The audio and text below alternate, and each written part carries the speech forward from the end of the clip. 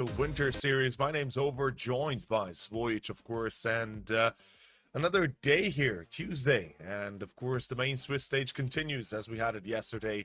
Today, we go into round number 2, Svoich. Exactly, we'll have a couple of teams coming in. Of course, the 0-1 teams with the score. I can't blame them. For our first match, we have aTTaX taking on the team of UNGENTIUM. And like I said, I can't blame them for finding themselves in this spot. They played against some pretty good teams yesterday. The one losing to Apex, the other one losing to Wisla Krakow. So pretty two strong teams. Kind of expected to find themselves here in the basically the lower part of our table here, but today is a new day. It's a new chance to get the win on your scoreboard, and you definitely want to avoid that 0-2. Basically, you don't want to play elimination games from tomorrow onward.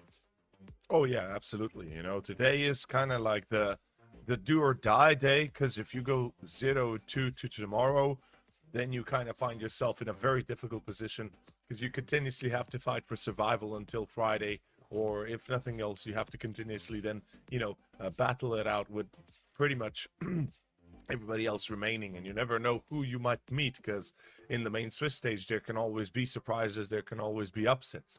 But speaking of the matchup, of course, alternate aTTaX versus UNGENTIUM, for me, aTTaX, or in this case, alternate aTTaX, I've been watching them for a long time. They were kind of like the German standard, who had set quite a few defaults back in the day, back when, the lineup still had players like Panic, Process, Crystal, Stefan. But today, it's going to be a very different lineup than back in the day. I'm not really sure what we can expect out of these guys. I haven't seen them a lot at all, and I just know that they fell down the ladder quite a little bit as of recently. Yeah, we have this lineup pretty much together from the start of the year. Freezy, Patrick, Maeve, Sky, and Ozek. I don't know if you remember Ozek, but we played with him in the what was it called, BPL, where you were as well. I believe Ozek is one of the better players coming out of Greece, and actually the best player, at least according to rating here. One of the names that I also kind of recognize from before is definitely Patrick, who we see here in the Unicorns of Love jersey. So the two names I kind of know. The rest of the guys, like you said, I haven't watched their games too much, and we'll see what they have to offer today. Like I said, a pretty new lineup, and then on the other hand, they're ranked below UNGENTIUM, who on the other side are together for a longer period of time now. Exo, Sydney, Grubby, kind of a new addition to the team. Maddie and Prism. I've casted one of their games in the regionals, kind of was disappointed. I have a feeling, considering UNGENTIUM, like they have all the pieces needed, but something feels off, and they don't always perform to the level expected. Yeah, now that you mention it, right? Yeah, I do recall, obviously, Ozek, but Patrick was a player that I've seen a little bit here and there. But speaking, as you said yourself, about the Polish team, this is where, I would perhaps have a little bit more insight. I've had the chance to cast Sydney, Gruby, even X's quite a little bit in the past, back when they were still when he was still Isa Kobors. For Grubby, I remember he was, basically switching from Ago to Illuminar to, I believe there was the team called, Kovana, I think it was Kovana, like something like this, Kovana. But the Polish scene had always thrived under just chaos, basically. So hopefully today UNGENTIUM will be a little bit more united, and I'm kind of eager to see what these guys can do. I haven't really been watching them at all, so again, I'm not sure what to expect out of these guys as well, but I do know the players a little bit more closer than, the guys of alternate aTTaX, so I'd assume this to be perhaps a little bit of a easier match for the Polish. Yeah, you would expect they're much better on the world rankings, and like I said, I've casted a couple of their games on the regionals, so definitely, you know, putting them as the favorites here. As we have our interesting veto, it will be Ancient ban twice and then Ancient pick twice. How And does that Ancient work? banned again. Oh, well, as you can hear, my voice is kind of dying out. I don't know why, but clearly, like the veto, my voice, you know, both broken. But I think we're gonna get back to it. There we go. Yeah. Okay, so it's gonna be Vertigo first. No surprise there. Inferno second. Okay, I guess, you know, you did say you really dislike Inferno picks in best of threes, and Mirage third and final decider. Okay. I really don't understand the veto from UNGENTIUM. You have a chance to pick your best map, that's Nuke, and you choose to go to Inferno instead. That's literally their best map. The go-to map is Nuke. But I'm guessing, like, looking at it, they lost Nuke just yesterday, so I'm guessing that kind of deterred them from playing it again. But you had a chance of picking a map. Basically, alternate attacks had to choose either they leave Dust 2 or they leave Nuke in the map pool. Neither of the two that they really play, and you don't punish that. You instead go for the Inferno pick. I can't support that. Even though alternate attacks picked Vertigo, which is a big no-no in my book, I'm gonna still stick with them. I think this veto actually favors the German side.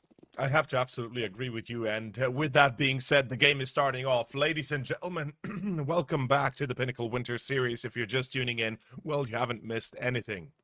First series of the day. It's going to be UNGENTIUM versus alternate aTTaX. Myself with Voyage here, bringing you the action, and the pistol, as we can see it, is live. Couple of flashes for Sydney, and it seems like it's going to be some sort of a setup for UNGENTIUM on mid, and they are definitely expecting alternate X to come this way. X is waiting for the first contact from Maddie. Sydney is there. No utility gonna be used here. Instead, USP is doing all the work. Zen, the only one to reply, but he's down to 11 HP, down by Sydney, who gets a double kill. Double for him, double for Exus, and that's one thing I kind of remember from watching UNGENTIUM. Sydney, their in-game leader, can usually be their most dangerous player, killing headshots left, right, and center, and that's how we start here. 2 kills for him, and 1-0 lead for the Polish side. Yeah, it's looking pretty solid, honestly, to begin like that, you know, to have the M4s out this early, 4 M4s, that's actually a lot of rifles for basically an anti-eco strat, but overall, UNGENTIUM, they clearly have a few plans up their sleeves, up their minds, and hopefully those plans will work. As you said yourself, I agree that the veto overall favors alternate attacks, but here comes the push. MOUZ will burn Grubby, as we do have a 4v4 situation right now. Exus in MBK, he needs to stay alive. He will find Freeze, that's a good start, but he will fall to MOUZ again. And it's at 3-on-3. Swatch, this is not going to be easy here. UNGENTIUM, they cannot afford to lose this many players without actually getting much of an advantage. Luckily for them, they come in, the M4s do the work. They had a guy flanking, if I'm not mistaken. That was, I think, Prism coming from behind. That's something that alternate X didn't really expect this early on, and eventually it's going to be a clean and easy round. Losing a couple of guns, definitely something that they wanted to avoid, but considering it was alternate X investing a lot of their money into the second round, it's, I would say, all fine. They saved all the M4s, so that's good for them. For me, that attack from alternate looked like one of those old school Inferno attacks where you pretty much molly the whole site. There was no place for Grubby to stand and not burn, and that will give them the entry, give them the post plant, and give them enough money to go for the hero AK buy in the third round as well. Yeah, that you did kind of hit the nail on the head there. It was a nice idea by aTTaX, but unfortunately they couldn't get the kills, and obviously with pistols you can't really do much. Here we have an AK on Zen, picked up, well, bought up, not picked up, by MOUZ, I believe. And the hero buy doesn't really work out. Now, I gotta ask you, how do you feel about the hero buys from the T side? Like, how does it work in your mind? Especially on a map like Vertigo, that technically does favor the T side a little bit once the buy is there. You mean like the hero AKs? Yes, yes, yes. Yeah, I definitely support it. I think it's a good way for the T's to fight against the CT side, whose economy can be, shaky anyways. There we go. That's the key. You send the pistol first, so the AKs can trade, and well, aTTaX does that for one. But now, if they're gonna go through, it's going to be Sky and Zen hitting the shots. Zen has some killer on him as well as Sky, so they can pick up that AK and fight again. The nade comes in. Seems like it's too far away. Maddie finds the kill through the smoke, and it's all on Sky. They know he was close and personal before. They will expect him to make a play, just, standing their ground, waiting for him to make a move. Eventually, they find him, and it will be UNGENTIUM winning their third round. But bleeding guns, bleeding players, left and right. It will definitely cost them in the rounds to come. aTTaX, if they can make so much trouble with only a couple of pistols or a single AK, you can definitely count them on making even a closer round with a full buy now. I was about to say, yeah, if they can get up to 3 kills and the bomb plant with just a hero AK and limited resources, imagine what they can do here with a full investment. And I'm kind of eager to see this play. Now, Vertigo is known for the T side to be very aggressive on the A ramp, as they have easy access to it. But right now, we do see a bit of a boost here, a bit of a tower in towards A ramp. It's going to be Sky that's going to be playing for that first point of contact. Prism, close range, classic position. And, well, Freeze seems to be already pre-firing the spot, but there isn't much of a reaction. Freeze, though, pushing up. Oh, this could be the Freeze from Batman and Robin. Dr. Freeze, unfortunately, does get only the one player. But Matthew, he did put himself in danger, and again, aggressive position coming out, from Sydney. Although Grubby holding the line on B, this is perfect. I think this is best case scenario, because now they're just going in one by one. Grubby standing tall on the B side will get the double kill and buys enough time for Exus to come in into rotation. Maeve and Sky already low HP, but Maeve will open up the site with a single headshot. Now we're back into a 2v2. Sydney once again flanking, so the aTTaX side needs to be aware of that. Maddie missing a shot. This would help their cause greatly, but now needs to do more and basically take their attention back towards him, so Sydney can come in from the flank and clean up on the B side. Be a bit of a slower attack. Sky, nothing happening, no one showing from behind. Let's see if he keeps on checking the B lobby. Will he turn in the final moment? Yes, he will, but Sydney cannot punish that. Eddie went down to Maeve. Maeve with a triple kill, being the low HP player from basically the start of the round. Sydney wasted a lot of time coming into the B side, and it will be the first one for aTTaX, and it really should not have been with Grubby's double kill, but a couple of good kills from Maeve, especially on Nexus, opening up the B side and then dealing with Maddie, will find him the first round on the board. And with all the guns lost in the previous ones, we can definitely see that here the UNGENTIUM side is bleeding money. And they're really losing it fast. That's the worst part of it all. But as long as they keep giving themselves, these rounds where even the T side is basically surviving with 1 or 2 players, they can still kind of bounce back. But UNGENTIUM have to be very careful. Like I said, their aggression, or more specifically their decision to fight solo as well, can be quite problematic, even if aTTaX is the one that's losing the majority of the players. Oh, that was a close wall bang. Imagine if that hit. That would have been quite a little bit of a clip there for ATN. Okay, Grubby gets the kill, but look at this. Zen is able to immediately reply, and Freeze has already made his way through short. Oh boy, this is going to be a problem. And he's going to get both headshots on both Matthew and Prism, and that's it. That's the round gone. UNGENTIUM, they'll have to pretty much give this round for free, as it's better to save what they have currently than throw it away in an attempt to retake a position that's pretty much already gone, no matter how you want to spin this. Look at Freeze. Freeze is already looking for them, already expecting them to save. Sydney will survive the duel, and with Texas finding an AK, I definitely agree with you. It's time for UNGENTIUM to save. But on the other side, alternate attacks, finding some space towards ramp. I believe, who was it? Freeze, who found a lot of empty space. Maddie didn't spot him going through, I don't know how you call it, gap, yellow? Yellow, short? yeah, yellow short. Yeah, either yellow or short. That's how I would call it. Yeah, finding a lot of space there and getting them a double entry kill, unsuspecting CTs on the other side, but still a pretty nice spray down with the Galil of all the weapons. And it will be alternate attacks getting their second, and well, UNGENTIUM might be better ranked, might be leading 3-2 at the moment, but we can see that the odds from Pinnacle are actually favoring alternate attacks. Well, I'm not surprised, right? We both said that ATN is at an advantage, especially with the veto, and technically, you know, they have that upper hand if they can get the victory on Vertigo, which is to be expected. I'm kind of eager to see how, of course, our second map will then turn on Inferno, which, as you mentioned already, it's a weird pick that UNGENTIUM would choose it instead of Nuke. But here comes the B push. Let's not tarry any longer. It's going to be a bit of a stack here from UNGENTIUM, and it looks like a pretty decent one, especially with X's starting off with the kill. And Sydney finds the second. Okay, this could actually convert into a victory for UNGENTIUM. Now finding the kill, Sydney goes down. Nexus, maybe the only fighting chance here. Prism looks like he is interested into picking up that Sydney M4, but it got lost in the mayhem of the B side.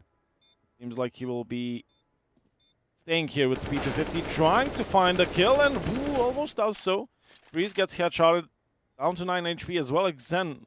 So pretty close round for alternate attacks. They grouped up and pushed towards the B side from the get-go, and UNGENTIUM was pretty fast to get there with 5 players, but a couple of them on pistols, and it wasn't really enough. Vexus will be saving the AK once again, but it will be alternate attacks getting the equalizer. Now, I had a big discussion with one of the colleagues if Vertigo is T-sided or CT-sided, and I always called it T-sided map, as you can get a lot of map control. Even if you don't fight for ramp immediately, you let them, you know, expend their utility and then retake and whatnot. But I gotta say, with the M4A1s, I feel like every map became a CD-sided map. Oh please, don't be a M4 hater just because. No, I'm not. I'm not. I'm loving the new, basically how the CT became the most. The meta. How the CT side became the more favorable side, but it has to be said, M4A1s are just busted.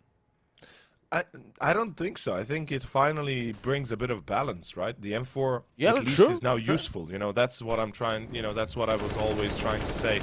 But let's see what Exus says here on middle as he gets 2 players. That's gonna be actually pretty amazing. Can't imagine them being happy about that. As Grubby peeks out as well.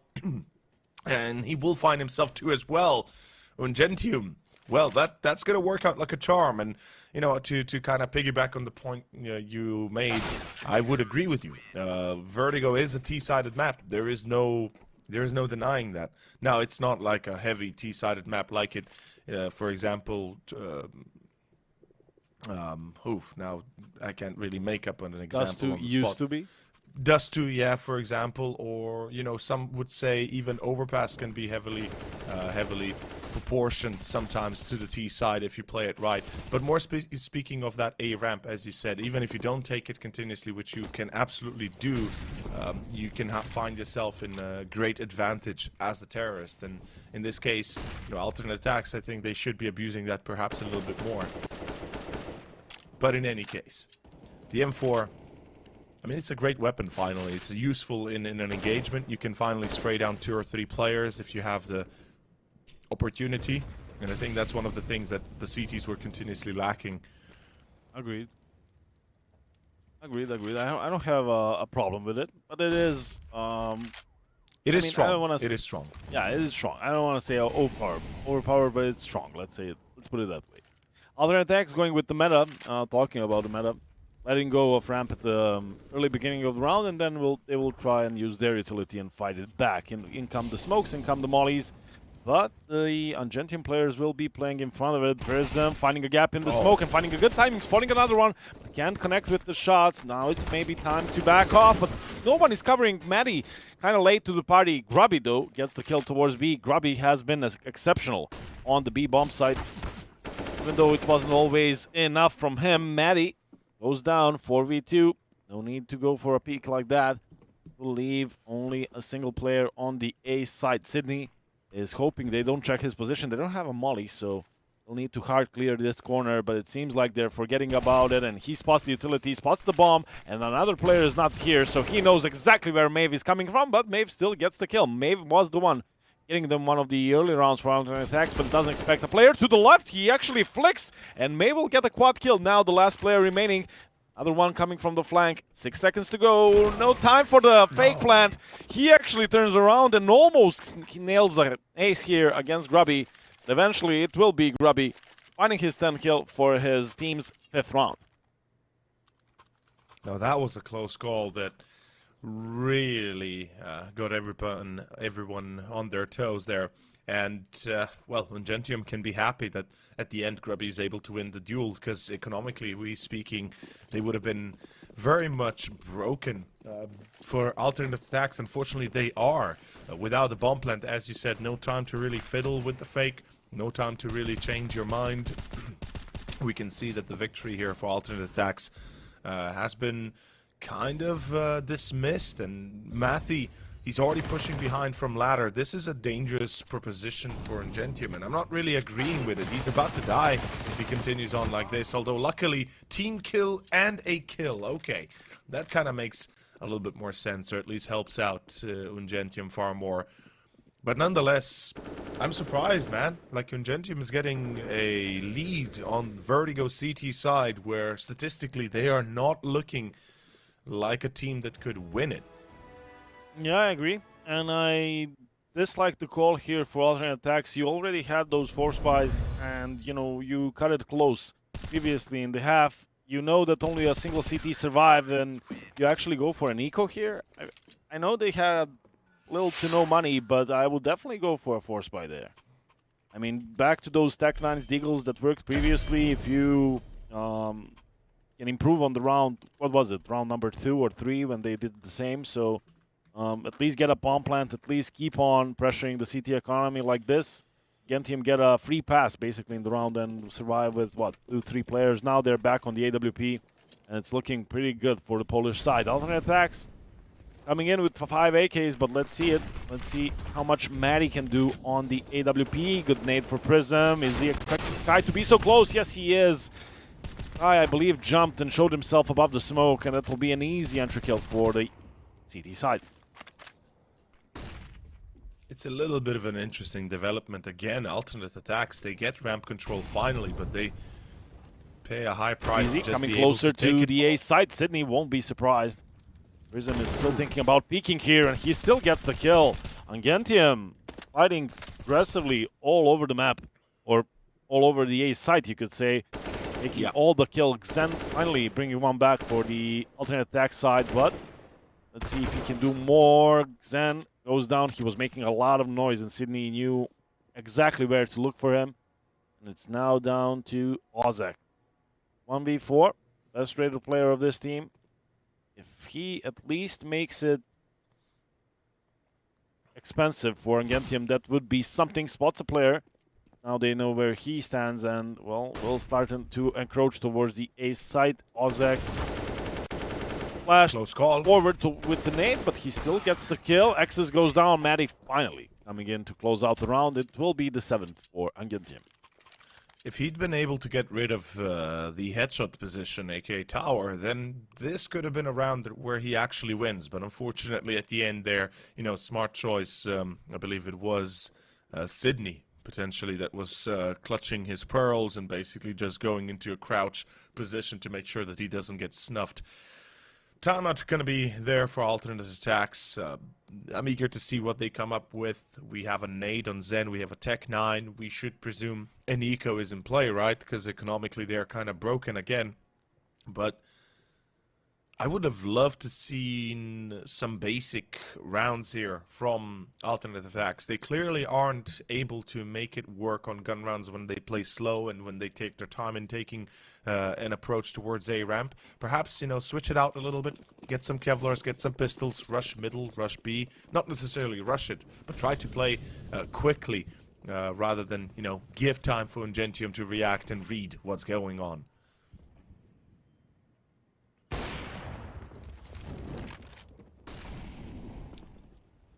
Maddie missing a shot, but Prism is there to get a kill towards the A ramp. Over. Yeah, this is kind of interesting for what we see opening up again. I mean, I just said... Ooh, okay, this is better. Maddie is there. I was just checking if I can hear you because we had some technical issues again. So if I talked over you, like yesterday, I'm so sorry about that, but nothing I can do about it. Maddie even pulling up the USP, but Ozek and Zen will bring it back. The Tech 9's not as strong as they once were, but still can do a lot of damage, and well, it will at least bring it into a 1v2. Ozek actually upgrades to an AWP. All of a sudden, this is dangerous, and he is expecting a player flanking. Oh my, hits a shot, but through the edge of the box. Prism is lucky to survive there. And UNGENTIUM back to those scrappy rounds. They lose players left and right, but they still win it. And it will actually be a CT half win here for them on Vertigo. Yeah. Yeah, I mean, it is going to be a CT win because they are getting away with, you know, just playing carefully, playing slow against alternate attacks, whilst alternate attacks does much of the same, but not being careful about it. Like I said, they need to be far faster in their approaches. If you ask me, their slow approach is costing them so many rounds, it's now getting unacceptable. I mean, looking at this from a third-person perspective, you can see that basically alternate attacks are taking no map control that is effective. They're not really approaching middle. They're continuously doing the same thing over and over and over again. Going A ramp, failing. Going B ramp, stairway, failing. They're not trying to split. They're not trying to be a bit more progressive, or at least they're not trying to surprise their opponent. That's the one thing I'm having an issue with here. Why are they not trying to take middle and then focus on splitting into an A? Take. Ooh, that wallbang was close. Matthew already get tagged once. Yeah. And he was actually lining it up somehow with the position and the crosshairs and everything, and Maddie was just able to dodge that bullet, but like you said, alternate attacks not really doing much, just deciding to wait it out. That's basically their plan here, and now they'll be moving forward with 40 seconds. It's not, you know, it's not going to be too hard for them to execute towards the A side. It's not like the time is still running low, but if only one thing goes wrong, there's definitely a potential for UNGENTIUM winning the 9th as well. Maddie, a good off angle, but he still gets bested by Zen. Sydney trying his luck through the smoke, but UNGENTIUM, this is what it looks like to play on the CT side of Vertigo sometimes. Sydney gets the kill, and that's actually the bomb. They had, if only they had mollies or nades for the default plant, this could have been their round, but they're gonna have to retake 3v4 or save. Oh, they're gonna try. You can be guaranteed of that, but their try is not gonna be the best one. Oh, Maeve, he's hitting some nice shots now. A hat trick already for him. Sydney's gonna have to pull back. There's no reason for him to die, and I just wanna point out that currently the KD of Sydney is insane. If he had gotten another kill, it would have been 5-0 KD. Now, all I can say is, UNGENTIUM, they're doing a splendid job at keeping alternate attacks at arm's length. And whilst we both praised alternate attacks and their map veto, it seems like UNGENTIUM have prepared Vertigo, or at least have prepared for Vertigo a little bit better than what we anticipated. And I gotta say, individually as well, you know, it seems like UNGENTIUM is playing far better currently than what we see from alternate attacks. Unfortunately for Sky, he is at one kill, and that's not really enough when you're in round number 13 and the rest of your squad is kind of trailing slowly behind as well. Yeah, true that. Maeve the only one individually kind of keeping up with UNGENTIUM, Sydney and Grubby getting the most of the kills. Addy, aware that may have missed a shot, looked for potential repeat, didn't get it. Now a couple nades coming, and it will be May finally lining up. Was it? Yes, it was. Finally lining up a proper wallbang, and Prism goes down. He was so unlucky previously, being either close or tagging player in the body, but Prism actually got headshotted through the wall, and well, finally it pays off for Maeve. But it seems like they want to turn towards the B side. I wanted to say Grubby has been real good in those tough situations, staying alone on the other part of the map, but that's not the case in this scenario. UNGENTIUM is calling for all their players towards the A side. They want to retake A ramp, I believe. Now with all the utility they can hear on the other side, they realize they are in the wrong spot, and I don't think there's coming back in this round. Feels like UNGENTIUM will just decide to save. Yeah, I think that's the smarter choice. You know, looking at the economy, just keep those weapons, keep what you have of utility, and try and bring it over to the next round.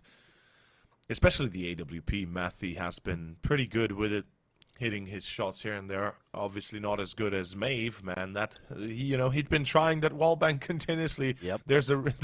Maybe there's a reason why they always went A ramp, so he could go for the wallbang. But finally, 5th round for alternate attacks, and they're kind of getting away with this one scot-free when it comes to losses. They're going to bump up the economy, but we are entering the final 2 here, 14th and 15th round, and I don't really see a way out for alternate attacks unless they win the last 2 as well and kind of close the statement here on the first half, 8-7. Yep, I kind of agree with you, but it has to be said there's literally no money on the side of UNGENTIUM. Prism, who died in the previous round, was forced to go for the MP9, and even that has been dropped to him, I believe. So he decided to go for utility and some Kevlar, of course, and the best gun he could have been dropped by his teammates is the MP9. Maddie again trying for that entry kill with the AWP, and again having a chance but not landing the shot. Sky sneaking up through the smoke. You said it, only a single kill, but he finds finally a good timing here and is looking for a secondary player as well. Finally, alternate attacks faster towards the A side, getting map control way earlier this time around. I'm kind of surprised that Prism is alone on A ramp. This is a bit of a huge mistake from UNGENTIUM, as you said. Yeah, not only ramp control, but they've got the entry. They've got a mid in 10 seconds. They don't need to push to A side just yet. They can take their time. They can throw those smokes, throw those mollies they have. Clear out sandbags first and foremost, so make sure, you know, they've already done that obviously, but make sure nobody's there to backstab them. Take short control as well, and afterwards have a bit of a pincer maneuver onto the site itself. Sydney trying to take a few pot shots through the smoke with the M4. Obviously that's a great idea, but there's nobody there. As I said, aTTaX, they have time on their hands. If anything, they have the time. And it is going to be the plant finally happening. Nades flying in. Where's the second nade? There it is! But the plant is still happening. Switch, the plant is still down. It's going to be a 4v3, and aTTaX, as it stands, at an advantage. Nades coming just a bit late, and it will be a bomb plant by Zen. Even though he goes down, Maeve has been moved from his position where he was previously in the same situation, but he's still standing tall as well as Ozak. It's all down to Grubby, picking up that AWP from Maddie. Thinking about saving UNGENTIUM. This is exactly the scenario I was thinking about the previous time. It was an A attack, denying or delaying the bomb plant with their nades, but it's not possible as they come in just late. Zen plants the bomb and then immediately goes down with the double nade from UNGENTIUM. The plan was good, the timing was just a bit off, and only if they get that kill before the bomb goes down, you know it, that those smokes that alternate attacks use to get to the site will slowly but surely dissipate, and then there's a chance for UNGENTIUM to make it even harder for them to win a round. But unfortunately for the Polish side, it was just a second late there, even less than that, and now we are in the last round of the first half. Only a single M4 on the CT side. It's looking likely for alternate attacks to win those 2 rounds you wanted. As long as they don't kind of mess about, as long as they don't throw away kills for nothing, they should be fine. And look at this preparation. I love what I'm seeing here. Freeze. Well, He's ready for it. Sky finds Matthew even after Freeze dies, and this was a beautiful little boost we see on the box. It gives them the high ground, it gives them the advantage, and the B site will fall now. Grubby, oh, that's a wide swing miss there with the spray. And that's a 1v3 for Sydney. And Sydney, a player, as I mentioned before, a player that I've been watching for a long time, back in the day, you know, when he was still in the Polish teams of, I believe it was Ago and Illuminar, even Pact for a little while, but that was a short-lived one. Unfortunately, can't really do it. Headshot at the end there. Half is ended, and as we both kind of anticipated, alternate attacks finally show their true colors and take the lead. And a tactical timeout going to be utilized here at the start of the second half, the second pistol. Yeah, one of the timings for a tactical timeout that doesn't make really sense to me. I feel like, I don't know if I'm expecting a lot, but all these teams, tier 1, 2, 3, I don't really care. I expect them to have at least, you know, pistol rounds prepared for coming into a map. But, you know, who knows? Maybe there's different reasons for calling a tactical pause. They will go for smoke and defuse on Zen, and then some utility more on Freeze, interestingly enough. On the other side, we have Prism with a single smoke, a couple of flashes, and a molly on Maddie. But like you said, Sydney, definitely an interesting one. So young, so individually gifted, and yet also leading the team, something that you wouldn't expect. But also doing that with no problem, and it seems like it's not affecting him the least in terms of individual fragging power. So props to him. See what UNGENTIUM has planned. It seems like some sort of a B split. A lot of utility coming from mid. And with the two players coming from B lobby, it will definitely be a B attack. Maeve completely ran over Grubby with the entry kill. ozek and Freeze reply. Grubby still holding on towards the B side, but he can't find ozek, who's still standing here alive. But Exus with a double kill. Where the hell was that? And all of a sudden, all four players will aTTaX fall in a couple of seconds, and it's UNGENTIUM once again winning the pistol round. That was a little bit of a surprise. I can't deny that. You know, UNGENTIUM definitely had a good plan in their mind at the end there. We could see the Molotovs flying in towards connector. We saw the smoke being deployed towards middle cross, and then basically the flashbang pop flashes flying over the wall towards B, so they allowed that safe transition into site itself. That was like a well-executed plan. That's what you love to see, but a great nade in return. Alternate attacks, they go for the force buy. They've got the scout on Maeve. They've got the nades, well, the smokes and the deagles on the rest, with even a nade on ozek still. And it's starting to get a little bit painful here to begin with, but mid control is going to be contested for it. Oh, Zen though, okay, that's good enough for me. I think it's good enough for him. And you can see that UNGENTIUM are well aware of the dangers of going A ramp or B ramp on gun rounds or on full buy rounds. So they rather focus here on middle, which technically is harder to take. But if you take it, there's so much more you can do with it. Zendo starting off this round flawlessly. I believe it was also his nade that done some 100 damage or so at the beginning. Also getting a headshot onto Maddie. So now UNGENTIUM basically no utility. A single smoke and a single flash. Will need to rely onto their guns. Sydney, just as the smoke comes up. ozek definitely heard that. Oh yeah. That step, so he's now aware, and that might prompt another player to come towards him, although only 2 players so far on the B side itself. ozek not even spotting there. Grubby gets a free one. ozek gets the kill, and that's the bomb going down. ozek another shot, but not enough. Just 7 HP for Exus, and he will be able to plant the bomb, but they will still have their troubles. Maeve is close by. He gets another tag, and this is looking painful for UNGENTIUM. Look at the tags. Yeah, this is looking like UNGENTIUM will fall, and they will fall. They've split up a little bit too much, especially with, I believe it was Prism on towards the A site. I'm not sure what he was trying to pull out, but he absolutely got smashed to pieces, and his fake or lurk or whatever, I guess lurk, he was trying to be the lurk guy, you know, trying to get in the back of alternate attacks, but no. Failed, lost the Galil, and with that lost the round 9-8 as alternate attacks are able to swing back the round, and the odds kind of looking a little bit closer now.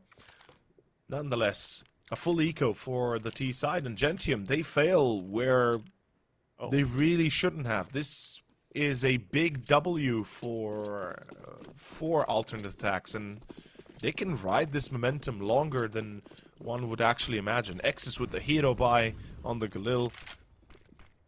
I mean, it's not a bad idea, but how does he go about using it? That's the bigger question, isn't it? Yeah, well, you asked me about the Hero AK. I'm all about the Hero AK. Hero Galil, not as much. So sure, yeah. They have 3 nades as well, and that's actually for the position of Freeze, I believe.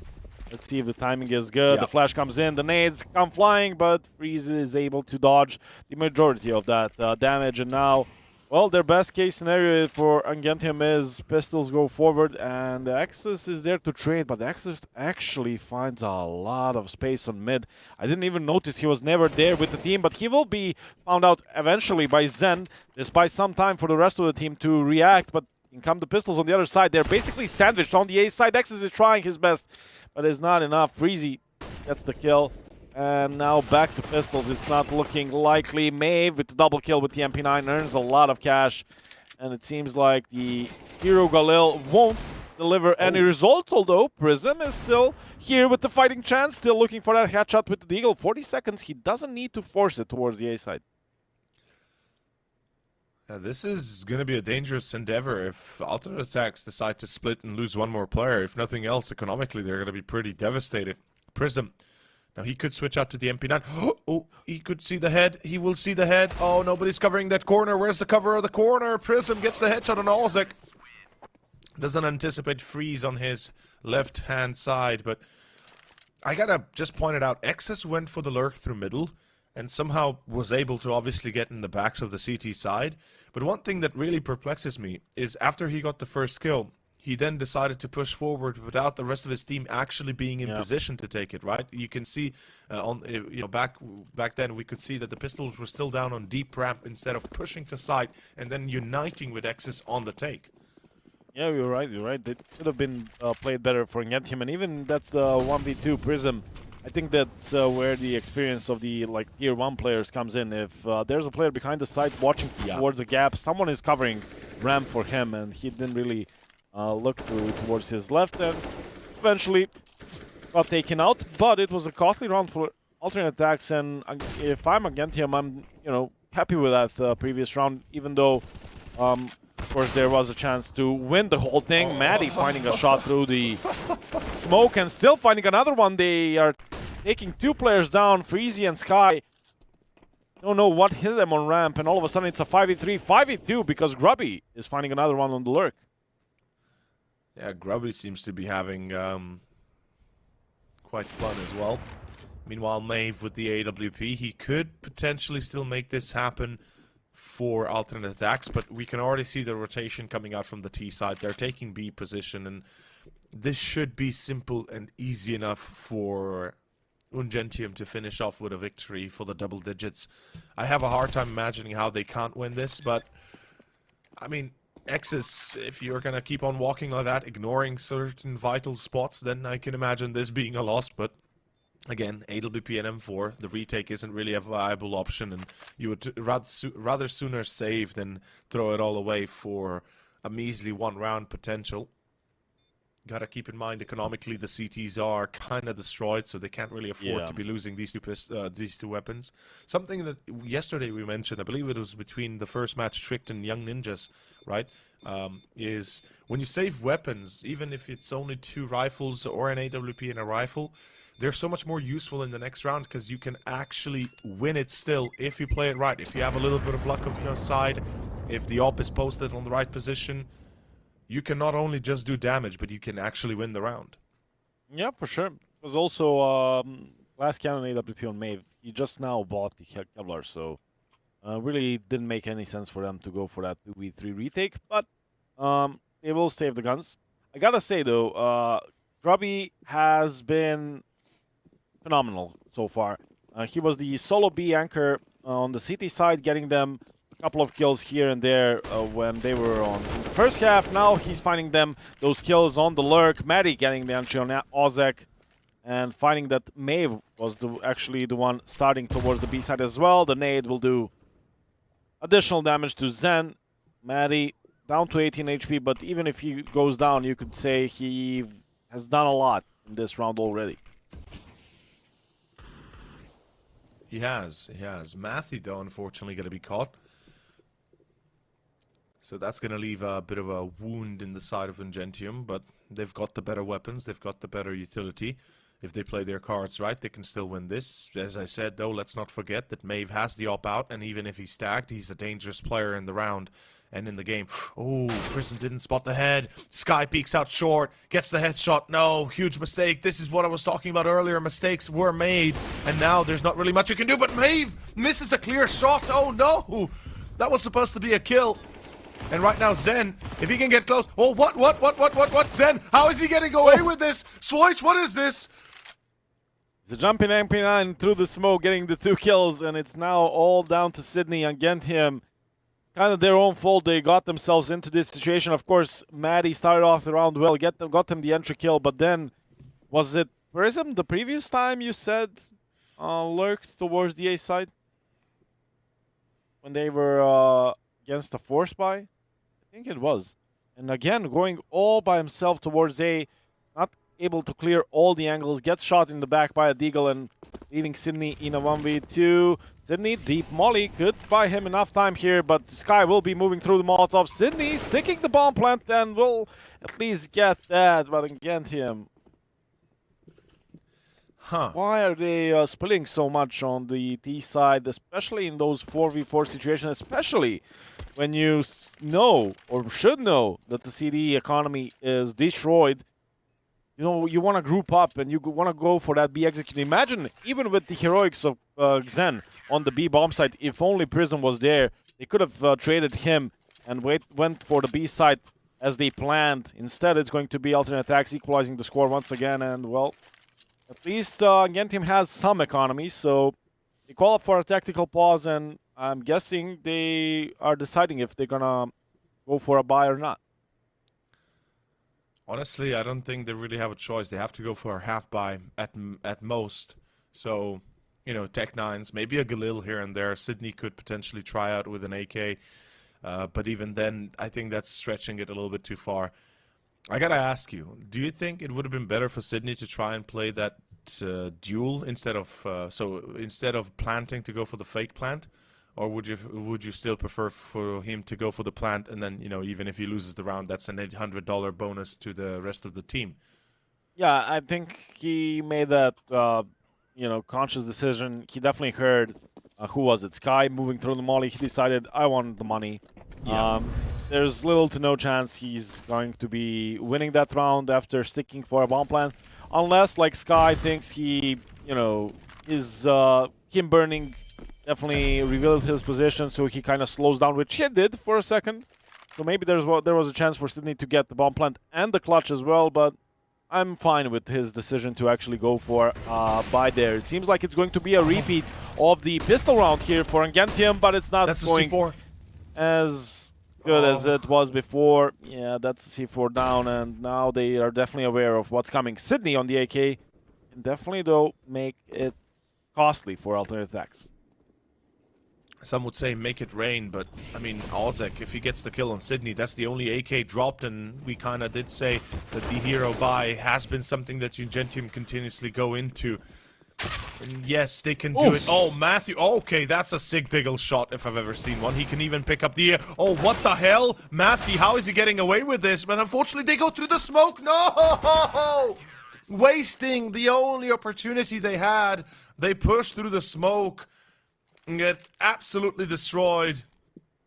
And unfortunately, UNGENTIUM seem to be losing a little bit of their cool, a little bit of their...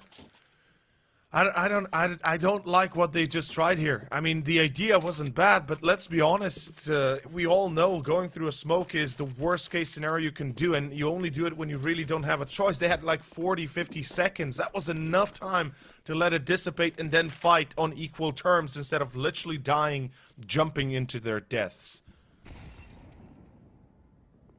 Definitely had a chance there to get a win. even though it was a 3v5, all of a sudden, thanks to Maddie and Sydney, they find themselves in a 3v2, and then a hectic situation, and you don't really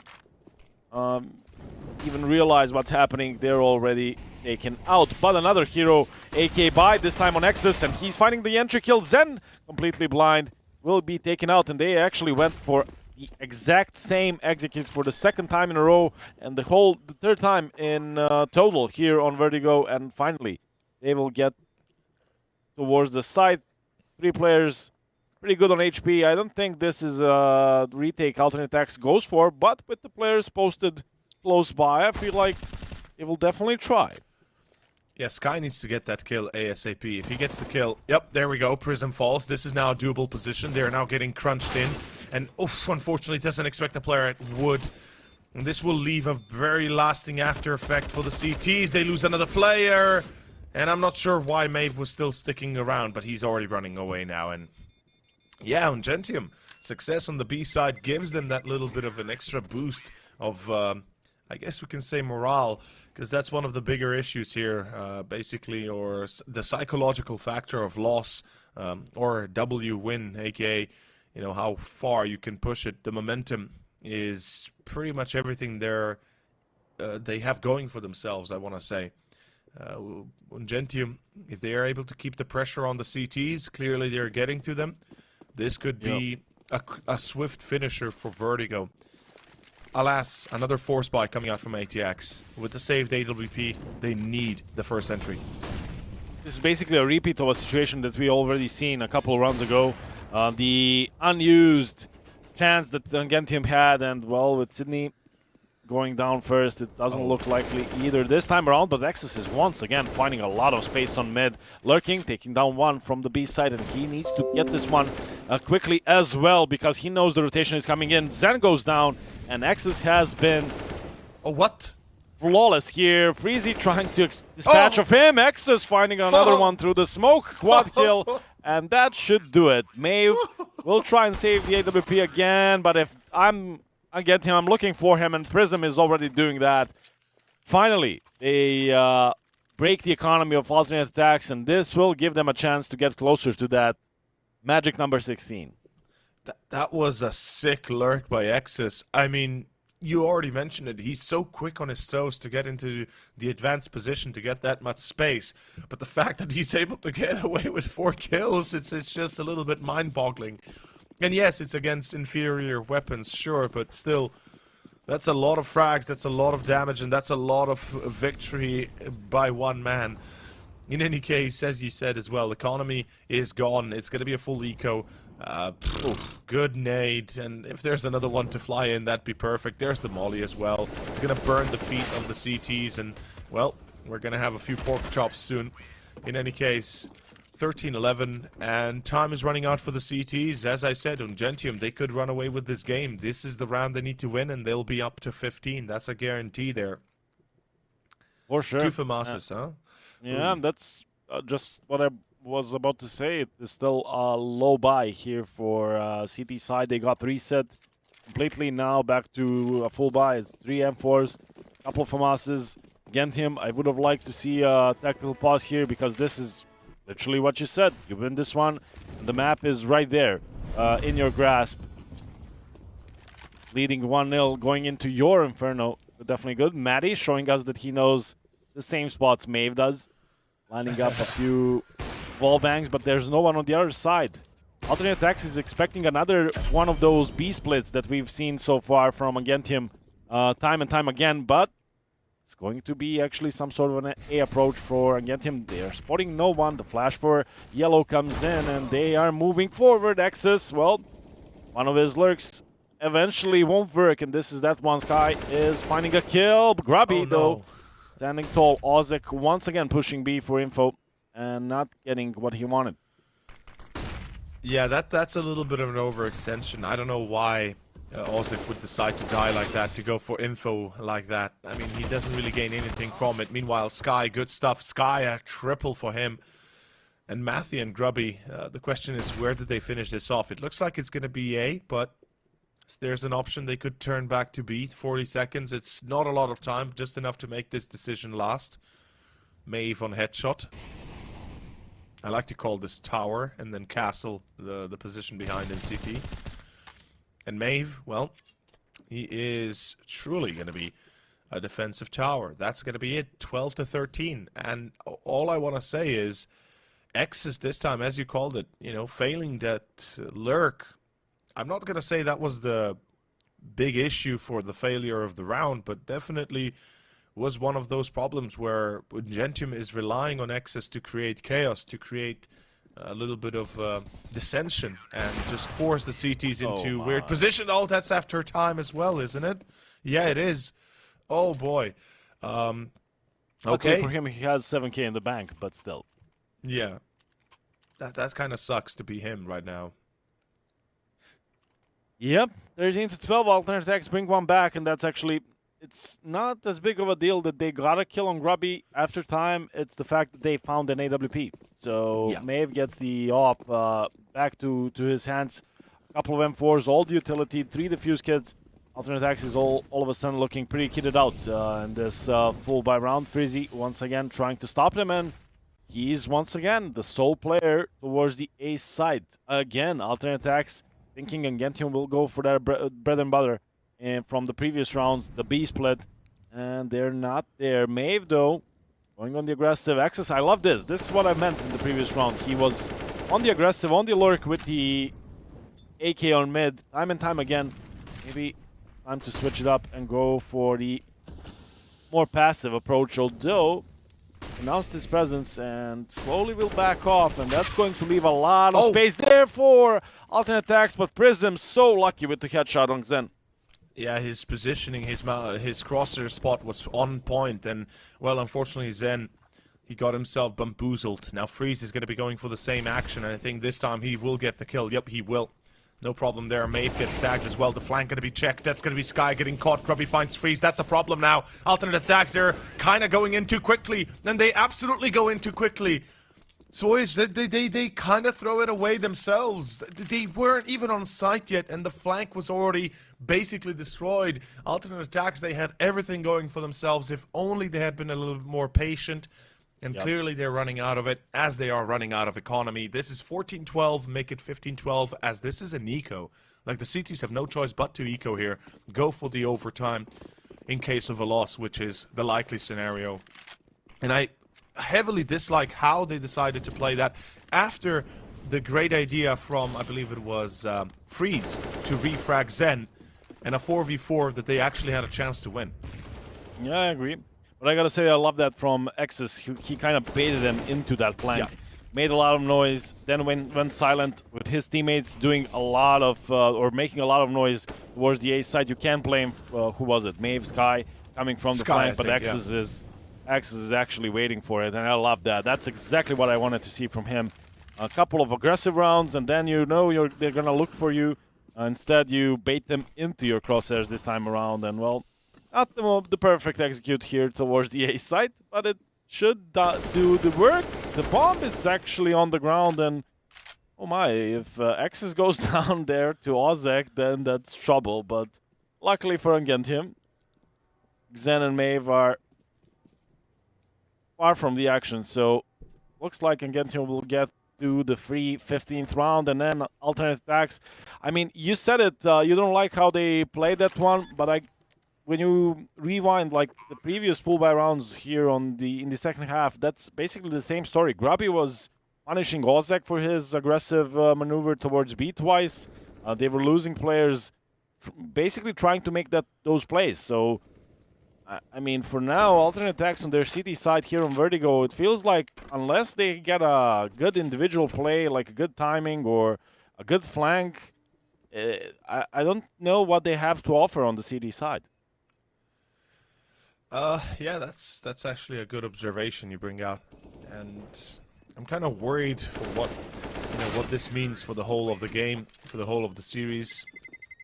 As we can see here, they're going to be able to finish it off with 4 survivors for UNGENTIUM, which is, expected given they're up against pistols, or they were up against pistols. But once more, we enter this this doubtful position for alternate attacks. They've shown not much of anything, really. The X's trick, the old kind of switcheroo we saw him pull off, was beautiful, as you mentioned, and you know, we can expect definitely more of that as well. There's only a question of will alternate attacks be able to read into that and kind of counter it, or will they continue on with their charade and hopefully get a few kills with that going. In any case, Maeve on short is looking for that first point of contact. Prism will be caught. That's the C4. Okay, that's a little bit of switch that I didn't expect, and finally looking a little bit better. As UNGENTIUM is scrambling to retake control of the C4, but they are definitely not getting a ramp. Again, X's though, look at this. Well, again, they're waiting for him. If he even gets a kill in this position, that's huge. Does a decent amount of damage to Xen, but Matty actually finds a kill on Maeve, and with the two players that X spotted on mid, this will prompt UNGENTIUM to go for a bit of a faster take towards A, and that's exactly why they will not check the position of Sky. Sky has this round on lock. Just needs to peek out, finds one. Fast enough to find Sydney as well, and Grubby is the only one remaining. Now, I wouldn't dismiss Grubby out of this one. Grubby is that kind of a player for UNGENTIUM, getting them out of tricky situations like these. He has the bomb on him and will go actually around freeze, but Sky is waiting for him on the other side. Now being spotted, he can be spammed down through the yellow tarp. Actually goes back towards the side. It's a tough situation, but if anyone can do it, it's Grubby.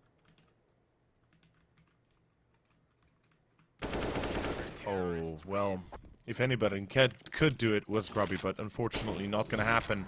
15-13 or UNGENTIUM, they will be kind of URGENTIUM as well, because, you know, there is a bit of an urgency to the game here now as well. 2 rounds remaining.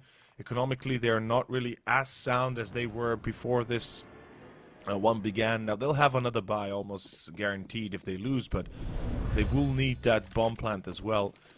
Although, as far as I can tell, this time, classic standard position as before. X is on towards that ramp spot. Excuse me, onto that ladder spot, whilst the rest focus on A ramp, and this is pretty much their default that they go by. I gotta say, I love what aTTaX did in the previous one, where they had a bit of a tower set on middle, waiting for X's. Like that's pretty much, you know, that was meant just for him. Exactly. But, and at the same time, they were fighting for ramp, so Axis was thinking maybe he had a bit more space to work with. I believe that was the mid and the B players, so the A side was still occupied by 3 players. That's why he maybe misread the situation. UNGENTIUM taking it slowly this time around. This looks like more of a first half from alternate attacks, I gotta say, on the B side. Going slowly but surely towards the A side, although they have plenty of time, 50 seconds to go. Should be enough. They have all the utility needed, so if they check the sandbags corner and throw the utility towards the side, that should be good for UNGENTIUM. But then comes alternate attacks. They want to go for a retake.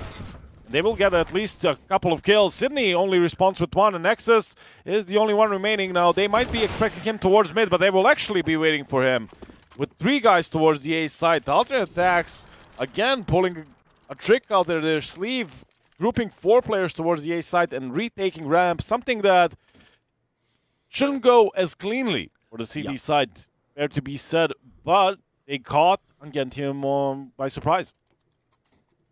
That was definitely unexpected. UNGENTIUM looking to go for defaults again and again and again.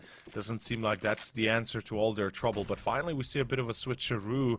Ozek will be alone on B.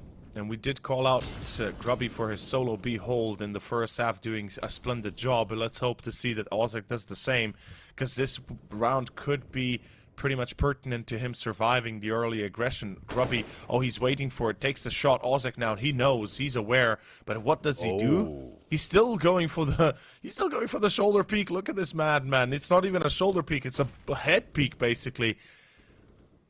And this is one of those situations, you know how I call it? You're peeking the right corner with your left shoulder. That's basically what you're doing. You're opening yourself completely up to the opponent. But he's still, you know, standing tall on the A side. Bought a bit, you know, few more seconds. Then expanded his utility. dropping the molly, now the smoke, and eventually someone else will have to come in and help. That's exactly what Zen is doing for the moment. And Sky, he is left all alone. So UNGENTIUM, even if they don't want to go towards the A side, I don't think that's their plan as they're grouping towards the B side. I would like for someone to at least force Sky back towards the A side, so at least make aTTaX wonder where you're coming. I think this is a bit obvious. The setup is there. This is looking unlikely if you're UNGENTIUM. I mean, if Zen dies, then we know that this is pretty much going to be a position where they can't really do much. aTTaX dies as well. Oh, Maeve, the collateral shot as well on Prism. Exus fails his lurk in middle. This could work. This could work indeed. Sydney and Prism are left, and only Prism.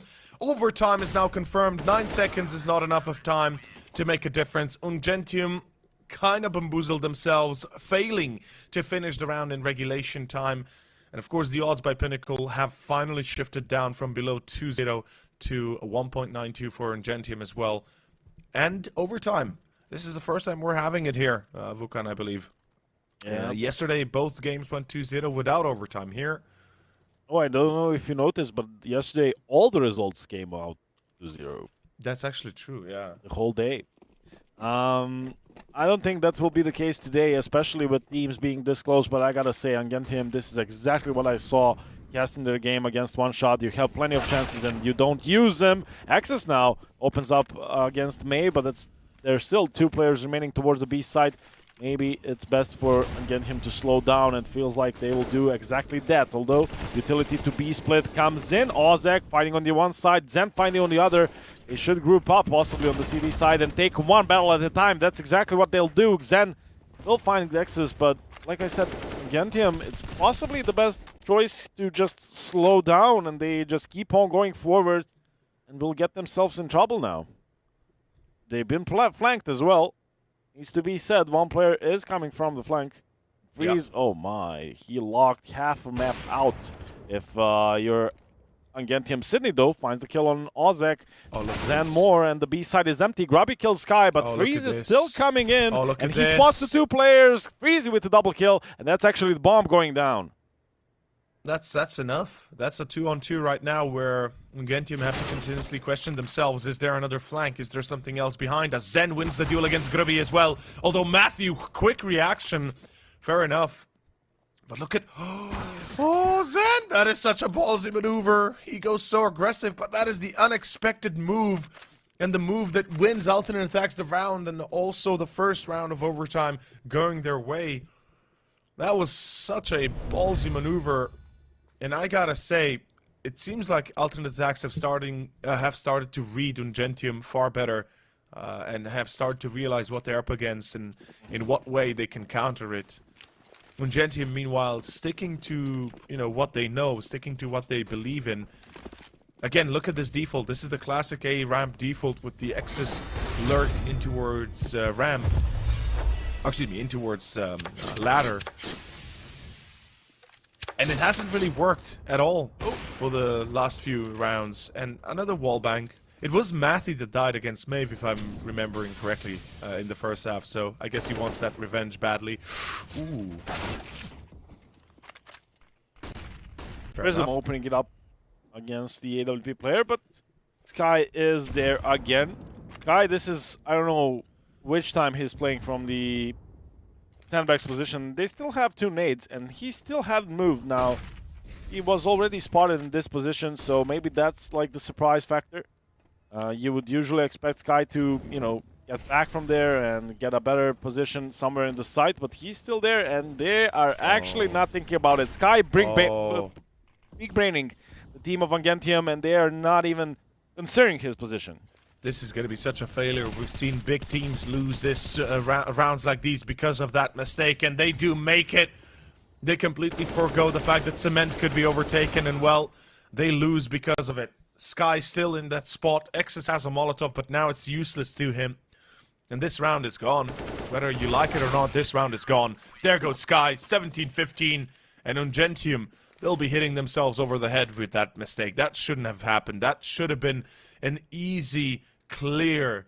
So basically just throw a single Molotov. They had 3 Molotovs as soon as they entered that yellow short position, and they could have checked that spot And even if they hadn't gotten the kill immediately, they would have known somebody's there because of the smoke. Yep.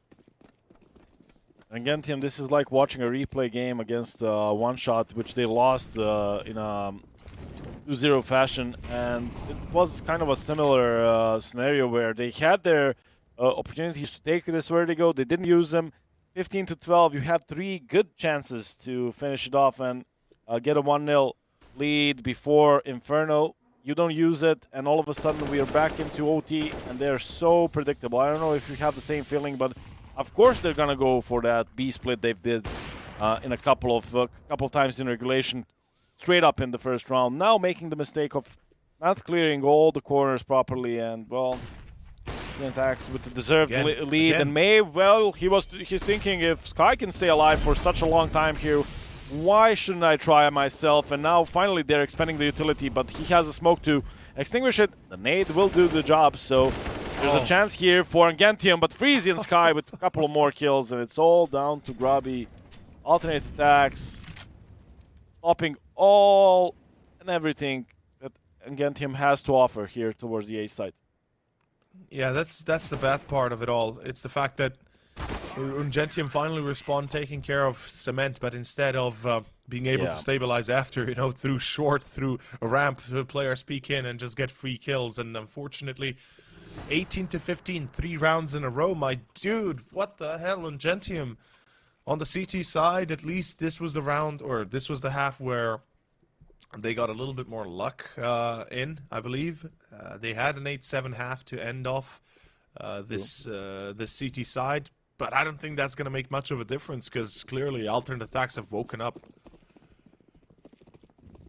Or UNGENTIUM fell asleep, something of the two, definitely. Yeah, that's Access with the secondary AWP, a quick flick, a quick look towards the B lobby, and Zen goes down. Grubby will try and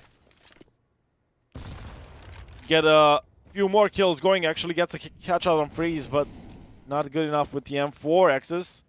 To be careful, they can boost on the right, but he reads the play. Now a 1v1 against MOUZ. Access, maybe he should be opping in the first place. Finding the 3 kills and still looking for more. The flash will do the job. aTTaX will take care of him. With the third player being so close, no wonder aTTaX is not expecting it. Sydney just on the other side of danger. Yes, I like this idea from Sydney. It's the same principle we saw earlier from Prism, right? Or it was Zen, actually, that kind of tried to surprise Mathy in the 1v1, and it can work. And there's the clip of the AK through the wall. That's a mistake that this... a bug that this game still persistently has in many places, and something that needs to be fixed immediately, which I don't know why it isn't. But UNGENTIUM, well, they'll get the victory over it as they get the round... in the first round, well, the first round of the second half of overtime. Okay, of course, anybody. Go for it. Well, I mean, secondary AWP. I was thinking, Access. This is basically the same story as his lurks on mid in the first half. Just like you surprised him, bringing out the secondary AWP. Will you do it again? And well, he has no problem flying the op again. So honestly, works. He's doing better than Mathy on the op job, at least to begin with. Like, he seems to be a little bit more on point than Mathy. But yeah. I believe he accesses top fragging at the moment, if I'm not mistaken. You are right. I think he's at 28 frags and Freeze at 26. Excuse me, 26. Yeah. Still, that's pretty good. Sydney as well at 26. Would you look at that? Mathy finally getting himself a little bit of a backdrop by. Prism gonna go out wide. aTTaX finally bringing him down, as they know that Mathy's caught in that sandbag spot, or cement, however you want to call it. I'm imagining Alternate is keeping on pushing. I don't disagree, but this is such a dangerous position to be in, that they are just kind of lurking around these smokes, looking for that kill. aTTaX at 5 HP as well. In any moment right now, somebody could die without ever having a chance of a refrag. But ooh, B is wide open, and they're gonna go for the B side. The time is running, and there's nothing happening on the A side. They'll actually go and hard clear ramp That will actually leave enough time, possibly, for aTTaX to come towards the B side. Exis is coming in. He has a molly and a smoke. Sydney right behind him. And Grubby is coming in as well. A couple of mollies towards the default box, and that could buy enough time for UNGENTIUM so aTTaX cannot plant the bomb. Possibly that's the plan here, I believe. Sydney, although the only one remaining in a cup in a second there. And the molly is thrown for the default box, but the smoke is there to extinguish it, and it will be aTTaX winning 19-16. And with that, we finish our first map, ladies and gentlemen. It is going to be quite a knuckle breaker here and quite a brain buster. But we'll go into, of course, our second one of Nuke in a moment's notice. So stay tuned. You're watching Pinnacle Winter Series number 3. My name, of course, over, joined by Swoich, and we'll be back in about 10 minutes' time for the choice of course, UNGENTIUM, which is Inferno, not Nuke, excuse me. I had Nuke in mind because we talked about it so much. It is Inferno, the pick of UNGENTIUM.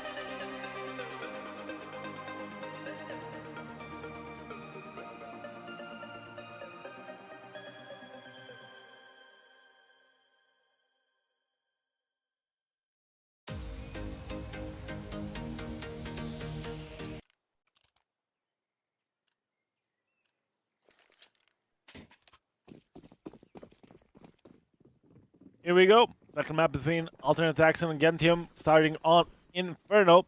1-0 for Alternate aTTaX, saving 3 map rounds from UNGENTIUM and now having the 1-0 lead. And this is where it becomes kind of interesting, as UNGENTIUM decided to pick this map. Alternate aTTaX are no foreigners or Inferno. They'll have a good chance, possibly. There's this 1-2-0, but let's see it. Let's see what the Polish side has to offer. A lot of utility for the pistol round. Indeed, that is the case. As we can see, it's going to be 4 players defending the A site. UNGENTIUM right now in a position that they can take over at least the site and get the bomb plant. X's will find the first, but it's going to be Zen and Freeze defending the positions. Prism will return the favor. Gruby will find himself one more and make sure that Ozek is not going to be an effective member of the defense itself. As UNGENTIUM take the A site, get the bomb plant, leaving only Sky alive. And that is going to be a well-executed plan here from the Polish team of UNGENTIUM. As we can see here, Sky... well, he's going to have to go sky high in order to save this one, and I think that is a little bit too much and too tall of an order, even for him. Yep. Good read by Alternate aTTaX, putting 4 players on the A side, and still it was not enough. With UNGENTIUM coming in with all the utility, clearing all the corners, and that kill in the side, the last one, definitely sealing the deal. If a player, I'm not sure who was that, Ozek, standing on the box, if he was able to get a kill or 2, maybe Sky in a 1v1 or something like that gets a clutch, but 1v3, as soon as they find out which direction from his coming in, it's pretty easy for UNGENTIUM to close out the round, and it will be a 1-0 start for them. But a force buy, of course, on the CT side of Inferno. Good nade, does a ton of damage, and another one coming in, even more damage, but they need to be careful. Prism is just around the corner. The CZ does the work, finishes off the job that the nade started. Ozek finding both headshots here, kind of wasting a few bullets, but then aiming for the head and hitting the headshots, and Maddie is the only one alive, and they will run through the smoke to find him, and Sky will get it. And what a second round by Alternate aTTaX, and getting walking into their trap. The 2 nades, the flash, the smoke, everything works perfectly for Alternate aTTaX. What the hell just happened there? The CZ, we talked about it yesterday a little bit more in extense. And, you know, I said that I don't like it, you don't like it, and neither does anybody else really, but still, it can be useful at times like these. And then obviously the Deagle, just, wow, Ozek with the Deagle's shots to finish it off. It is a saving grace for Alternate aTTaX, winning the second round force buy, and that will break UNGENTIUM's momentum. That not only that has to break your spirit. I mean, I know I would be mad if I'd lose a round like that, and I can't imagine how mad UNGENTIUM right now are. Exactly. Now they need to go for a force buy, but it's not even remotely the same. You're on Deags with just a bit of utility on the aggressive, trying to find CTs on the angles on the other side, and that's a perfect one for an AUG. Maddie goes down, not even a shot to get the kill there. Sydney gets the info that there's a player towards the small pit position, but Prism and Gruby hitting a few headshots and then some more. What is this madness? Sydney unable to hit a headshot of his own. That's going to be, or make it troublesome for the C4 to get to the site, but it should still be able to capitalize on those headshots. Gruby, my man. I can already see it in chat. Somebody check PC, please. You know, that's... what the hell? And look at the position UNGENTIUM have right now. There's a player in Mexico, there's a player in towards short, and the player in Mexico is going to peek out. There we go. Sydney finishes it off. And that's pretty much down to Ozek. Or Auzek, and I think we know where he's headed, saving this AK and Kevlar. Man, this second map started off a lot differently than I expected. I would have loved to seen that shot from Gruby again in towards, I believe it was graveyard or triple or default box, behind default box. That was just a solid 10 out of 10 there. Well, also towards pit, he got a double kill. The first one and then the second. The guy from the graveyard position wanted to at least try and trade, but Gruby with some nasty headshots with the Dig bring it back in favor of UNGENTIUM. Luckily for Alternate aTTaX, they will go for a force buy again, but with the previous round win, they've stole a bunch of guns from UNGENTIUM, so they didn't use too much of their money in the previous round. That means they can buy even an M4 on MAVE. A lot of that utility comes in again, so let's see if this can go back in favor of alternate attacks. I wouldn't be too surprised, honestly. Well, let's first see how it actually opens up.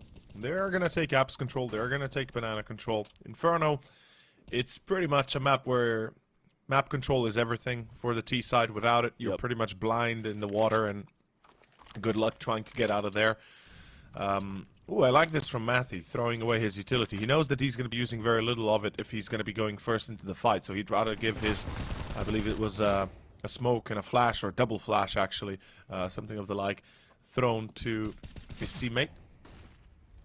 Meanwhile, here comes the attempt for top middle as well. That's a lot of control now that UNGENTIUM is getting, and this is not something standard that you would usually see from the CT side, letting this much go, but because of the lackluster utility and economy that they have, obviously they don't have a choice. But nonetheless, you know, UNGENTIUM can be poking the hornet's nest if they are not ready for it. Luckily, Xen is the one that kind of peeks out of there, gets himself killed, and that could prompt the B take actually, because they're pulling back and they might be aware, okay, this could be a bait and switch, let's go B actually. I think their plan the whole time was to go towards the B side. They were making so much noise towards A just to go back to B, and to make it worse for alternate attack, they left a low HP player, but it wouldn't matter anyways. Axis will get a headshot kill, so Ozek's 15 HP don't really make a difference, and Prism is the one lurking. He loves doing this stuff, and well, eventually he will be taken out, so at least an M4 and an AK now for MAVE and Sky to save. Seems like Maddie is interested into hunting them down. Sydney will be following. UNGENTIUM realizing this is most likely a save from alternate attacks. They will get closer towards the A site, so UNGENTIUM break the circle. They won't get 4 spot again. They will get a bigger lead, 3-1. But if they save these guns, even the next round won't be as easy for the east side, as May will have an M4, Sky will have an AK, even has a CZ that he can drop to Freeze, Zen, Ozek, we'll see it. But looks like UNGENTIUM will get there first, their foot through the door first here on Inferno, as they get a 2-round lead. Well, I think the economical difference is really the They're big actually difference. Go That's buy again. I don't really like this. If it was the D side, I would agree with it. I mean, but since it's the CT side, I'm not buying it. Neither am I. Look at this mid push. What is this? This is going to be a ballsy maneuver, and Maeve gets away with the kill on Sydney. So I guess they get, you know, the payoff at least to begin with. With Zen having the scout in his hands, he needs to be careful not, you know, jiggle peeking his left shoulder instead of his right. But I kind of like what I'm seeing here from alternate attacks. They got the kill. Now they pull back. They put 3 players on B. This could be a nice surprise to anybody coming to take them, as UNGENTIUM is clearly focused to take the B side, at least to a degree, but you know, they could quickly change their mind. That's always a possibility. Prism on the lurk on towards A this time. Oh, Grubby, nice headshot. He's accurate, he's very crispy. And let's see if he can make it even better here. Out of dark, it's gonna be Maeve peeking, and he's gonna burn. Sky dies. Auzek brings it back, 2-on-2. This is not yet done. C4 drop towards pool. This is not looking too swell for the T's, but unfortunately Auzek gets killed, and the scout cannot do anything when you're faced off against an M4 and no Kevlar. There you have it. 4th one for UNGENTIUM. Yeah. And now they definitely have to go for an eco. I know that Maeve has 4.3 in the bank, but this would be ludicrous if they go and buy again. UNGENTIUM will get even a bigger lead here. Well, It's okay. It's okay. Half buy. It's fine. It's not a full buy. It's just a hero scout, a dig with some Kevlar, and the rest of them pretty much on an eco. So finally some sense here on Inferno. Maeve tagging one, but that won't really do too much. Maybe if they can pick up his scout. And eventually, I mean, if they can tag a few players on the opposing side, maybe that would be enough for the pistols to finish off the job. Zen tried. Now it's turn for Sky to peek, but he also gets spotted and he will be taken out by Prism. And the next one, it all leaves down to Ozek, who's on the B side. And to be frank, honestly, looks to me like he disconnected. But nope, he's here. I wouldn't be surprised, yeah. It's like quit in console, you know, that's the way to go. Just screw it. Had enough of this. Just pull the cable out of the PC. No, but honestly, in all seriousness, UNGENTIUM is doing a great job. Like, this is really well done for them. Not only do they win, you know, 5 rounds already, but the fact is they're keeping the pressure on the CTs continuously and not really letting go of it at all. And, you know, the beautiful part is they're keeping alternate attacks on their toes all the time. There's not really much room that aTTaX can build up upon and perhaps try and surprise like they did in Vertigo, for example. As we can see here, with the op-out from MAVE and with the M4s finally coming into play, this is the first actual gun round that's going to make a difference, that's going to make some sort of an impact, and let's see how much of an impact it can make. I'm still wrapping my head around that full buy on round number 5. I don't think there's much to wrap around. I think it was maybe a mistake buy that turned into, okay, let's all buy kind of thing. If it was an intentional full investment, then the actual execution of it was poor. And oh, Sydney. And the miss by Maeve. Ay, ay, ay. Yeah, he was removed from the angle by the flashes coming in from, I believe, Prism. So not much you can say that. Freeze. Drops down the smoke just in time. UNGENTIUM should be respecting that one and slowing down towards B, but instead they will be taking brackets control. And 3 players are here. Alternate attacks, if there's something gonna go in their favor, this will be the A fight. Although they are still playing with little to no information. Freezy does have another smoke to dispatch off towards the B side, so he can buy time if they want to come towards B once again. And maybe Maeve with his kill forces him to go towards B, but look at the player towards CT. Maddie is already flanking, but in comes the critical decision by UNGENTIUM. Do they wrap up around A? Do they actually go for a B split? Because if they go towards B, they will go towards 3 players, and there's a good chance alternate attacks can defend this one. I was about to say, yeah, they are going to go towards B, and there will be 3 players to try and hold this down. As Zen might be the first point of contact, though, if they do come through CT, but they're going to be very late for it. Zen will get 1, will get 2, that's enough. And now the rotation is coming. Maeve will be caught, but it's down to Freezy. In a 1v2, they know where he is in triple. He's already kind of, you know... 7, 6, all time is running out, but... What a round. What a round.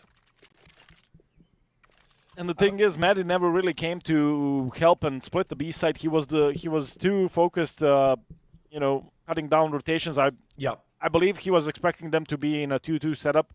So he wanted to kill that first guy rotating from A, but the rotation was so late since Maeve was the only one on the A side, but it still works. UNGENTIUM will get the kills.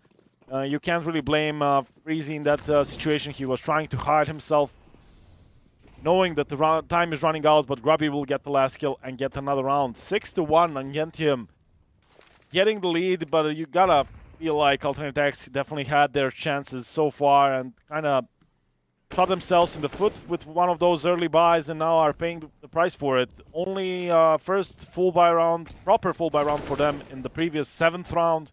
Now again reset and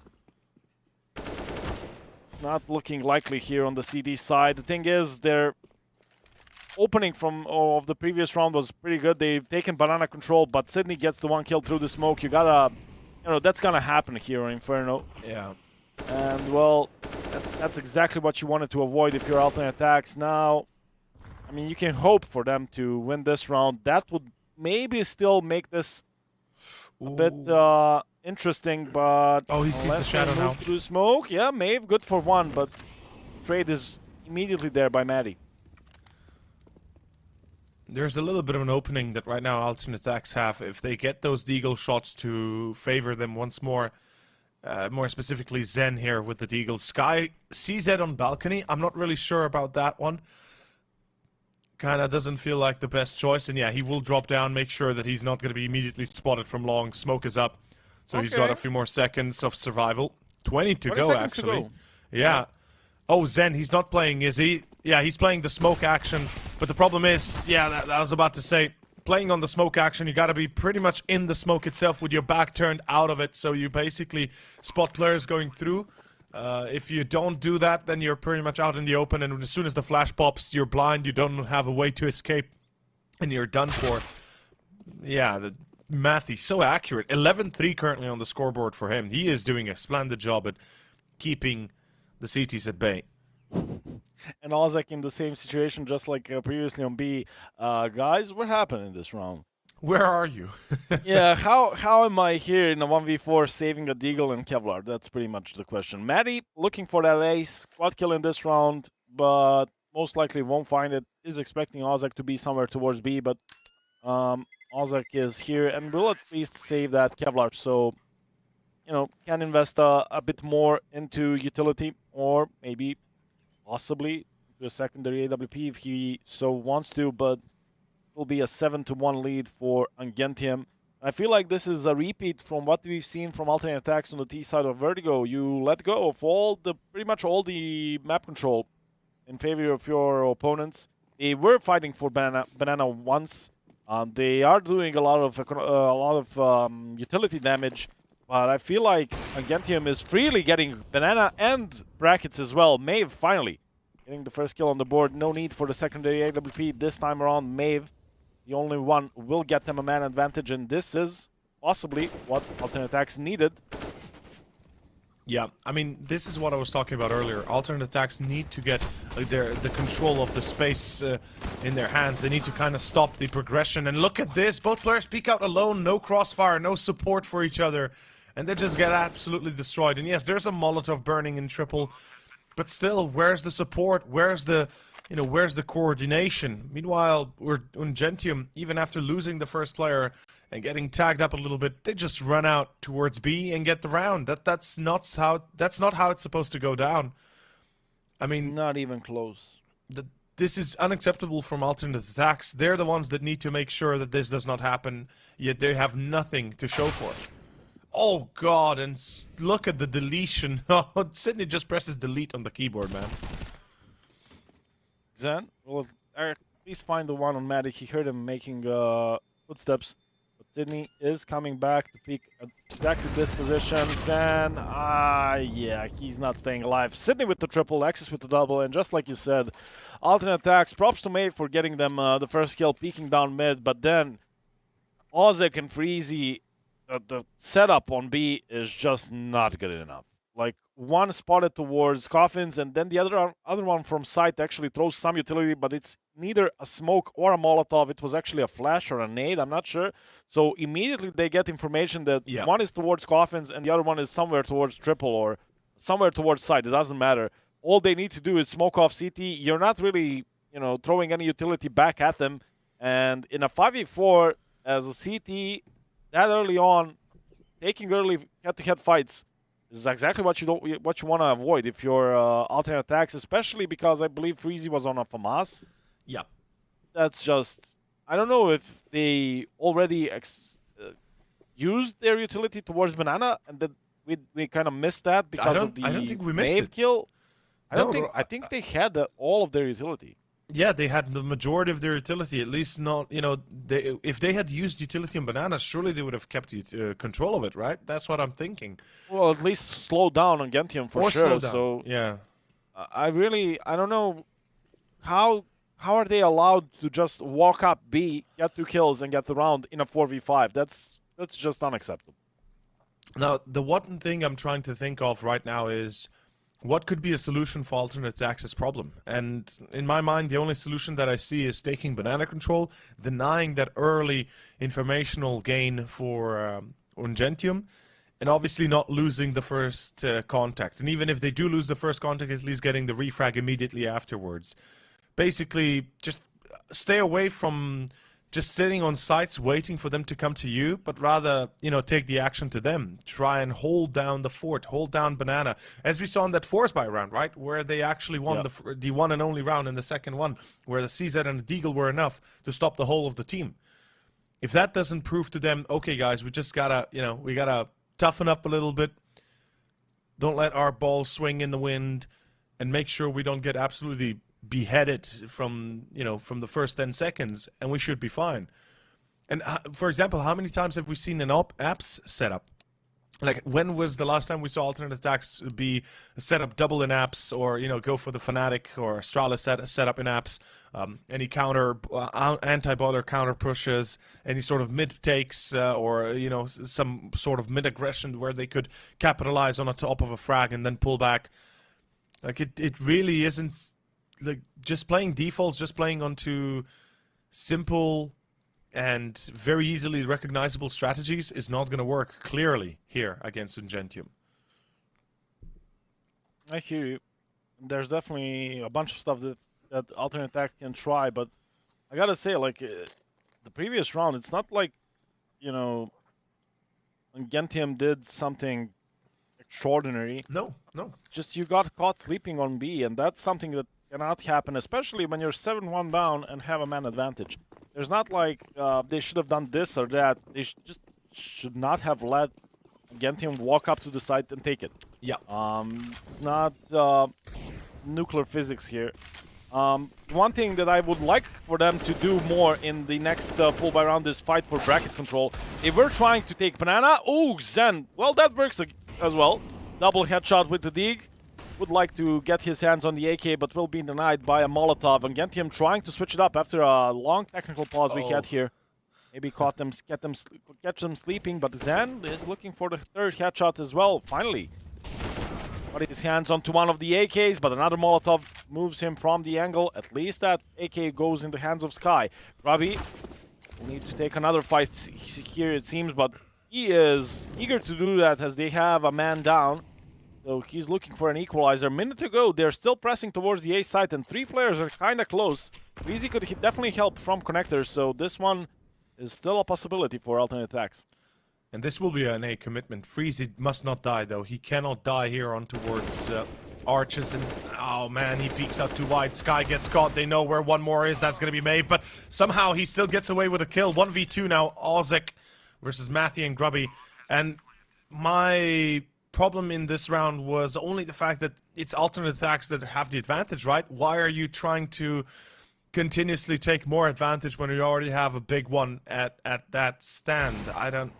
Like, that's the one thing I'm always going to be kind of doubtful of, and more specifically critical of, is once you have the 1 or 2 man advantage, why are you trying to pursue further solo? I'd get it if you know, have 3 players in line and get ready for that, you know, for that quick peek, sure, but one by one, you're dying. It doesn't make sense to me. It really does not. And, well, neither do they get the round for it. 9-1, and I gotta say, we started off a lot better than we ended up for alternate attacks, as we go into round number 11, where they have an op-out. Maeve misses that jump, run boost. Yeah. And finally, look, Banana. Finally. Yeah. They're taking Banana control. And UNGENTIUM, though, I think this is a decision by them as well, not to fight for Banana early, but also do go later in the round once the Molotovs are out and go get the retake. And that's exactly what they're gonna do. Alternate attacks did get Banana control, but it lasted for what, maybe 20 seconds? So now they don't have the utility they already used, and they will try and make a play, but this is going to be traded. Ozek only good for 1. Freezy already expanded his smoke, so it looks like they didn't even take control, as UNGENTIUM will retake it quickly, and with a minute to go, it's going to be a 2-2 split by the CT side. Sky and Maeve will try and play it more aggressively. Zen, once again, with individual heroics, will find them the one towards B, but it's actually going to be Maddie and Prism opening up the A site. And alternate attacks, it's like you fix the one thing, but then another problem pops up, and then you fix that, and 2 more show up, and it just keeps on going, and it will be 10-1. So basically like an old car. Yeah. Oh, man. Yeah, this is... It's not looking good. I'll say that much. It's not looking good at all. I'm just perplexed at their decisions. I mean, they start off so well. They really get a good kind of momentum going, and then just kind of bounce back and revert back into their old selves. 10-1. Never thought this would be the case for Inferno, but then again, you know, it is the map pick of UNGENTIUM, so we gotta give him that much. And they're playing a very good game of CS. More than anything, Theo, they're but reading. it's Inferno, man. I know. I know you don't like it. I know. I just want to say This should have been their chance. They won their pick. Now Yep. you get a good chance against UNGENTIUM on Inferno. Yep. Yes, I know they only played it 5 times in the past 3 months, but they got 3 wins out of those 5, and they lost only to aTTaX yesterday and Unique. But still, I mean, it shouldn't be this big of a difference between them and UNGENTIUM. That's for sure. Absolutely. And I want to point out the fact that, oh, beautifully done by Maeve. I just want to point out, as you said, right, if you play Inferno, if you let it go into the map pool, then you have no excuses to not win it. You know, obviously bad performance is one thing, but not basically making tactical errors like we see them throughout the first half is unacceptable in my mind. Either ban it, get rid of it, or play it and have no excuses for losing it. In any case, Maeve, yeah, this is, you know, this is what we needed to see. Hopefully they won't flub, you know, throw away another round like this. I mean, if they lose a 2v5, I'm gonna lose my mind. Bad smoke towards B, and that's a start. Sydney now has an opportunity to peek towards B, while at the same time Prism is looking to do the same towards the A side. Yeah. Actually, that's the plan. Sydney takes away the attention of the CTs towards the B side, so Prism has a bit more space to work with. Doesn't spot a player immediately, will spot him, and that surely isn't the only one. Sky is playing a good off angle here, but that's an expected off angle. As the flashes come through, Sky, they haven't found him, and this is his chance. He spots a player in the site, will at least prevent Prism from planting the bomb immediately. But the bomb plant at least coming in a 2v5, even that is unacceptable. or shouldn't be possible. No. Sydney now peeking towards short. They have a smoke towards small pit. If Sydney gets the kill on the flanker, that should be it. But Freezy actually gets the kill, and now this should surely be impossible. Prism, they know he's the one planting the bomb. They know he is surrounded from all angles and will be peeking all at the same time. Alternate attacks still making it way more complicated than it should be, but still getting around on the board, and that's good in my book, especially when they have only, what, 2 rounds out of 12. If they can bring this back to a 10-5, I'm still open for their, you know, potential comeback win, I guess, in the second half. Yep. I mean, that's a big if. That's a really big ask, yeah. Not to mention the fact that they had so much trouble getting rid of 2 players already tells you that they could be in a very, very weird position overall. Let's first find out what the case will be. Again, banana control going to be contested for. We've got a few smokes, mollies flying in, counters. A lot of flashbangs being utilized by UNGENTIUM, and they've only got 3 remaining, so that's not a lot for an execution to think of. 2 more Molotovs being thrown away, and a nade to add on top of that. Ozak has been tagged quite heavily, but we can see UNGENTIUM is taking a bit of a step back and finally realizing, you know what, maybe we should take it a little bit slower. We're clearly winning. We don't need to rush things. We've got the, you know, momentum shift in our hands. We've got the morale victory basically in our hands, and let's play it smart instead of throwing ourselves at the meat grinder. Round 13 as we see it. The op-out of Maeve has to kind of hit its mark. Oh god, I hate this peek solo through short. This is such a bad peek. If he dies, this round is gone. And on long, it's going to be Zen that dies as well. Oh boy, what is going on here? Where is the mirror setup? Where is the support that you usually have in corners like this? And Maeve is dead. Yep, there we go. Matthew, beautiful check. This is a disaster. Oh god. Oh god. Oh god. That's what happens when you play blind on Inferno. Like you said, it's all about map control. It is in CSGO anyways, but on Inferno especially. Oh yeah. Sydney finds the kill on one of the players, Freezy. There's no secret that he is a B player, so they will be immediately looking for him. UNGENTIUM have plenty of money till the end of this first half, so they have no trouble looking for him. Even Maddie with the AWP is hunting. But let's see if he's gonna find him. Ooh, had a good chance there. I was thinking maybe peeking towards the right. Seemed like he was scoped up from before, but Robbie will be the one who gets the last kill. Alternate attacks opened up with 3 players towards B. They get pushed back into the site. Then they use all of their utility to kind of defend themselves. They even call for the rotation of Zen towards B, and he uses his bombs, and they still don't get banana control. And even though Zen was able to rotate to the other side, aTTaX as well, getting or cutting it close towards A, it still is not enough because simply put, alternate attacks don't know where they've been punched from. UNGENTIUM is all over the map. They can be anywhere. They have or they get brackets control pretty easily. They get banana control again and again, even though we have some utility thrown by alternate attacks at the entrance of B, just like now, that smoke, but Yeah. I just don't see how it helps. I mean, it doesn't. Let's be fair. It really doesn't help. This is...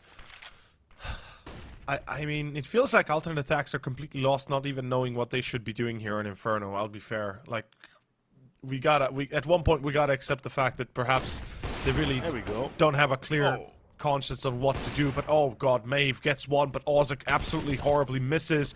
Now, luckily, Freeze from second box does get one, but look at Matthew, he's keeping up the charade. As Maeve finds Matthew, it's gonna be Freeze to survive on B. If he dies, this B side is down again, and the rotation, why is Sky still staying in apps? Where's the rotation? Sydney burns Freeze! And look at Sky, he's so late on the rotate. This is... Oh, he's gonna cancel out? Yes, he's gonna cancel out the plant! Oh god, this is a lucky, lucky streak if I've ever seen one. In a 1v2, Grubby. Let's see how far this guy can push it. There's now a fast flank with all the time that has been expended by UNGENTIUM. May will actually get them the quad kill, and alternate attacks get one on the board. As soon as we are kind of eager to dispatch of them here on Inferno, they show that they can still put up some fight on the CT side at least. Still 11-4. I mean, they say it's the most dangerous result, right? For the leading team. So let's see it. Maybe if they get this last round, but again, they only survived with 2. I believe, who was it? Sky, I don't think he found any of the upgrades towards Banana. He stayed on the MP9. Maddie will go for an aggressive fight, but they're trying their best to fight for Banana, and finally aTTaX gets them the double kill and should deny the rest of the players from UNGENTIUM coming in through the smoke. Has also the opportunity, of course, if he waits out the spam of Grubby to upgrade to one of the AKs or an AWP. There we go. That's Maddie's AWP being picked up. And all of a sudden, alternate attacks, this is looking likely. aTTaX, though, needs to stay alive. They're trying to chase him down. The Molly will actually stop him. I was worried for a second there. They might be in front of the Molotov, but finally, alternate attacks. This is what it should have be like from the get-go. Yeah. Not in the last round of the first half. I mean, at least they're waking up at the final, death throes of the first half. So it's not the end of the line, but the thing is it too late, right? That's the question we always ask ourselves. Is this enough? Is it too late? Is it, perhaps a little bit over the board, over the line already of bingo, and maybe UNGENTIUM have enough rounds to finish off what they started, but even in a 2-on-4, I still have my doubts about alternate attacks. Look at their rotation. They're not even, their rotation is still not even present. And I'm not going to say this is going to mark up the round too much more differently, but it's more about the fact that their response seems to be lackluster already. Perhaps communications is an issue. Perhaps, I don't know, there can be many explanations, but then at the end, there shouldn't be any excuses, and oh my god. Oh, that's what I'm talking about. Exactly what I just said. Look at how close they make it from a 2v4. Imagine if they had a 3v4, or even if just one player, in this case, let's say it was Sydney, was it? Or Prism in Ruins. If he had gotten one kill, that could have turned everything on its head. True. But alternate attacks do get the 4 on the CT side. Talking about their previous games on Inferno, they only taken 6 on the CT side against aTTaX, but I would think that aTTaX has a better T side than UNGENTIUM, but who knows. Let's see if they can do it here. It needs to be said, even when they were winning Inferno against Big Academy, Esports Club Bruges, or looking for Org, they were doing it on the T side mostly, so this is where alternate attacks should shine. Smoke and a flash for Freezy, the rest on Kevlar. All Kevlars are on the side of UNGENTIUM, so just getting the bomb down should prompt alternate attacks into a pistol win here, but Grubby finds a hell of a timing here to peek down mid. Freezy goes down, and he was the one with utility that is nowhere to be found now, and that allows X's to peek out as well as Zen, but X's and Medic go down. Maeve, on himself in a bit of a pickle, will decide to go back and watch for a flank, and, well... I kind of like this from Maeve. Sydney. Yeah, I mean, he at least will be able to occupy Sydney's time here and make sure that he doesn't get too close to the site. You know, even though he failed to jump into apps, I like the idea from him. Basically, running into or jumping into balcony and basically looking for that safety point in controlling apps itself. But at the end of the day, alternate attacks win the second pistol. They get away to picking up at least one more. And as you said, their T side is where they should be a little bit more organized, perhaps. On Vertigo, they did definitely a lot better. And I'd imagine the same to be, or at least close to the same to be here, of course, on Inferno. 2 Mech-10s, 2 AKs, Galil, limited utility. I'm expecting the Mech-10s to be the first point of contact, right? Surely. They're the ones to be going into the fray first, because if we see anything different, I'm just going to lose my cool here, lose my temper. Yeah. But I gotta say, on UNGENTIUM, the big part of force buys on the CT side of Inferno, I would say, is utility. And they bought up a couple of MP9s and just a few nades. They already used some of them. We can see there are 2 smokes on the radar itself. They're only left with 1 smoke, a nade, and a flash. So let's see if this works out. Alternate attacks, this is where they either make it or break it. Let's see, with going towards Grubby, doesn't look likely. Grubby, though, misses the first and will get overwhelmed by the majority of the Ds, although Prism and X's bring a few back. X's shouldn't be winning these long-range MP9 fights, but he is, and it will be Ozek and Xen in a 2v3, although with an AK and a Galil. Well, that looks a little bit better to begin with. UNGENTIUM, as you said, usually utility that we get to see from a force buy of the CTs. Oh, Zen, he's playing a little bit of a double mine, but he's going through the smoke! Oh my god. This game is truly taking the best out of me, and are they actually going to win this? Not yet. Oh, Ozek! He's dead. No! Oh, dude. Vukan, I almost lost my mind there. One kill for Ozek and a round for alternate attacks. That's all I'm gonna say. Axis, I believe, who was the last one, actually tapped the bomb, so it was a tough position for the Greek player, but he read the situation perfectly. He was maybe thinking they don't have a defuse kit, and the last player didn't, but there was a defuse kit in place, so didn't really count on that. 10 seconds defuse, still read the play correctly, got the 1v3 clutch, and got them the 6th round. But UNGENTIUM will do the same as alternate attacks in the first half, and I was kind of bashing them for this. They're gonna buy again, and just like I said in the first half, I don't care if you're leading 11-6, even more so I would say, I don't agree with this buy. There's an 11-6 lead in your favor, and you are willing to destroy your economy potentially just to get a reset of alternate attacks. I'm not a fan, and even if it works, I'll still not be a fan. Well, I think definitely what we can take out of that first half was look at how it went for alternate attacks. They forced, they lost, and then they lost 11-4 on the half. So there's definitely a lot more to it than just one round. But in this case, alternate attacks are doing the same as UNGENTIUM did to them. They will be winning this, or will they? Hold up, Prism. He is able to get the shot on Maeve through the smoke. Oof. And this is a 3-on-3. Late rotation from Grubby. They've got banana control at least. That's an important factor for aTTaX. And now it's all down to, of course, the players that remain with AKs. Oh, good smoke. That's going to allow it to transition into pool. Yep, there we go. Good flash as well by Grubby. And it's a 1v3 effectively if they lock out banana. But luckily, Zen is able to support just at the right time. And the round again goes to alternate. But that was a close call, again. But this is exactly the opening that, into a comeback that alternate attacks wanted, because this will give them most probably another free round. But let's, you know, wait it out a bit, as there will be 5 Deagles, Kevlar all over the place, and 4 nades. that are going to be stacked towards the B side. So there's a potential here for UNGENTIUM to make things work. Seems like they will be nading banana again and again and again. And alternate attacks, I like the approach. Go slow about it. We've seen how UNGENTIUM kind of walked into a ton of utility damage and then a couple of deagles towards B in the first half, so don't make the same mistake.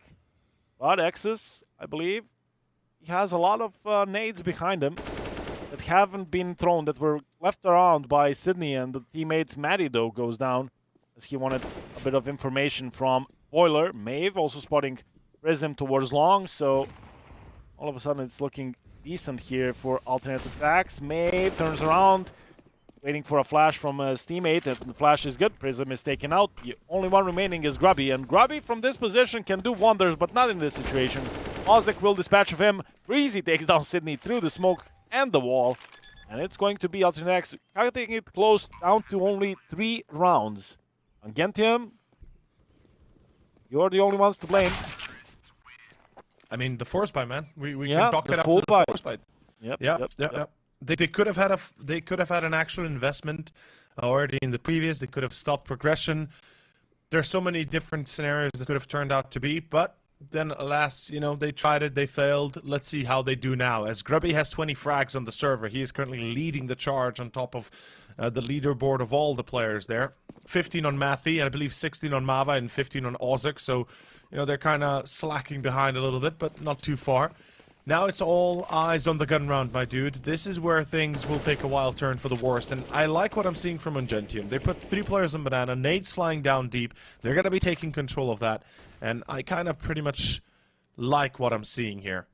Although, double app setup means that they're going to leave a very wide gap on their defense of A-long. Oh, that's a good flash. Matthew finds one. Oh, Prism somehow gets Maeve. What is this? Oh, what? Matty? The lineups. Matty! Crazy. It leaves Zen in a 1v4. He knows that they have been flanked from banana.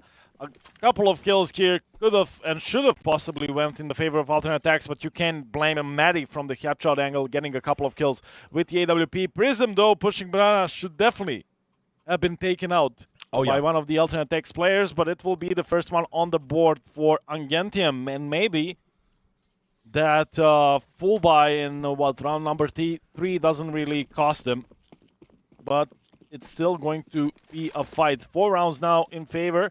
Maybe we'll be waiting for that peak. Seems like they will go on the aggressive, and he might have spotted a barrel there from the AWP. The flash is in, so they're definitely aware, but Prism is way more aggressive here, and they're not expecting it, although Maeve and Sky bring back a couple of kills. Alternate attacks, please, slow down. There's no need to go on the aggressive. Oh, Taken out by Grubby. If Grubby finds another kill, I would have lost it, but Zen brings it back. 3v2, same situation. Don't run for it. Don't run forward.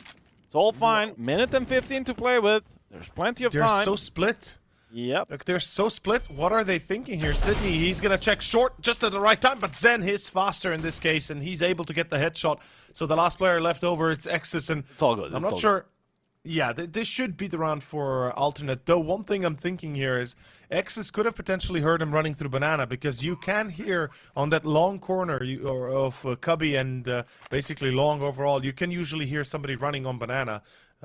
Though questionable whether or not there was somebody talking in TeamSpeak at the time for him, so he might have overheard the steps itself. But it is going to be 9-12 on UNGENTIUM. This is actually far worse than what we thought when it comes to their economy. They'll take the big L and find themselves in a pretty weird state, because even with the saved AWP, most of them won't have enough to buy more than a Deagle, perhaps a Mini Kevlar. Exactly. That's the nightmare scenario on the CT side. You win the one, then you lose the consecutive, and this is the result. Although, you know, 4.6 on Sydney. He's gonna buy Prism as well. Exus can drop an AWP for Maddie. Grubby, you know, a FAMAS, an MP9. He's gonna be fine, so it will be most likely a full buy for UNGENTIUM, and it will be actually a double off, interestingly enough. Exus getting a secondary AWP from one of his teammates. I'm guessing that was Sydney who dropped the AWP, so They are bringing the two ops, something that alternate attacks try in the previous or the last couple of rounds of the first half, and kind of worked for them as they were able to take 4 rounds eventually. MOUZ forced out of Banana, and for the time being, UNGENTIUM with the control.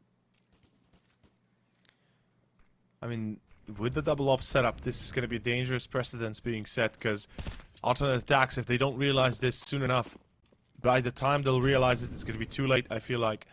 Especially Wait, with it's Mathy. both ops on the A side? Yeah, as far as I can tell. X's is... Okay, he's rotating back to B now. It seems like they'll be switching up with Prism. So at least they'll have one up on B, one up on A. But for a moment there, they were both there on A, yeah. That was the weird part. And that can be, like, it can either be a very good thing or a very bad thing. Luckily, in this case, you know, they realize, you know what, maybe we don't want to test out the bad thing or the bad reason for it, but Fallen Flash into Banana, try and peek for Ozek, yeah. Interesting stuff. You call that a Fallen Flash. Sky gets the first kill on Matty, so that's one of the AWPs going down. Nexus will be forced to fire off a shot. He wanted to stay in front of B and keep Banana control all by himself, and that won't be allowed by alternate attacks. They're just waiting for UNGENTIUM players to walk into their crosshairs, and it is enough this time around. They are still cautiously going into the B side, but they have no trouble finding out it is completely open. And it will be the 10th round for aTTaX. For me, the Fallen Flash is on the CT side when you flash deep Banana. And we call this flash they threw for the retake the GOP B flash. Ah, okay, fair enough. The MOUZ in-game leader. We call both Fallen. One and the other. On both sides? Yeah, on both sides. Like CT Fallen, it's like where you throw it from ruins into Banana, or above, you know, or above antenna. Roof antenna, yeah. Or you know, the same from T side stairs, where you line up that window and throw it in. But I guess Gobi makes more sense because, you know, he's truly the mastermind in this game. Yeah. Or at least was. It's a Gabi or a chimney flash because it goes over the chimney. So yeah, that's the names I know of it. But UNGENTIUM, back to the game. We kind of missed the last bit of action there as they were able to take out the last couple of remaining players on the A side. So nothing to be saved from UNGENTIUM. Good job by aTTaX, and would you know it, they brought it back. It was 10-1 and 11-2 at one point. And look at us now. aTTaX, only 2 rounds to go, and there's no money on the side of UNGENTIUM. This one is pretty much to make it or break it. There's still a long way to go for aTTaX, but losing this one is out of question. So let's see if UNGENTIUM can do something about it. Once again, sending 3 players towards B with more utility. Try and at least basically waste time towards the B side. The lineup is good, doing a bit of damage, and some of the closer players might have heard that, and that's why UNGENTIUM players will run way back. Yeah, Alternate needs to be careful though. They don't want to test their fate again. They're playing up against Kevlars and Pistols once more, so whilst the danger might not be that apparent, you know, we saw what Pistols can do. We know what Pistols can do. We've seen it time and time again. In pro games, you know, you at least have 1 or 2 rounds where Pistols take a W, and you don't want to face off this when you're playing for survival, when you're down 2 rounds and basically in a position where at one point UNGENTIUM could have been, you know, victorious before you ever had a chance to get to double digits. In any case, I kind of like what I'm seeing here. It's going to be a B execution. Now, they don't know it's a stack that they're going to go into. Well, it's not a super stack, but still 3 players. That's harsh enough as it is. Oh, they spotted the player behind pillar, but nobody checks second box. What is this? Nobody checks CT. What is this? What are you doing? aTTaX! Where is your awareness? Where is your spatial awareness? What is this madness? Switch, what is this, man? That's what you get when you go into the site not knowing it's a stack. There was plenty of time for them to test the A defenses or even send only a single player in towards B, but they weren't aware that it was just a 3-man stack, but it's enough. And I like how UNGENTIUM played it. First off, you let the guy in triple boxes extinguish himself and, you know, take the attention of aTTaX. As soon as he goes down, then the CT player peeks out, and they never know in that sort of a situation about the player that is close by in the first boxes. So perfectly played by UNGENTIUM on the other side. aTTaX definitely dropping the ball when they needed it the most.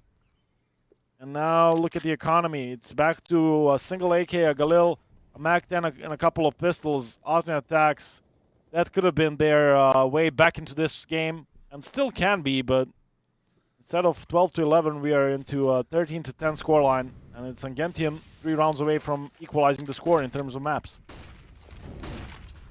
What a disaster, all I can say. And they're going to be pushing on towards A. Nice nades thrown into Broken Wall. They will get Matthew as well. They will have the control by Maeve, excuse me, on second middle, to middle. So that's a massive turn up. Oh, that's you know, that's what you would expect out of aTTaX in the previous round. Unluckily for aTTaX, there were 4 survivors on the previous, meaning that there is enough money to rebuy the next, especially with both Exis and Sydney bringing the weapons on over. So this is still going to be a full buy following suit, but it kind of sets this landscape for their potential victory, because if we look at the overall economy, so if aTTaX get 11 here, and it's going to be a full buy on the next one, if they win that, that's 12-13, so that then is an eco, so it's 13-13 by the time they have another buy. UNGENTIUM could be in dire trouble before long. So let's see how exactly this plays out, because this round is vital. If UNGENTIUM lose it, it's you know, we're going to 13-13. If UNGENTIUM win it, I could see this being closed out 16-11, no problem. Yep, sure. But a nice attack there from aTTaX. Silent boost into Boiler. A quick couple of nades.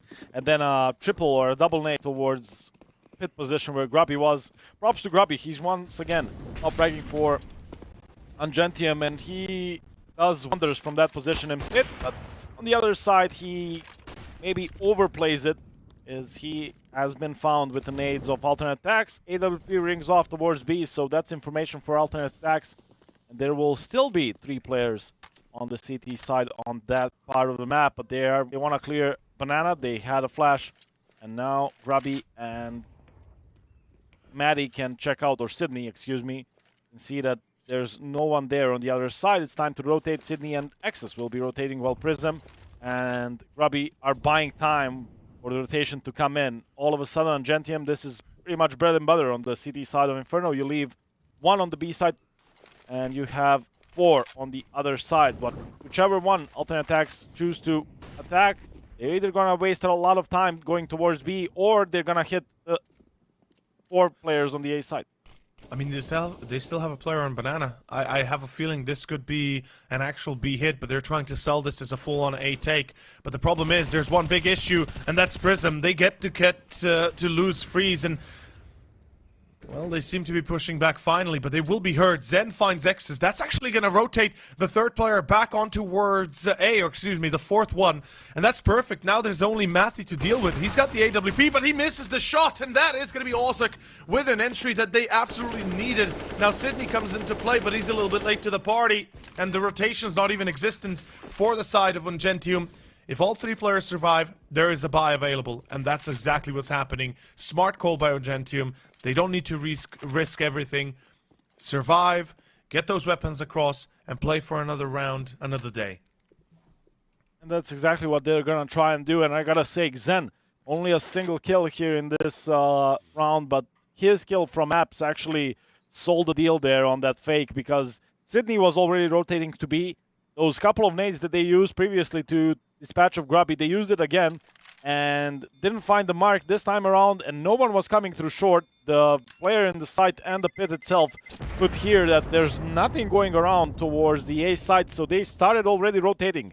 Sydney was well on his way towards B, and I believe Exis was also kind of, you know, slowly but surely going away towards the B side where Maddie was with the AWP, but as soon as Zen gets the kill from Apps, they both come back, and once again it's Maddie all by himself on the B side. So without that kill, I don't think the fake works.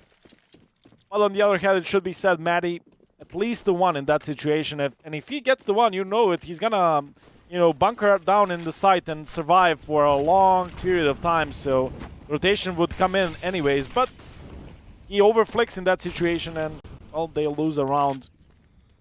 Maybe even because of it. Double ops again, something that worked for Exus on Vertigo. Let's see if he can do it here on Inferno as well. Good flash. Ozek already knows there's an AWP towards B. Yeah, that is true. The flash helps out to survive the shot, but to kind of piggyback on the point you made, absolutely. Without Zen getting that shot on A, the rotation never would have happened, or at least the counter rotation would never have happened, and most likely there would have been two players to deal with, Sydney and Matthew, and then, you know, we don't know how exactly that would have turned out for alternate. But the damage right now in the round is quite severe, and slow walking into the corner is not really going to work out. There's the double setup in Apps I talked about earlier in the first half, as we didn't see it from aTTaX at all.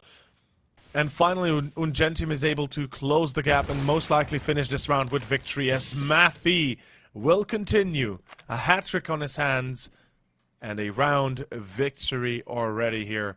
Pretty much confirmed. Ozek, he has no hope to save this. None at all.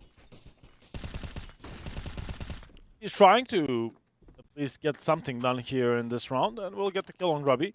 He is being flanked by the Opper, but two players await on the other side, and it will be the 14th for UNGENTIUM. Now, with how carelessly aTTaX walked into that double setup, double app setup from the CT side, I'm guessing they weren't expecting there to be two AWPs. I'm guessing the shot that Exus fired off towards B told them that Maddie was on the B side, and they didn't expect the secondary AWP to be there or be there that late. Props to UNGENTIUM. You usually see that app setup, you know, for maybe first 30, 40 seconds, and then you back off, but they were holding it down for a solid minute there, and eventually it paid off. aTTaX with the quick banana control. Now that they know that two AWPs are in play, they should be going towards the B side, and that's exactly what Ozek is doing. One entry and another one. If he can just connect a few more shots to Exus, the nade will do it instead.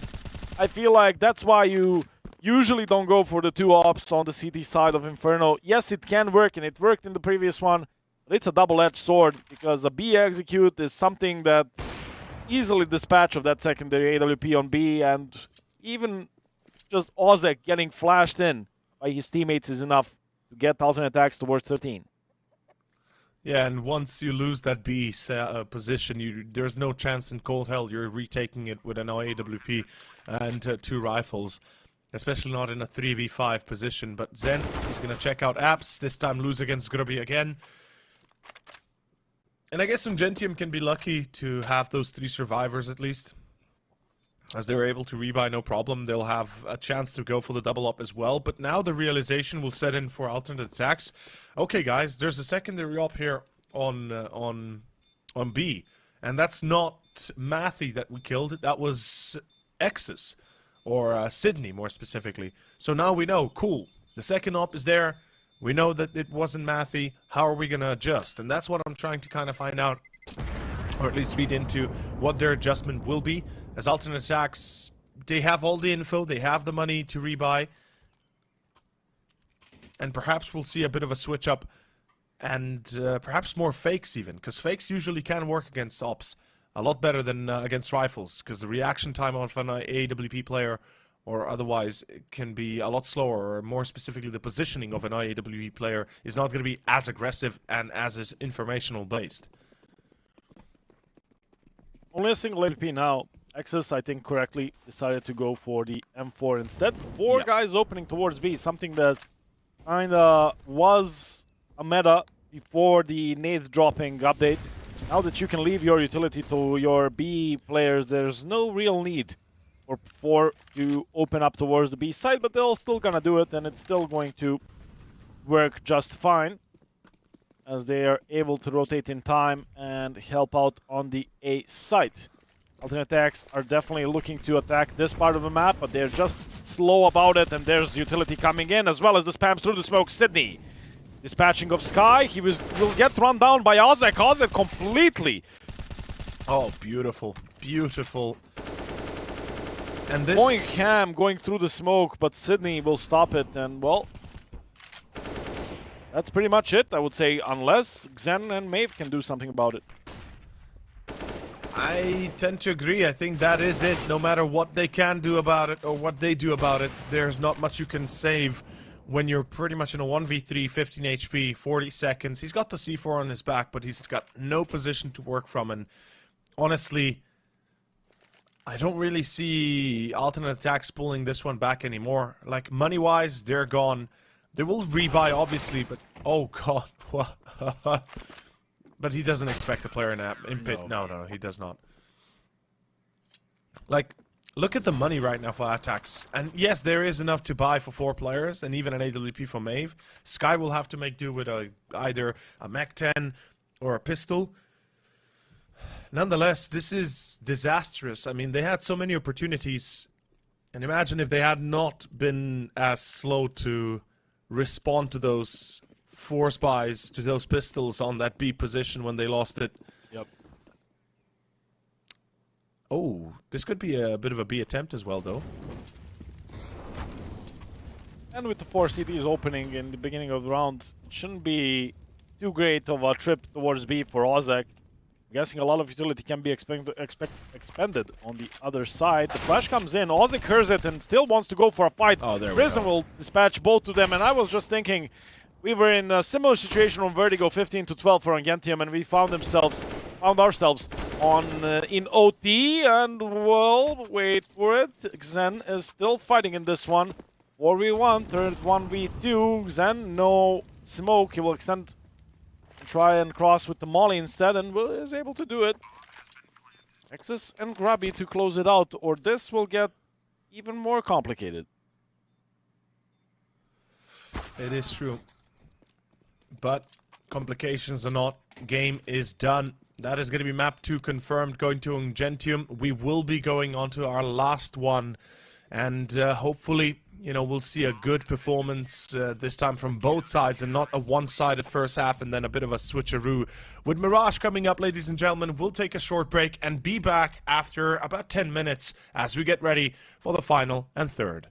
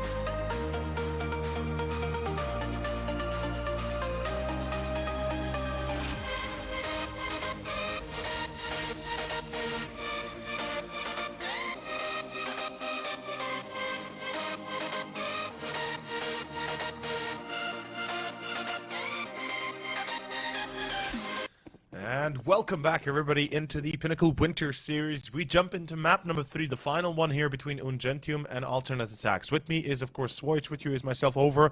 And we are going to be looking at the knife round to begin, of course, to choose the sides on which they will start on. As we look towards potentially UNGENTIUM winning, yes, that will be the case.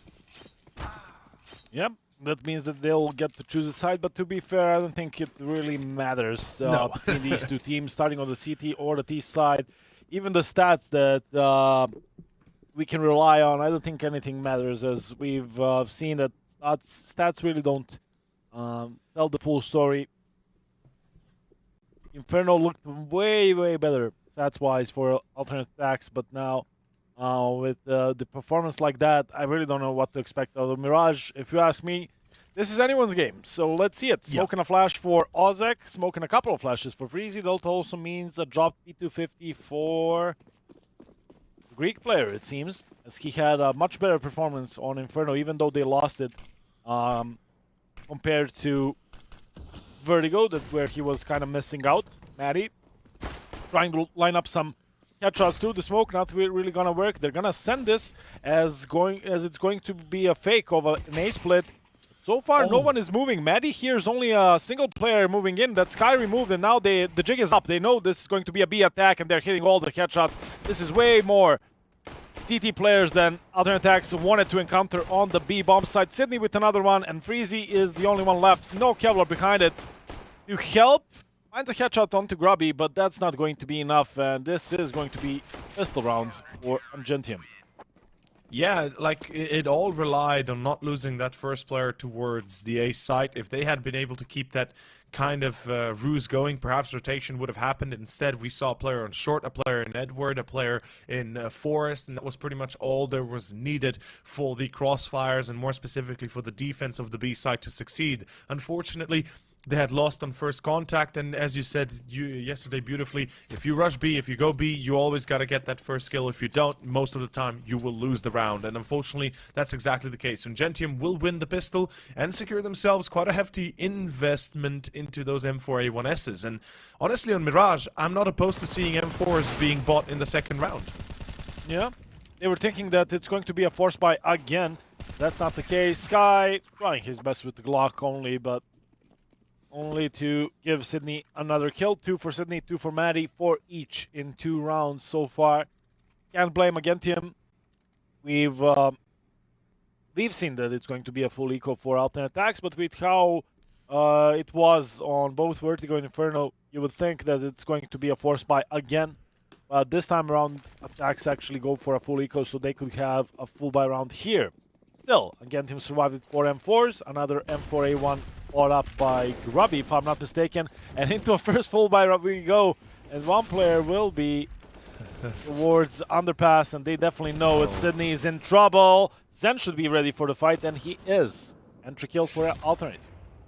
Yeah, that's going to be a little bit of a missing hit for Sydney. The idea from going underpass is very different than what he had, but look at this! Oh god! The reply, though, from UNGENTIUM is almost instantaneous afterwards. They absolutely shred the opponents to pieces on top middle, and now Zan, you know, no matter what he tried to do, no matter how good he did it, he will not be able to succeed in picking up the round victory, and that is going to be a 3-0 beginning for UNGENTIUM. And this is far better than what we saw in Inferno, and I have to agree, as you said yourself, you know, I expected Inferno to go better for aTTaX, especially in the first half, but the switcheroo here is the fact that, you know, perhaps there is more to their Inferno loss than, you know, what we just saw. In either case, this is the best start UNGENTIUM could have hoped for. Getting the pistol victory, getting the second round, now getting the third gun round. They look splendid to begin with. Especially if they only lose Sydney at the end of this round, and it looks likely, as Zen is interested only in saving. Can't blame him. It's a 1v4 with the bomb dropped on top mid. Not really much he can do. UNGENTIUM, once again, I feel like they are just capitalizing on the same mistakes from aTTaX. Alternate moving fast down mid, spotting a player down in underpass, getting the first kill, and then the same mistake they made on Vertigo and Inferno a couple of times. That's going fast with that man advantage, trying to do even more. Zen will get taken out after the time. If only he stayed hidden, I believe he would have saved the AK. This time around, it's only going to be $300 for him. That's not only going to limit him for this force buy that is coming up, but also the full buy the round afterwards. So a big kill to find there for UNGENTIUM, as so far they're looking flawless on the CT side. I absolutely, like, they're looking very good, and there will be no investment whatsoever. A few deagles, that's it, a P250. So I can kind of get why they're not going to be eager in picking up that early aggression. But again, I have to say, Zen, like, he should have stayed alive. Unfortunately, a little bit too eager, and the punishment will be a very poor investment as well into round number 5. Meanwhile, Zen bunny hopping underpass, you know, nice idea, and not really going to make a difference though, is it? As we see Sydney pushing top middle, supported from short as well by Exus. And this round is pretty much gone for 4-0. Great start for UNGENTIUM, if we're honest, and a little bit unexpected though, isn't it? We both thought that it would be alternate attacks that have the advantage overall in the series, given the map veto, given the history, and overall given the players. aTTaX found out by Sydney. Again, a couple quad kill for Sydney, making it his 8th in 4 rounds. So far, so good. Maddie yet to die. Same goes for Grubby and Exus. This is just working wonders for the economy on the CT side. Prism and Sydney only went down once, so their money is pretty good too. So yeah, it is true. But Zen, I mean, okay, an AK, better than nothing.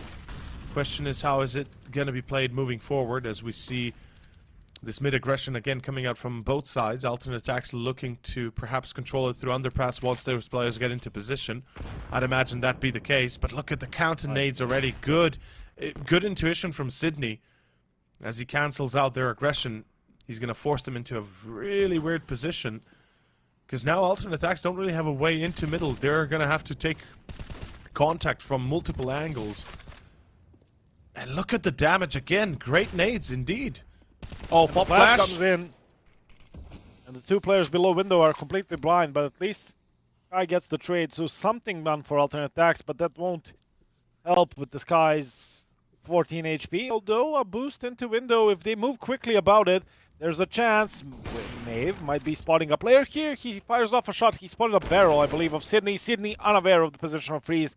And finally a man advantage for alternate attacks. There's a player boosted on short, and Grubby will surprise Sky, but it's still making it a 3v3, and they have a problem of freeze, not knowing where he exactly is. Exus just carelessly walking into the angle, not expecting him, already moving towards CT. And now it's all on Prism. If Prism can stop the bomb from coming close towards the A site, and Maeve is carrying it, there's definitely a chance. 20 seconds to go. Prism he's gonna do take out the bomb, and this is once again in favor of UNGENTIUM. He hears the players running towards him, but will also buy time for Grubby to rotate. 13 seconds should be enough for aTTaX to bring the bomb, but can Grubby clutch it in a 1v2? I don't know if they heard him or not, but he will be going too wide, not expecting freeze on the stairway, and freeze was the master plan here. Or the master planner, as he's able to take away 3 players, 2 of which had been caught on rotation. And yeah, that X's secondary frag of freeze was a big surprise, something certainly that shouldn't have happened. I mean, they knew he was there on the first frag, and yeah, you might not know exactly where he's posted, but you certainly know where approximately he would be in a way. And it kind of surprises me a little bit. Alternate attacks, their first round though, it's theirs, and it's time to tell the story. The double up is out, and look at this. Exus with the quick take of short, jumping through, getting that quick shot. Good KZ skills, and an A push. And this A push could actually succeed, because there's no rotation yet. B side by Grubby is going to be held. The rest of the players, not even close to A yet. Exactly. And I'm not sure what's that position with the AWP by Maddie, but it's not working. And it's going to be Sydney rotating from CT, spots aTTaX in the smoke that they actually dropped, that smoke that comes from the entrance of market towards B. Exus on a big flank, kept pushing towards mid, and well, with how slow alternate attacks are taking things, He will be here just in time. Spots the one, doesn't want to shoot yet. Nice trigger discipline from Exus. And reported there's another player in sandwich, and Sky will just keep peeking into his angle. And Zen, well, being peeked by 3 different spots, will get taken out by Prism. Triple kill for Exus. Secondary AWP saved. UNGENTIUM have the 5th on the board, and alternate attacks. That was their chance. Opening towards the A side, but then a couple of missed smokes. I don't know if you noticed, but they dropped the top connector smoke and the bench smoke together, and that kind of prevents you from taking any real map control. Instead, top con smoke and molly towards jungle, and someone can get closer. You plant the bomb into firebox. You don't really care about players rotating through CT, and you get yourself in a pretty good post plant. But that's not the case. MOUZ over the molly. Prism. It got torched down to half HP, so Prism could have heard that definitely, but he still gets taken out. Sydney will be spotting a couple of players here, and 4A1 does the work, and Sydney just keeps on going, already on 11 kills. Yeah, the man has no chill right now. Matthew missing another shot. I gotta say, that smoke action was a little bit wonky. I mean, alternate attacks seemingly having a little bit of miscommunication there as Sydney takes down a third as well. MOUZ and Zen left. I mean, MOUZ has an AK, but does it matter? No, it does not. Look at this. Matthew will take his head off, and with that, the round is gone. As Sydney finishes it off on a 4K. Beautiful momentum shift, 13-2, and this reminds me of Inferno, actually, where we saw the success of, of course, our Polish team early on having pretty much a similar start, with the difference being it was round 2 that they lost instead of round 4. In this case, alternate attacks. And UNGENTIUM, I gotta say, you know, they're doing a splendid job once again. And once again, jumping on top of short. This again allows Exus to see that there's no one already behind top mid boxes, so mid control firmly in the hands of UNGENTIUM, but there will be alternate attacks players coming for sure, with 3 of them being posted there. Sydney needs to be careful not to overextend, since MOUZ is waiting on the other side. I like the off angle. This is most probably the angle once MOUZ starts speaking towards connector. They're trying to go for a round boost. Exus is hearing it. MOUZ got the kill, but only of 1. And Sydney is there to confirm it with the quad or double of his own. Maddie helps with a double. And the mid take is completely stopped by UNGENTIUM. Figuring out that alternate attacks might try this again. This is not the first time they're going for the slow mid take. And aTTaX straight into the crosshairs of Maddie. 7-1. Like you said, just as convincingly in favor of UNGENTIUM, like on Inferno.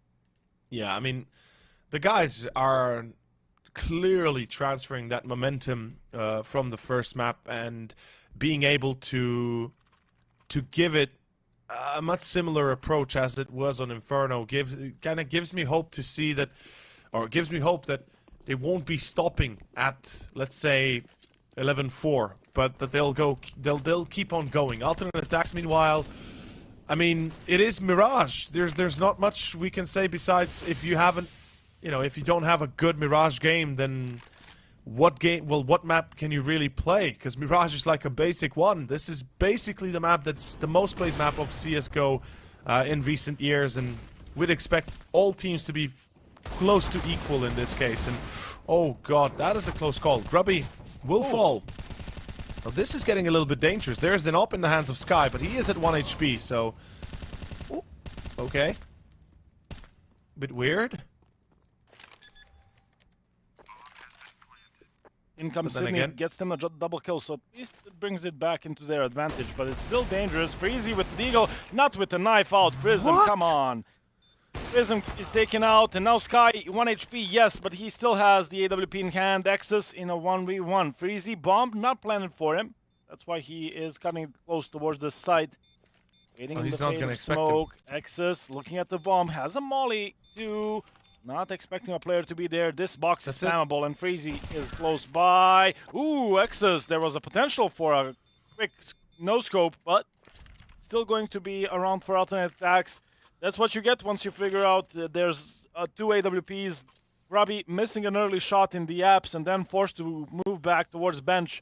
even pulling out his deagle, but not able to do anything. Sydney with the 2 kills, still not enough for UNGENTIUM to win another round.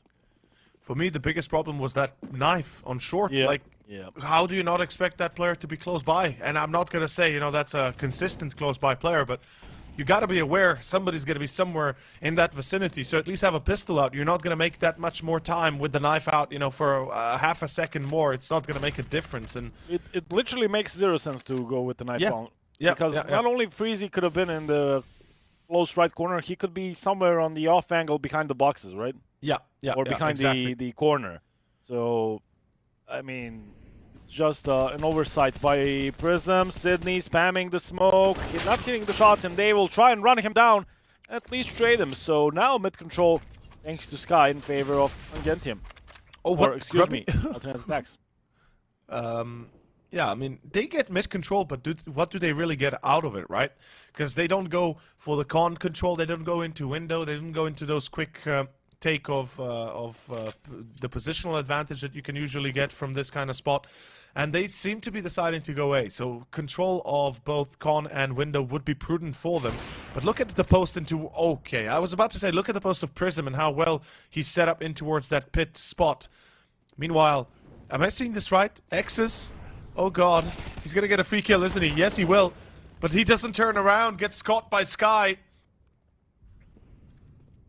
And now it's down to the one man in Palace, and that's gonna be, of course, Matthew.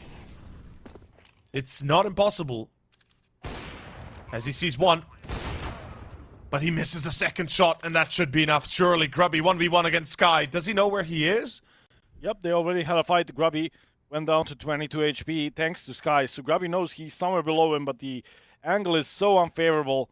Plus, Sky can play the time. Bomb is sticking off. Grubby got the kill on the player planting in Firebox, but just a second late as the bomb went down. And now can pick and choose his timings here against Grubby. Sky doing it all, opening up the map with the kill on Sydney, then getting the kill on Nexus, who kind of forgot that there was another player towards mid. That was not Ozek who he killed. And that will be Sky with the triple kill. The player who... I don't know if you have the same feeling, but I have a feeling we've seen the least from Sky. But, you know, from time to time he shows up. He gets them around like these, and he will get them the chance to reset UNGENTIUM. No AWP, only an MP9 for Maddie and 4 M4s. UNGENTIUM really squeezing out that bank for this full buy. They're doing their very best, and they're going to be pushing underpass, and they will get control over it. And what is this push into pit? As Matthew gets away with the MP9. Now damage on Ozek is quite severe. Unfortunately, Prism goes wide towards Palace and gets absolutely caught by Maeve. Freeze on short. Nobody's controlling this. UNGENTIUM kind of scrambling a little bit weirdly around the map, not really looking to be too careful and paying a high price for it. Yeah, that's... You know, that's kind of like mistakes were made scenario here, as UNGENTIUM could be losing another one very quickly as alternate attacks. I mean, they're poised to go A. Oh, but Freeze, the timing for him couldn't be better. He sneaks into jungle, and honestly, with control of jungle, this is best case scenario for alternate attacks. Now, it would have been better if they've known somebody was in CT, and Sydney still is very aware of that potential. Oh, he was just spotted. Never mind. And look at this. And they're going to go A. Yeah, and there's still a player that's going to be there, and they don't know about it. Exus, does he make any footsteps? He does now. That's the kill on Maeve. And as far as he can tell, it's a B push, and, well, it actually will be. Ozek is booking it toward the B side. I'm not sure it's going to be enough time. Most probably will, but it doesn't even matter with Freezy. He was lurking the whole time, taking mid control all by himself. The report from his teammate was there was a flash for ramp, there was also the underpass push, and he just figured there's plenty of empty space towards mid. After the kill, actually kept on moving towards B and found a completely empty B bomb site. But the problem for Ozek was carrying the bomb. Where are the two CTs? Is there anyone possibly in B apps or something like that? So he just kept put towards the ramp, and eventually Freezy's lurk worked for a round. UNGENTIUM resets. And all of a sudden, alternate attacks are just back in the game, and Freezy just keeps on doing it. Well, this is Pretty much 5, surely. I would assume so. I mean, it's a hard time. I have a hard time imagining how alternate attacks lose this round unless they play solo and give themselves up to those deagles. And already we see here Matthew being caught in con. And sure enough, Freeze might have been a little bit careless, but surely, yep, there we go. Ozic will take care of Sydney. Make sure that that deagle and scout doesn't get too far. Exus, nice peek. No Kevlar though, means he is very exposed. A single bullet will destroy his aim. And pretty much a bit of a surprise turning point. I didn't expect this, I really didn't. UNGENTIUM, I kind of thought that they would be able to keep the momentum going given how good they looked, given how convincing they played. But clearly I was wrong more than ever before, as alternate attacks have no trouble scribbling together the 5th one as well.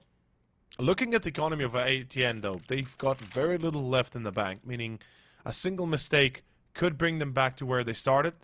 But honestly, with already 5 rounds, right? That should be technically enough, at least to begin with on Mirage. True, especially when we've had a start like that, 7-1 at one point for UNGENTIUM. Now, bring it back. Alternate attacks, this will bring the momentum back towards their favor. Maybe even force UNGENTIUM into some setups that they haven't tried so far. Something, you know, make them think that they need to do something extra to win another round on the CT side, and that's where you capitalize on their mistakes. But in comes the full buy again for the Polish side. AWP for Maddie. Him and Sydney leading the way. Freezy, 10 kills, enough to be on top of the scoreboard for alternate attacks. But let's see what Freezy can do in the remaining part of the first half, last couple of rounds. Prism getting close, deep Molotov, so it allows him to peek down, but they already had the setup. Maddie though draws first blood as he finds Ozek in apps. This also will allow him to reposition. Smokes come in, but it will be actually the boost through window. They're bringing back one of the old rounds of Mirage, fake the A smokes and then go for the boost. And even though there was a nade for their position, no one spotted this. So Sydney will once again be surprised. If only Sky can win the duel. Sydney spotted him. Now doesn't get a kill, but the nade should do it. Exactly. And it will. Yeah. Easy trying his best to fight back towards the A side, but that's not gonna be the case, and it's all on Maeve with the AWP.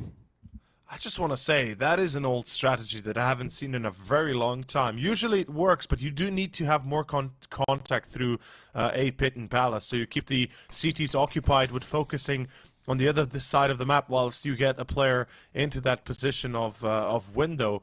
Unfortunately, in this case, you know, the timing was a little bit off for alternate attacks. They lost the first player early on by Math's peak, and afterwards, you know, it really didn't work out as well as they thought. Only to leave themselves wounded and pretty much wanting for more. Maeve, 1v3. He sees the player in triple. Grubby's going to be hit, actually. But, smartly enough, he evades detection, runs to the opposite side in towards doors, and that should be enough here to close the round with 8-5. An advantage for UNGENTIUM again on the first half with the 8th rounds. And, okay, he's doing a lot of damage. That's actually a severe amount of kills. For the CTs, their money takes, or their economy takes a big hit, and they're going to be very low when it comes down to it, especially if they lose the round. They're going to be broken for the next.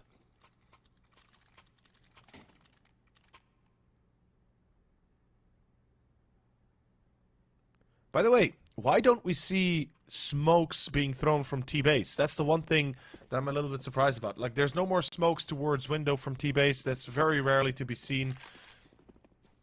What do you mean? This match or in general? Yeah, no, in general. Like, there's so few smokes that we see in these games into window. Like, that's the one thing that I'm kind of surprised about, right? Maddie picks up the kill on Zen. Last time it was A apps, now B apps. I don't know. I feel like those insta smokes for window are still a thing, but not for alternate attacks at least. Robbie. It's a new position for him, usually on the B side now, close to watching connector. Maddie, though, rotated all the way around and is once again in a good position to stop alternate attacks on what seemingly should be their A split. I'm not sure if he spotted the Oh, good flash. angle there, but the flash is good. He definitely spotted him coming into connector. I will trade once again. Critical trades found by Sky time and time again. Prism still a surprise in the sandwich position. He will show himself and get the double kill. Exus with the flank with the MP9 gets the kill, and UNGENTIUM will win their 9th. Also save... Oh, for a second there I thought they saved 2 AWPs, but no. It will be 9-5, and it will be alternate attacks with no money for the last round. Yeah, that's another thing that I kind of didn't even mention because, well, I thought they would at least get the bomb plant, but no. No money means no AKs, no fun, and they're going to be left over with very much limited of everything. Both utility and weaponries are going to be basic, if even comparable to what UNGENTIUM can throw on the board. Sydney, Prism, there we go. The damage is severe, although, hold up, Tech9s! Freeze and Zen certainly have a plan of their own. 1v2 for Freeze. He's got the M4. He's got the timing here. He's in window, and I'm not sure they might... Okay, never mind. There's the Molotov. They will expect it, and Prism will close it. 10-5. Ladies and gentlemen, UNGENTIUM will close the gap and make sure that their half on Mirage goes as good as they can make it. Could be even better. If it weren't for those 4 rounds that alternate attacks were able to pick up in fashion, you know, with those I wouldn't say mistakes, but rather perhaps overextension from UNGENTIUM. This could have been even better. But nonetheless, 10-5 is a great way to start off the second pistol on the T side. Yep, there's a P250 on Nexus, there's a couple of smokes, and I like this more than the alternate attacks pistol round on the T side. I really don't dig the fakes on the T pistols. This is more like it. Couple of smokes towards top con and jungle. Yeah. Flash in, go towards the A site. Another flash to possibly push down towards CT spawn, and that's exactly what they're gonna do. Especially with Maddie finding the kill onto Freeze. Now, this is the fight that they actually have to win. Alternate attacks, the same. Who wins this will actually win the round. The flash comes in, but Maddie will be peeking. Maddie with another one, but no one really following in his footsteps, and that allows Ozek with the double kill. Grubby, no place to hide. The Sky gets another one. And UNGENTIUM all over the place, kind of, with that CT play. Sydney inside somewhere, they don't expect him, but Sydney Exus in this clutch without any Kevlar. Sydney falling out. The smoke is being, the bomb has been defused in the smoke. Exus does get a double kill, possibly even a triple, but the bomb has been defused. And UNGENTIUM, for a second there, they had a 5v3, and yet alternate attacks win the pistol. That was a close call.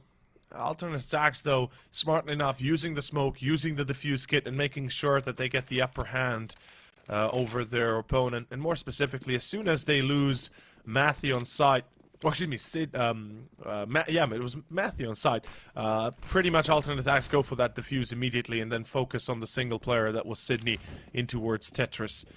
Now, we do have a force buy, no surprise. UNGENTIUM with the buy, with the C4 plant, they get extra money, and they actually have a better buy than what alternate attacks have on the table. And that's one of those things that I really dislike with the new economy, that you get such an advantage as the T if you get the bomb plant that you can really make your opponent's life hell. I mean, there's one M4, there's 2 FAMASs, an MP9, and a Scout comparatively to 2 AKs and 2 Galils and a Deagle. It's pretty much neck to neck, if not even better, for UNGENTIUM. But hey, that's just the CSGO economy, right? Yeah, that's the new economy. That's why I think that the overall meta has changed to be a bit more in favor of T side lately.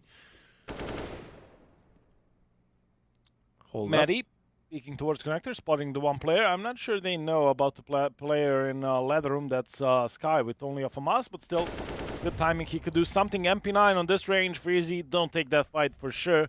Maddie is creeping closer. Ozek, this is dangerous. He opens up to a number of T players, but he still wins 2 fights and spots another player down below window. Zen will try and help him out. Sky coming in as well. Zen and Sky with the FAMASs doing work, and it's all on down to Exus. Already a double kill, but there's the bomb down mid. There's time for him to wait out the smoke, but it will take off crucial seconds for him, and it seems like he's already given up. It will be the 7th alternate attacks on UNGENTIUM, or Exus at least. Happy with saving his AK, but it will be 10-7. Yeah, I mean, this really brings it back on board for aTTaX.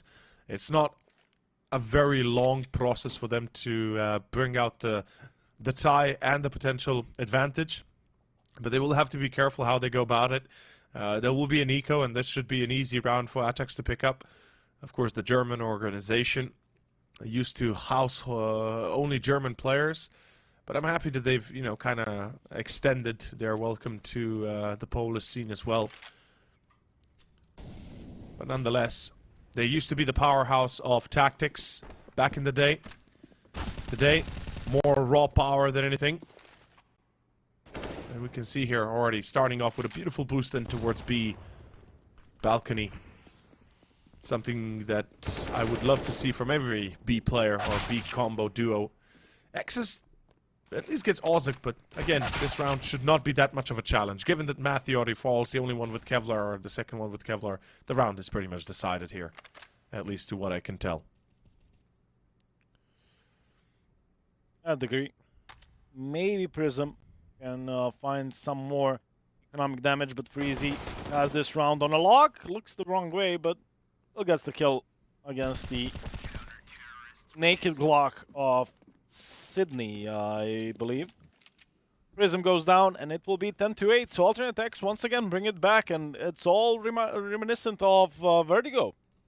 Maybe it wasn't as big of a lead here on, excuse me, of Inferno, because UNGENTIUM were once again leading. On Inferno it was 10-1, or even 11-1 at a point, and here it was 7-1 for the Polish side. And aTTaX, you gotta give props to them. They're definitely resilient, not giving up even in such situations. They're still fighting for it, and they will have a chance of even getting an equalizer. If they win this one, next one is pretty much up for the taking, as UNGENTIUM wants some more, won't have enough money to buy. What I'm really worried about is how UNGENTIUM has really become very passive. They seem to be a bit more afraid of aTTaX's buys. And I'm not sold on their current playstyle. They're not taking mid control, they're not taking any other control. They're basically making the same mistake we saw in Inferno, pretty much from both sides, not looking for that informational game, whilst aTTaX are adapting quickly.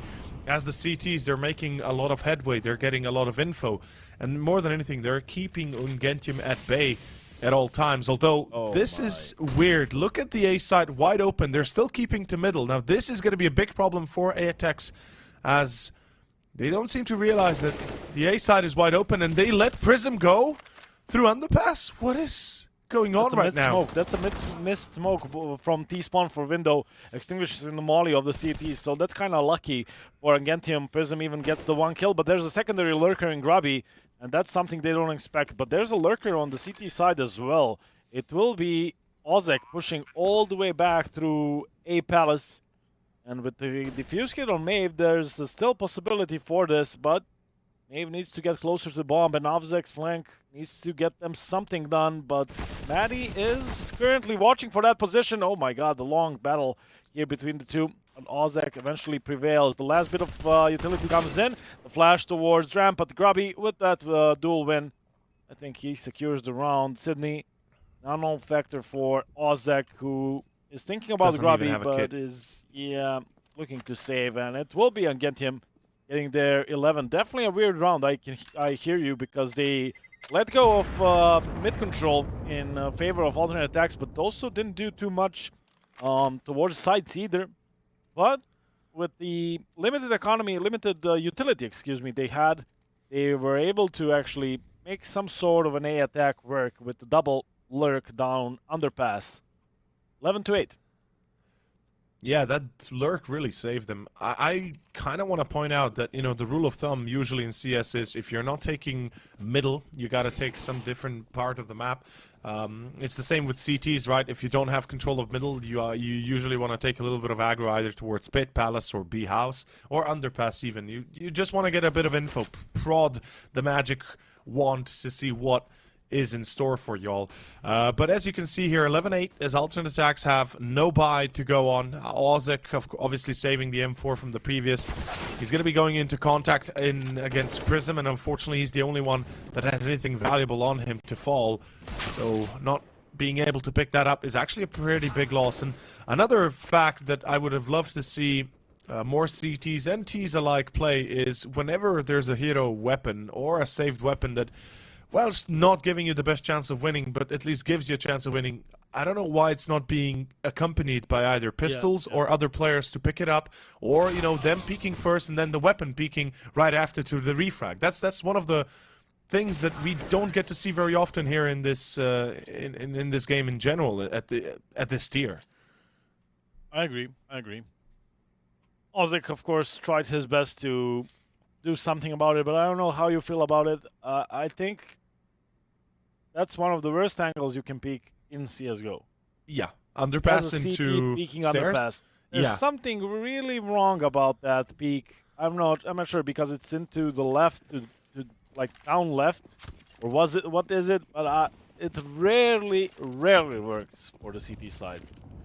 Usually, if you have an op, you can do that, right? You jump down, you can peek with the and op even if that's you're dangerous, accurate enough. But AWP, it can work. But even then, I do agree. It's a very dangerous peek, and more than anything, it's something that I think most pro teams, when you look at them, they do it very differently. They usually take mid control, and then they have like a pop flash or something flying into on the pass to peek into, because that's how you would usually approach that. But in any case, to get to the present times, currently 12-8, and of course an aTTaX, as we can see UNGENTIUM setting up for an execution. Meanwhile, Grubby playing the lurk comparatively to Exis on Vertigo. This is a bit of a different setup they're running than what they had. Oh, Maeve is expecting it. Not without the flash. Not without a flash. There's no way that could work. If only they throw a flash over the Ivy position, then Maeve either fires off a shot blind, maybe hits it, but still is removed from the angle. Peeking to the right, yes, Maddie, but that's such a strong angle for the CT. I don't think there's a possibility to go for that. Straight up 1v1. Sydney will be lurking towards mid. There's a player in connector. The M4 isn't showing itself, and Ozik will get the kill. And that's Sydney trying to creep up connector, so that should be telling towards alternate attack side that they wanted to go towards A. Pretty much so. aTTaX now know, okay, it's an aTTaX. Sure, Maeve will be mollied. Freeze will have that position on towards boxes. And he's going to be waiting for Maeve's action. In con, the duel will be lost for Ozik, but Maeve got Prism. X has got Maeve. Now the turning point is here, but not enough time to save the day. And that shall be, of course, the 9th one. What a close game and a close encounter here of the second kind. I'm a little bit surprised that, you know, basically UNGENTIUM already set for the A execution and then decided to completely switch it up last minute and basically shoot themselves in the foot without having all the players present for the execution. I was thinking, it was a 3-1-1 setup with Sydney going towards mid, Grubby towards B apps, and as soon as Sydney was coming towards the T spawn, I was thinking the same as you.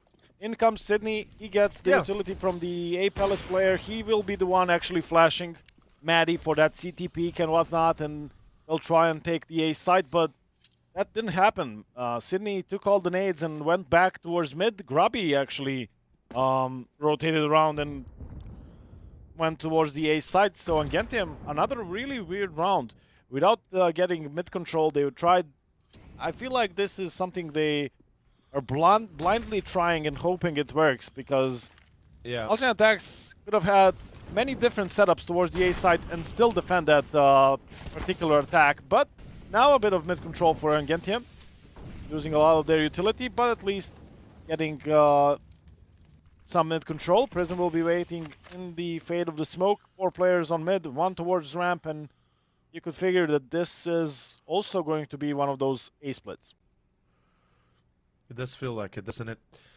I mean, UNGENTIUM is setting up for that, and Matthew finds Zen from Delpa, and that's actually a great shot to be made, because now they know there's a second player on short because of the boost. There's one problem, though. Ozik is still alive, and he's not able... Well, he's not allowing the control to go into the hands of UNGENTIUM. May finds Prism. What is this? Trade back and forth, and where are the players out of pit? They're a little bit late. The C4 lost on top middle. What is this madness? Why in the loving... ever... anything would you ever let the C4 go through middle towards A? That's the one thing I'll never get. And yeah, usually you keep the C4 with the majority of the players, but in this case, when you're split like that, surely you put the C4 in the hands of the players coming out of pit. If nothing else, if they die, it's closer to A site than anything else. And again, they run out of time once more. Not the first time, probably not the last as well. I don't have a problem with the C4 coming out of mid if it was supposed to be the A split. But I have a problem if it's going to be the AWP player carrying it. And it was on the back of Maddie. Maddie with the AWP got him the 1 kill towards window, if I'm not mistaken. And then his whole job is to cover for those teammates going into the A site. Covering for short, covering for window, maybe even for ticket or the CT peak or something like that. He shouldn't be the one carrying the bomb. He kind of got stuck. As soon as one of his teammates loses the fight in the fade of a smoke in the window, he's kind of stuck on short, not really sure what to do. He can't go back, he can't go forward. Eventually gets found out by the player on short, and well, it's just... round gone.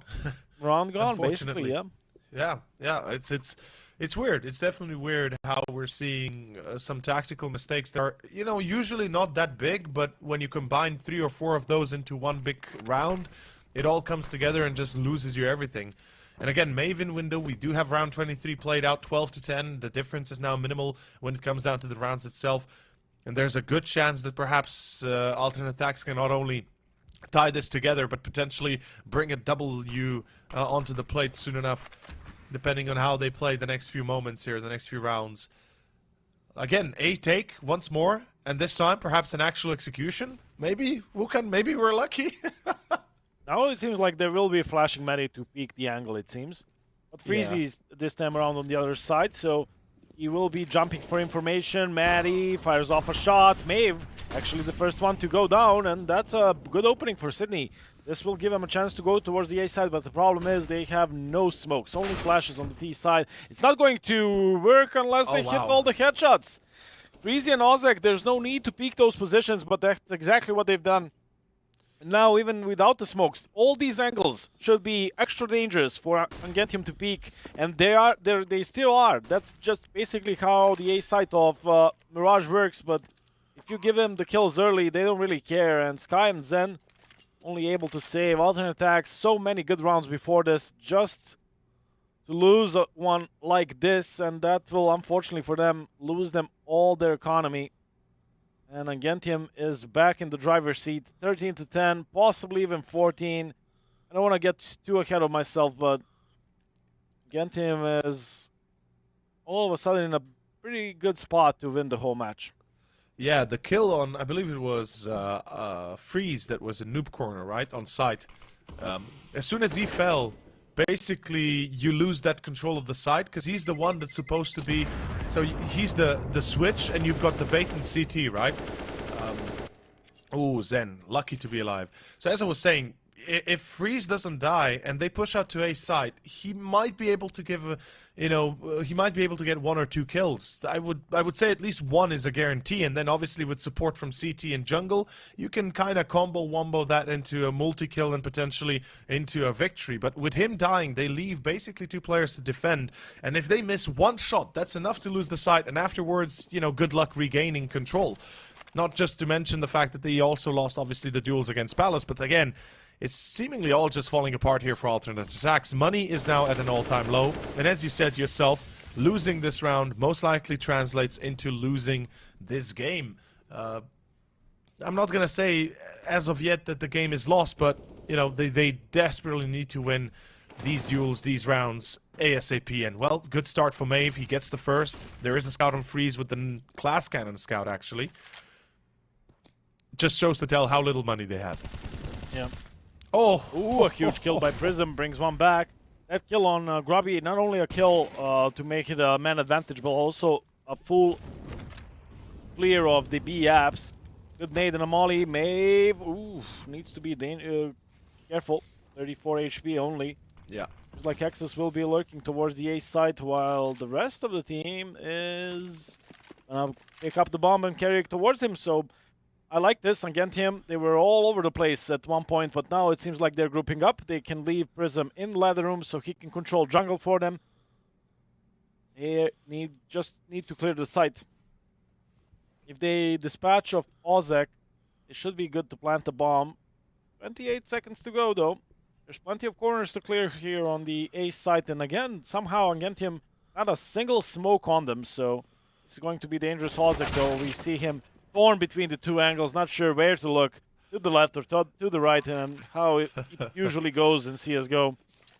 Bad timing is right there, and, well, going to be X's opening up the site. Like I said, Prism in a good position to, you know, keep on hearing what's happening around him, keep on spotting towards jungle, and securing the site even further for the UNGENTIUM side. Alternate attacks, saving an AK, an AUG, and also that, like you said, Glass Cannon Scout once again tells you how little of cash they have. Exactly, and I just want to touch on the subject you mentioned. Basically, this is not the first time we see UNGENTIUM not use smokes at all and be very sparse with even buying them. So No. They have smokes at the start, but they somehow use all of them. I don't know where, honestly.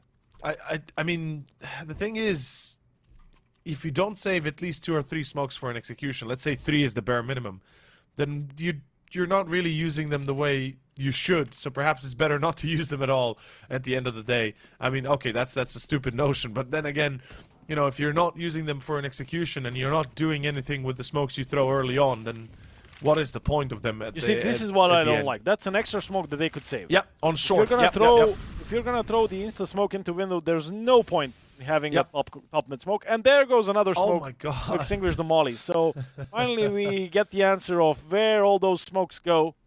2 more left on Maddie and Grubby. I mean, we are talking about it, and it should be like a huge matter, but they are winning rounds without those smokes. So exactly. Good on them.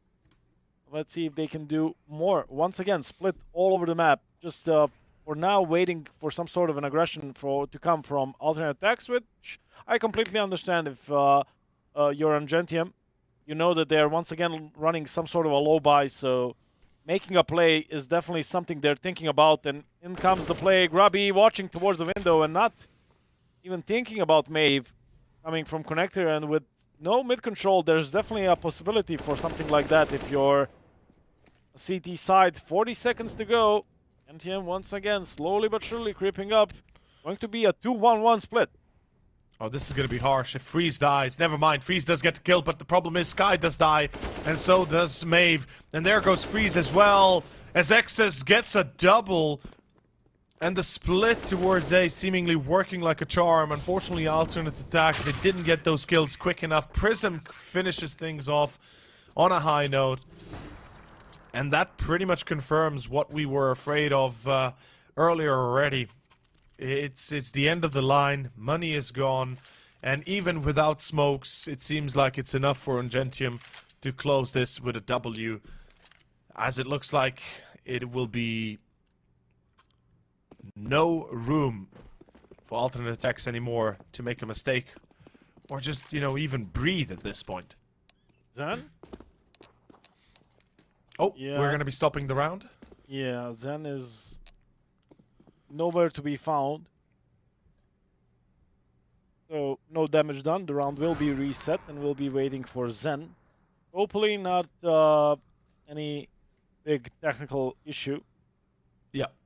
We'll be right back so we can move on with the match. It will be definitely forced up from alternate attacks. They're basically the last round of the game. So, there's no reason to not invest your money on the other side.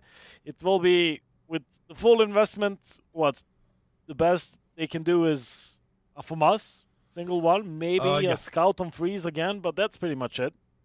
UNGENTIUM, they've missed their chance of winning this 2-0 once they've let Vertigo slip out of their grasp. But now 5 rounds with especially a low buy that alternate attacks will be running in this round number 26. I feel like this is their map to lose. I kind of have to agree. It really is. I mean, if UNGENTIUM drop 5 rounds in a row against the buy that currently the CTs are providing, then I don't know what to think anymore. But honestly, from everything what we've seen, from everything we've seen up to this point, our German squad with the Greece player of Auzek, really have shown us, you know, a good amount of, we can say, energy on Vertigo. That overtime victory didn't come easily, especially considering that, you know, they had a pretty tough time picking up that 15th and closing it out. But the fact is that then on Inferno, it was a bit of a different ender. Like, it was a bit of a bender, really. 11-4 in the half, first of all, to lose their CT side. Now, they did bring a bit of a comeback on the T side, so there's hope there. But then again, they still lost 16-13, and that must have been a big hit to their morale. As you said yourself, you know, they've won the first map. This is their golden chance to close the series out 2-0 and avoid Mirage. But unfortunately, you know, it didn't happen. It didn't go that way, and we can see here on Mirage, things are not going splendidly at all. Losing the half 10-5, only to then bring 5 rounds back on their CT side, and now being 5 rounds away from overtime.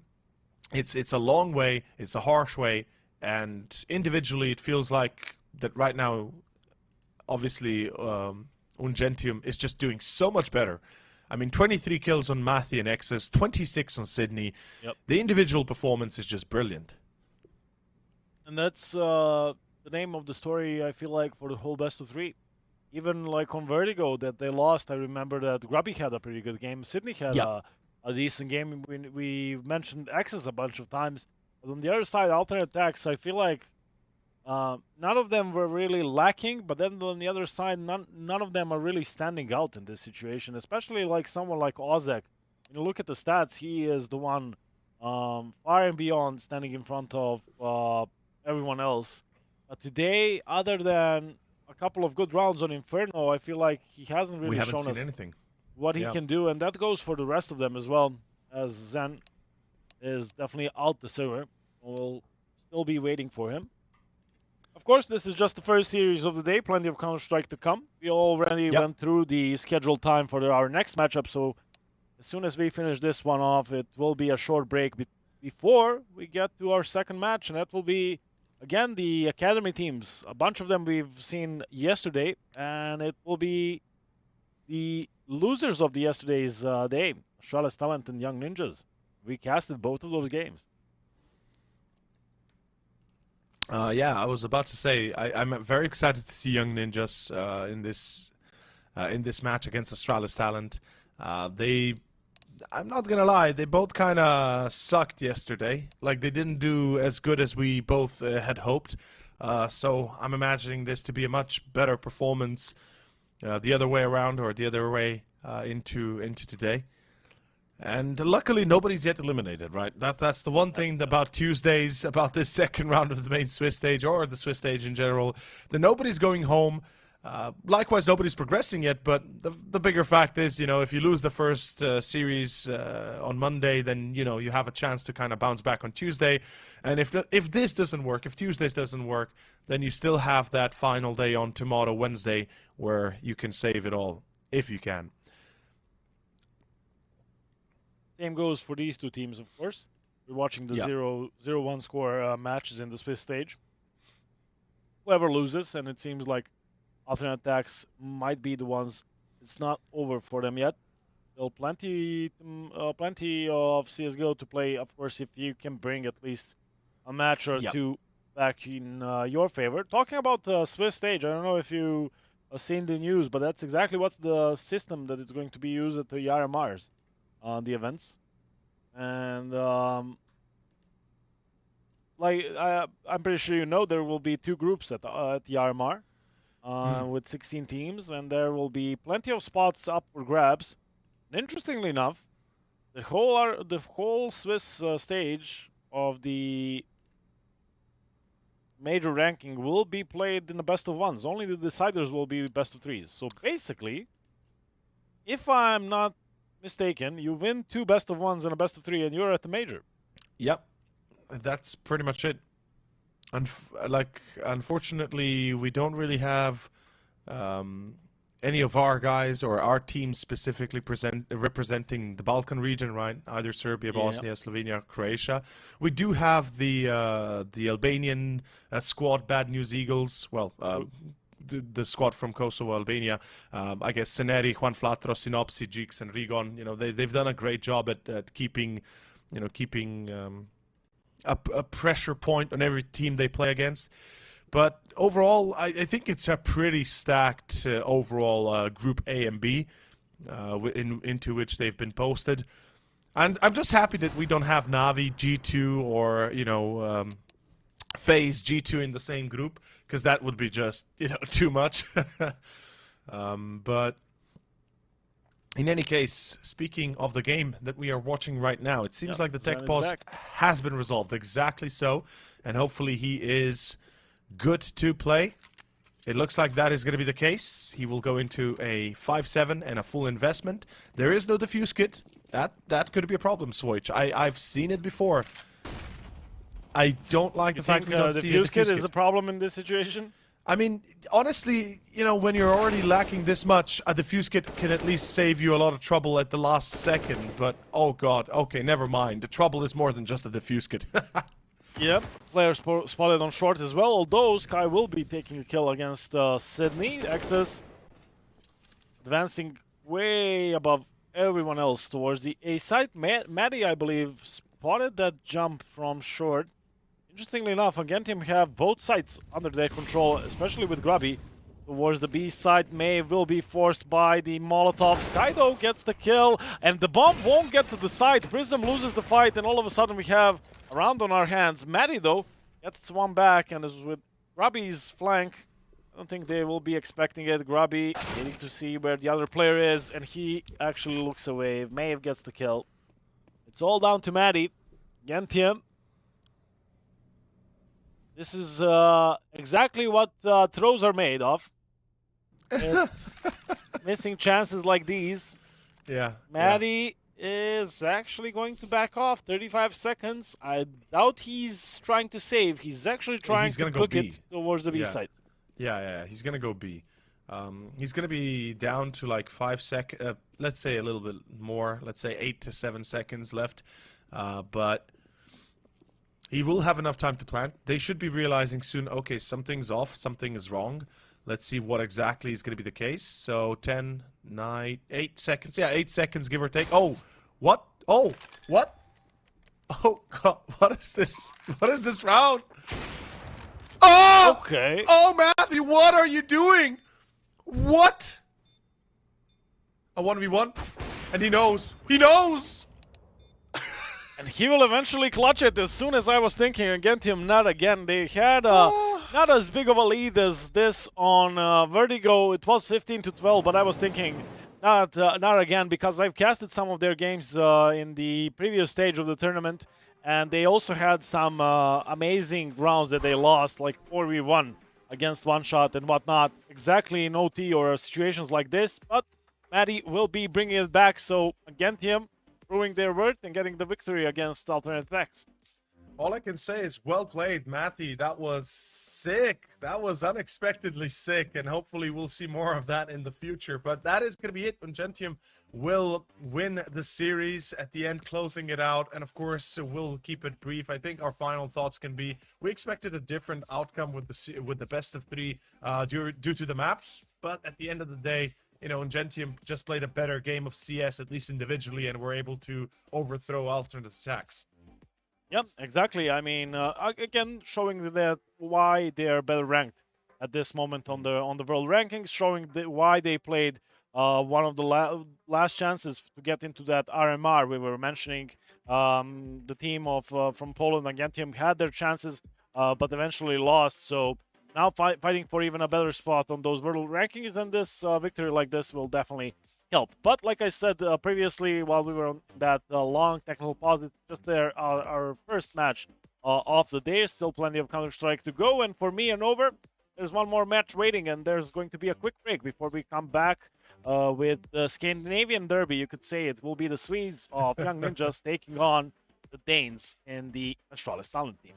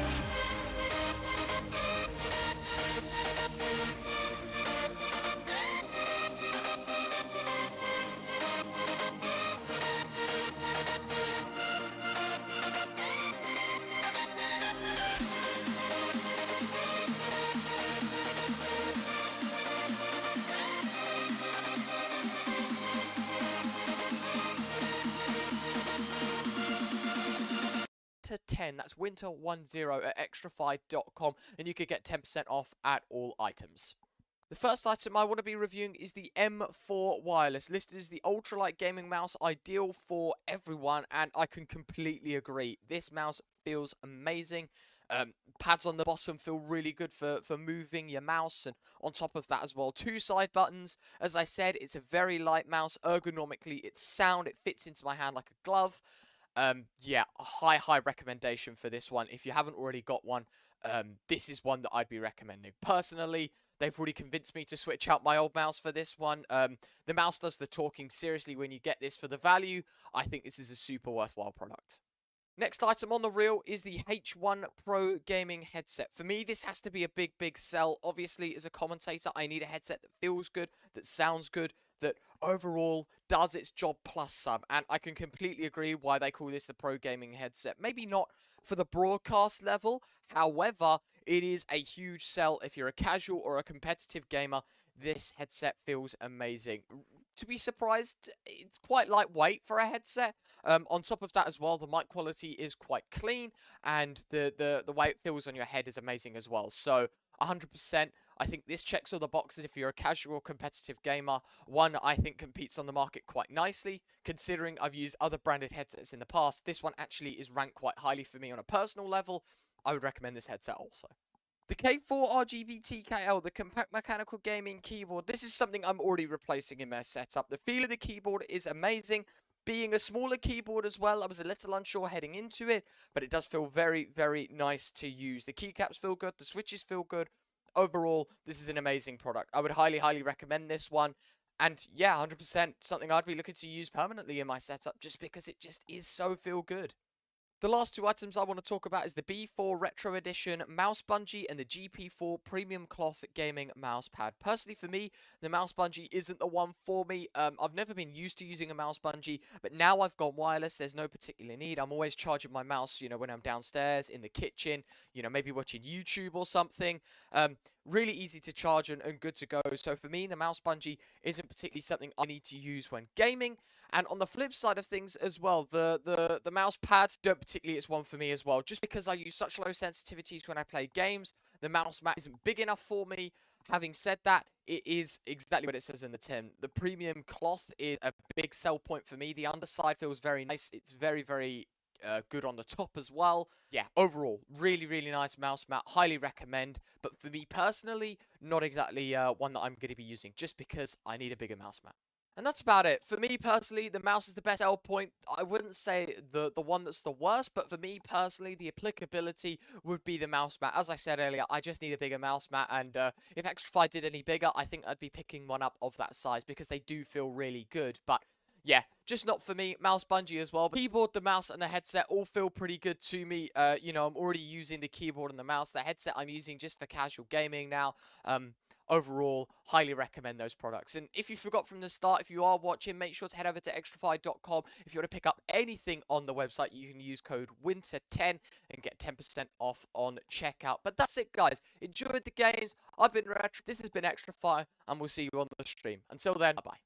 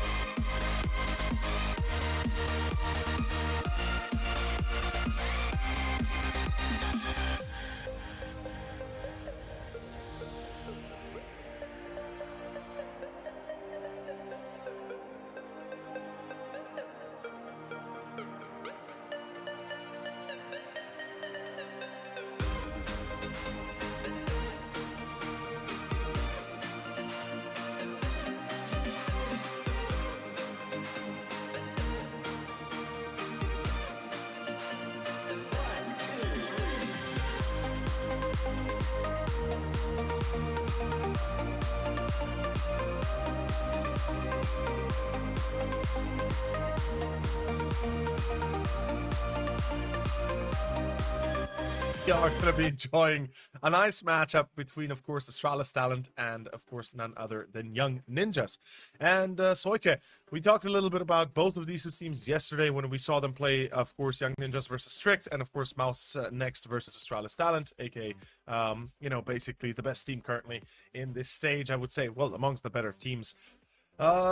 Both have disappointed us. I think that's a fair thing to say yesterday. We thought so much more out of Astralis Talent for Young Ninjas. We weren't too surprised. They had a stand-in. They weren't playing, you know, on their best. Obviously, they've lost a few players to the main team. Yep. What do we expect will be happening here today?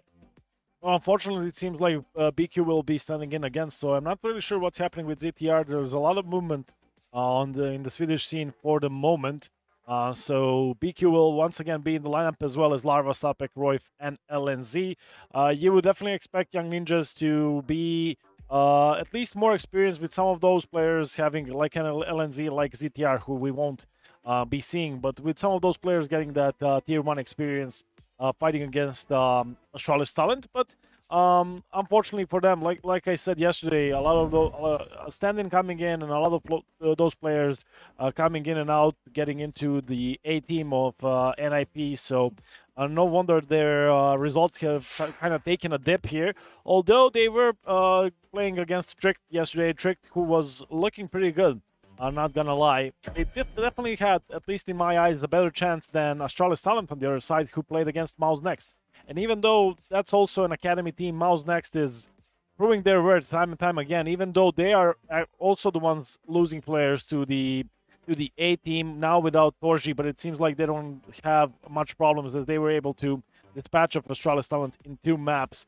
The Danish side, compared to Young Ninjas, I would say, I think we saw more from Young Ninjas, and I will actually give them the benefit of the doubt, because that was the first game of yesterday, the one in the morning, and I don't know why, but I have a feeling like Ninjas or Young Ninjas could have a tough time playing in the morning. Now it's you know, afternoon game.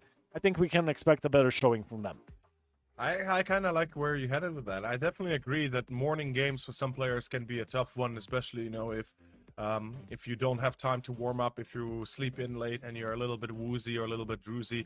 So I can get that. Yeah, absolutely. I would say perhaps Astralis Talent have not shown us a reason to really believe in them yesterday. There were a few individual plays from Berzer and Fesser and the like, even Mr., for example, where they played pretty well individually, but they haven't shown us that that team spirit that we usually would expect out of a team like Astralis Talent. So yeah, the veto, obviously, as we can see it right here. Mirage, Vertigo, kind of makes sense. Mirage kind of really makes sense for Young Ninjas. Vertigo for Astralis Talent, I guess, fine. And Overpass going to be the final one. Now, that's a little bit of a kicker in the right direction, isn't it? Yeah, it's kind of a weird video, I would say. These teams played each other 3 times so far, and 2 of these 3 times when Young Ninjas were better, it was actually Vertigo. And still, the Danes are not afraid to pick this map against their opponents. On the other side, Mirage was never in the play when these 2 teams met before, so it's kind of a new map for the head-to-head matchup here. And then Overpass as a decider somewhere where Astralis Talent was previously stronger. So looking at it, I feel like, and Young Ninja again with the NIP. It's the logo. It's the logo that's killing me. Young NIP. We can Young NIP. Okay, we can go with that. But I feel like for the first 2 maps, I think they've won in the veto with their Mirage, and then getting to play Vertigo again against Astralis Talent. But if it goes all the 3 maps, I have a feeling Astralis Talent might be good to take this one 2-1. I kind of have to agree with you. Perhaps the only questionable one for me is Vertigo. With, you know, if Young Ninjas, aka Young NIP, take Mirage, then Vertigo is going to be a really tough one for Astralis Talent. As you said, the 3 times they played against each other, albeit 2 times was a best of 1. Vertigo's both of those 2 times going to the side of Young Ninjas. So let's see, and of course, enjoy what will be our first round and our first map, Mirage. Ladies and gentlemen, it is the Pinnacle Winter Series. With you is myself and of course Svoich, as we are bringing you the action live here in round of 2 of the main Swiss stage. And already starting off, Mr. is going to be finding 1. one. Larva replies, and Young Ninjas looking to take A site. Single smoke and a single flash, and they're towards the A side. The smoke towards TopCon missed, and it's not like it would make any difference against Fesser, who's got a triple kill. ZTR, okay, actually, my bad, and with the info I had, and excuse me, for a second I was confused that ZTR is in the server. With the info I had, and also the graphics, I thought that BQ will be playing, but ZTR is in. Too. He got them the double kill. He had the P250 coming out of apps, but was not enough. Technical pause comes in straight up into the second round. But Fesser, this is exactly what I think was needed yesterday against MOUZ Next. I don't think it would have been enough, but it would definitely make the games closer. As I feel like not only did MOUZ Next yesterday have a tactically sound game, but also individually outplayed Astralis Talent by a margin. So big individual plays like these from Fesser or Vigo or anyone else basically will definitely be an improvement today for Astralis Talent. If I recall correctly, we've seen Mirage yesterday for Astralis Talent, and I believe they did the same setup on the pistol round. They didn't switch a single thing. 2 players on ticket, 1 towards jungle and then 2 towards the B side, just as yesterday. It's pretty much so, yeah, you are correct. And they were unsuccessful against MOUZ Next. Unfortunately, I believe MOUZ went into a split and came through con, so surprised that jungle player and pretty much enveloped the rest of the site easily. But yeah, just to touch on the subject that you mentioned, ZTR playing instead of BQ, aka BQ not being the stand-in anymore. For me as well, because on HLTV it says that it will be BQ, so it's a nice little bit of a difference for Young Ninjas, and this definitely changes a few things in terms of individual performance. And you mentioned that experience that both LNZ and ZTR bring. I think that there's a lot to it there, but we'll have to wait and see how this one actually swings out to be, as Larva gets caught by Berzer, and we are going to be seeing a full force buy, not starting off the best here for YN. Yeah, lucky there by Berzer over the smoke through another one, and Larva goes down, but still 4 players alive and kicking. One of them boosted into the window position, especially with the new smoke expanded for window. There's a chance for him to get even closer, DTR that is, but it will actually be 3 of his teammates going towards the B side, and with aTTaX moving closer towards mid, as well as Fesser, they might get a good timing here to move towards the B side. Do they spot ZTR, who has been boosted? It doesn't seem so. There was a smoke in B apps. That's what's holding back Young Ninjas for the time being, but it still could work. aTTaX is coming back, but they are creeping closer and closer. The utility is coming in. aTTaX, I don't think he's going to be blind by that flash, and now he's in a good position with the MP5 taking the battle against Royf. It will be actually Fesser with another kill. His M4 will definitely lock down this B bomb site, although the bomb is headed back to the A site. Zapek also found. ZTR no longer surprised he's here, but LNZ needs to get to the site itself with the bomb on his back. 16 seconds to go. There's a player towards CT, and, well, LNZ will spot him. Can plant not really next to the box, but there's a position where you can plant and not be spotted from short. LNZ there we go. Will find himself enough space to plant the bomb or not. aTTaX comes in and finishes off the round, but it was pretty close. 2 for Fesser, 2 for aTTaX. Young Ninjas, I'm not sure if that was the plan all along, but it still kind of worked. At least they made it expensive for the opposing side. Yeah, Astralis Talent really paying a high price just to get a victory against a force buy. So we can imagine how difficult it will be actually once we get to the gun round.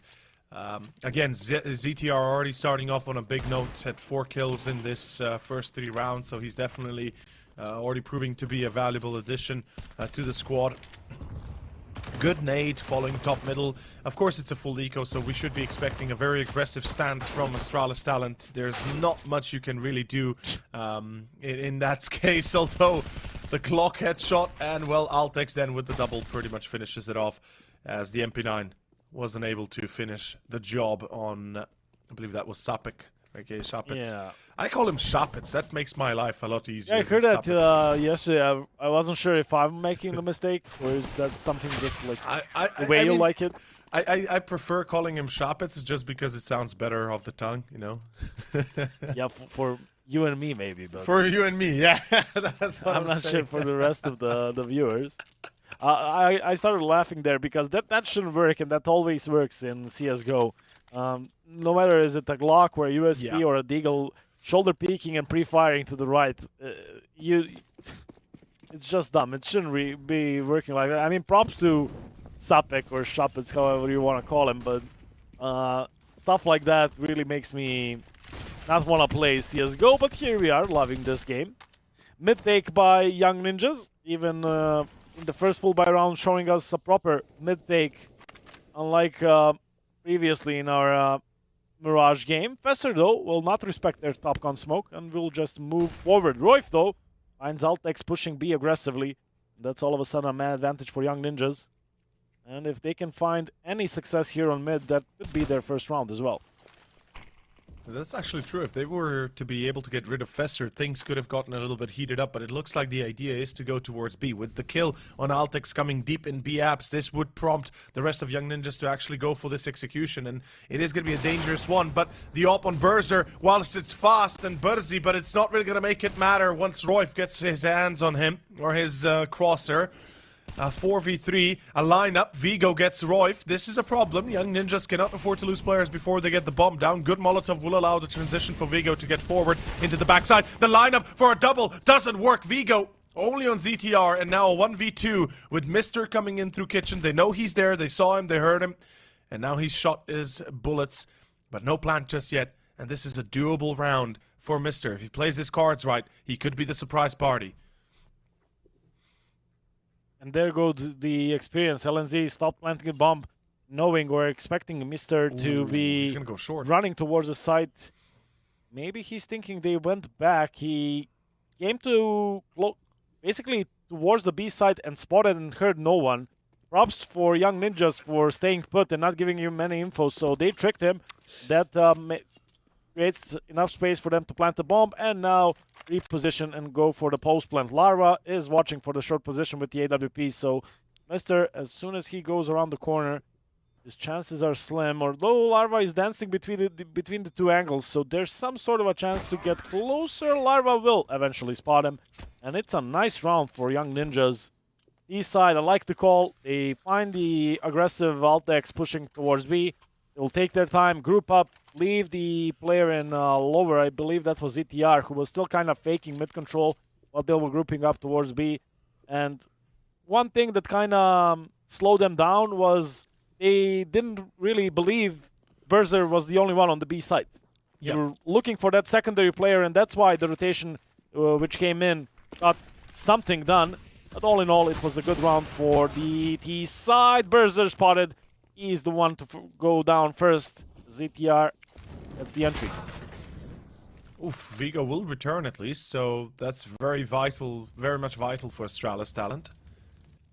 Young Ninjas, whilst establishing mid-control is a part of their plan, they are already out on A side, so they are going to be getting a lot of info from pretty much around the block. They see there's nobody on the palace, nobody in shadow, nobody on site. Shapitz and Royf get a few.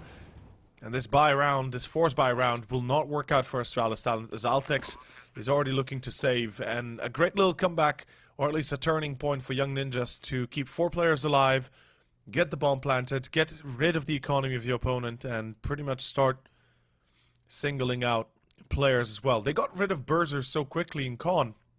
I was a little bit surprised that Berzer would still decide to go for that peek into the smoke. It's something that you get to see a lot of in pugs.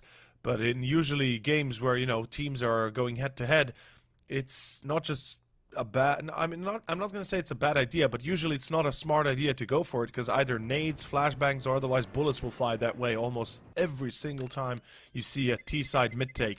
Because that's a classic spot. That's a usual pre-fire spot that you go for. Also, am I hearing chat? Is there going to be a pause? No, not going to be a pause. Never mind then.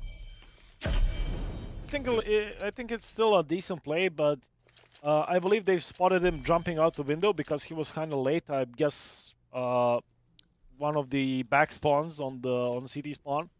He was kind of late to get there, and once he jumped out, I think ZTR spotted him, and that's why he proceeded to look out for that player. So it didn't really work out. aTTaX, the only M4, the only gun basically here in this round. Going for that aggressive jump again, but ZTR, this time around losing the initial fight, and it will be a man advantage for Astralis Talent. That means that that gun can be picked up, but there's a B-attack, B-strat proceeding for Young Ninjas. Smoke is good. Is there another one on the other side? Yes, there is. Both guns behind the smoke, and this is enough space for Young Ninjas to come there. LNZ sends a nuke down towards mid as he almost dismisses two players. Berzer, it's the time to save the M4. Professor, same as well. Get as far away from the B side as you can. Berzer will try his luck one more time, but leave Vigo and Mister. Maybe they can do something about this round. Maybe get an exit kill or steal another gun, but the round itself is over. Ninjas will get an early equalizer.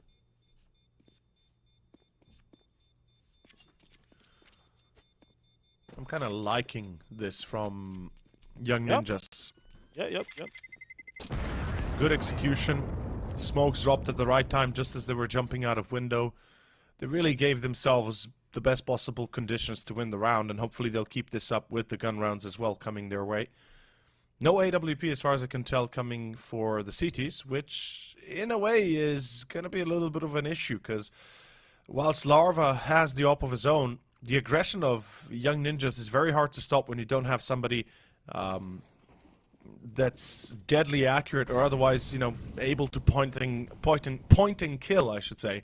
And again, mid control going to be established. You can see the difference between Young Ninjas already. They throw only the short smoke instead of the window smoke, and they will waste minimal resources to take mid control. Whilst combating this, the Danes looking to keep it in their own hands. Vigo tagged, Shapet tagged. Let's see where this one leads us to. Ooh, Fesser. Oh. Kind of baited into it. Sapek was probably reported to be low HP by Vigo, and, well, Fesser was too eager to look for that fight. Roy, hearing these footsteps, definitely spots aTTaX, and whoever wins this fight might be winning the round, because that's also where the rest of Young Ninjas want to come. aTTaX is going to go and retreat towards the side, so he's still keeping B under control, at least somewhat. ZTR actually from the lurk gets the kill, and again the experience coming in. ZTR once again in a good position.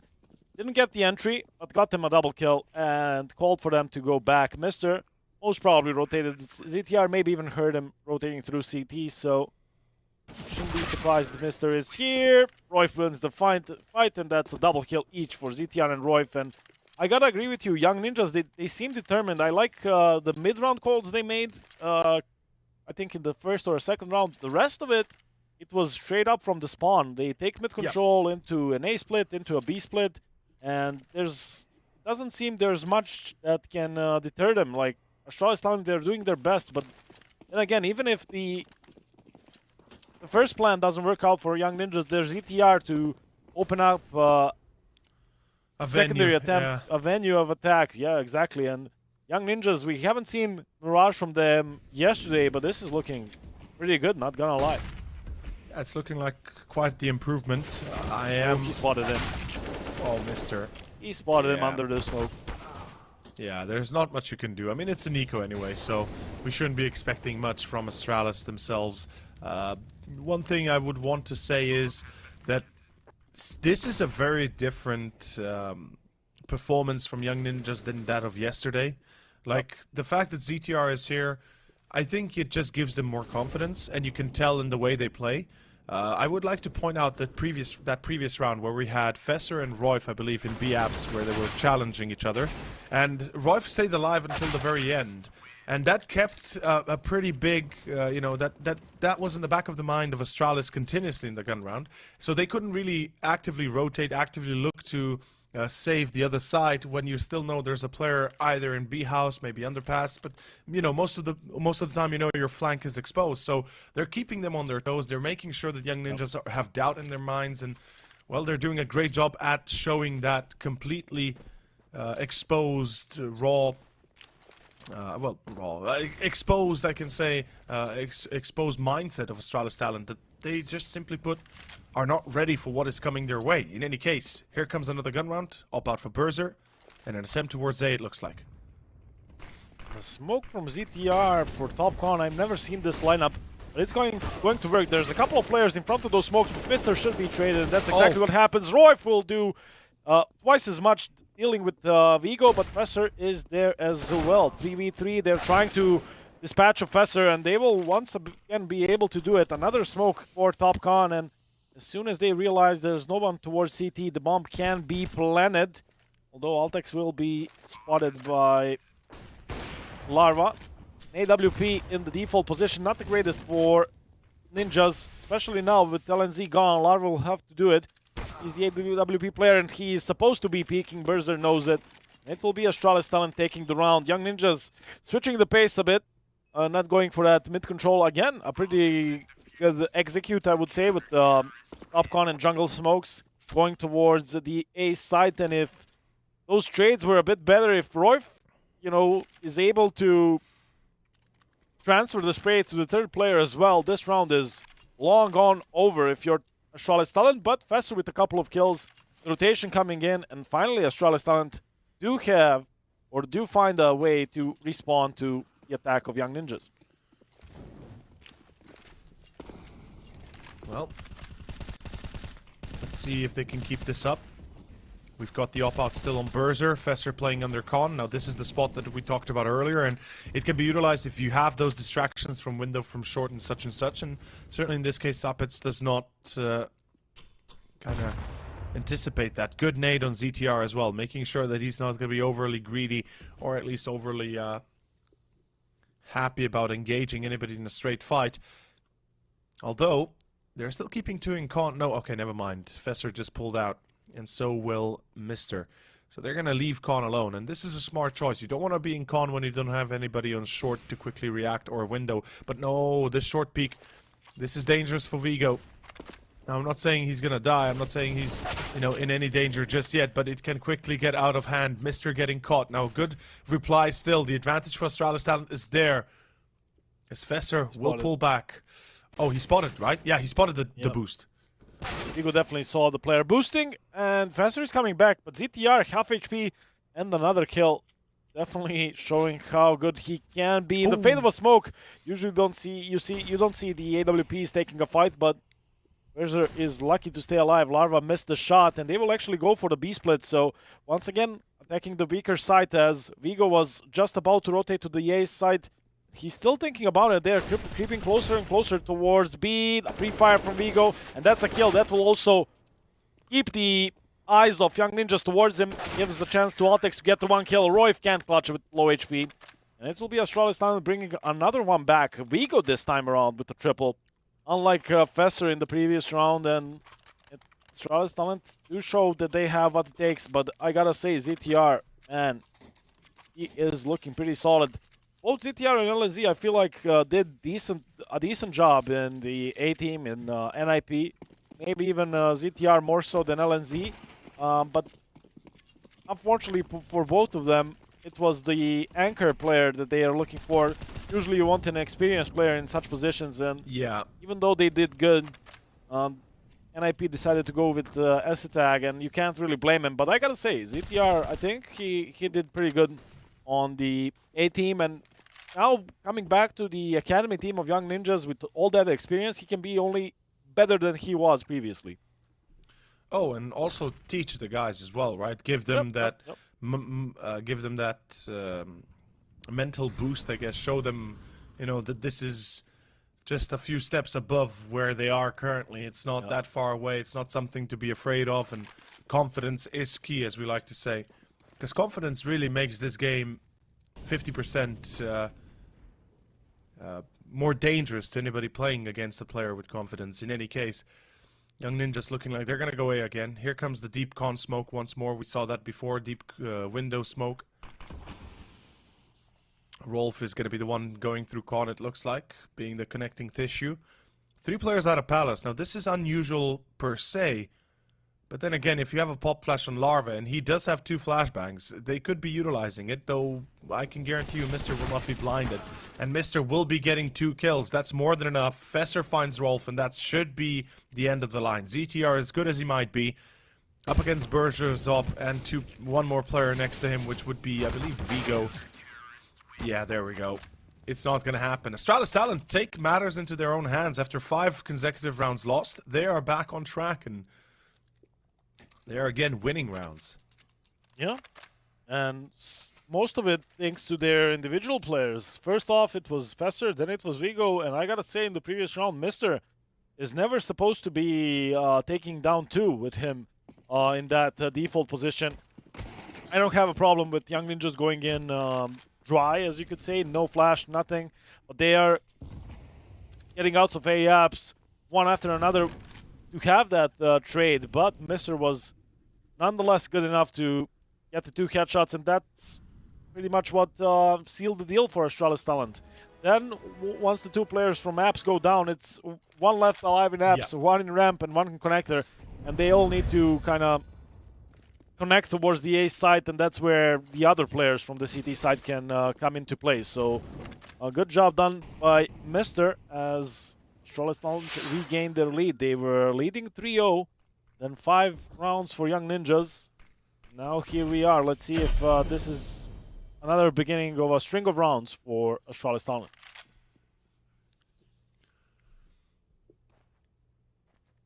Vigo's kind of testing his fate. Lucky there's no op watching him from Delpan or from under window. Oof, a missed shot coming out from Berzer. Fesser finds the kill on ZTR, but this is going to be a 4-on-4. aTTaX, another shot missed by Berzer. Now that is a mistake that should not have happened. Luckily Royf was caught, but Vigo getting killed in CT means now with the deep CT control for the CTs lost, you know, it's going to have to be to aTTaX to retake it, and he is all alone. One mistake, he is gone, but a good nade! Well, 2v2, he makes up for the mistakes of his teammates. Let's see if the retake can succeed. Good flash. Perfect flash. This allows aTTaX to peek all the A site. Now all they need to find is LNZ. He will get smoked off and wants to move through the smoke and will get the 1 kill. The other player is pretty low HP. The pre-fire is there. LNZ. Talking about experience, it's not only ZTR. He gets the clutch. Moves at the right timing through the smoke, knowing that one of the players, one of the CTs will most probably go for the bomb and gets the correct timing. aTTaX not even looking his way, and Vigo after that, you can't really, or Fesser was it, can't really blame him for losing that fight. LNZ with the clutch, and Young Ninjas bring 1 back, but Astralis Talent at least have enough money for another full buy, and that's going to be 2 AWPs, something that I wanted to mention they could try previously when Young Ninjas were on a bit of a streak. They're winning 5 in a row, but aTTaX needs to hit at least the first shot and then move back. Royf tagged, but they know he's now kind of stuck here. Fesser can't really help because the flashes are coming in. Royf will take care of him, and Fesser will be taken out by sapek. Young Ninjas on top of the B site. Oh boy, now Vigo dies as well and burns to the molly as he gets mollied down, or at least hit by Royf. Good return by Berzer, but again, the bomb is about to be planted.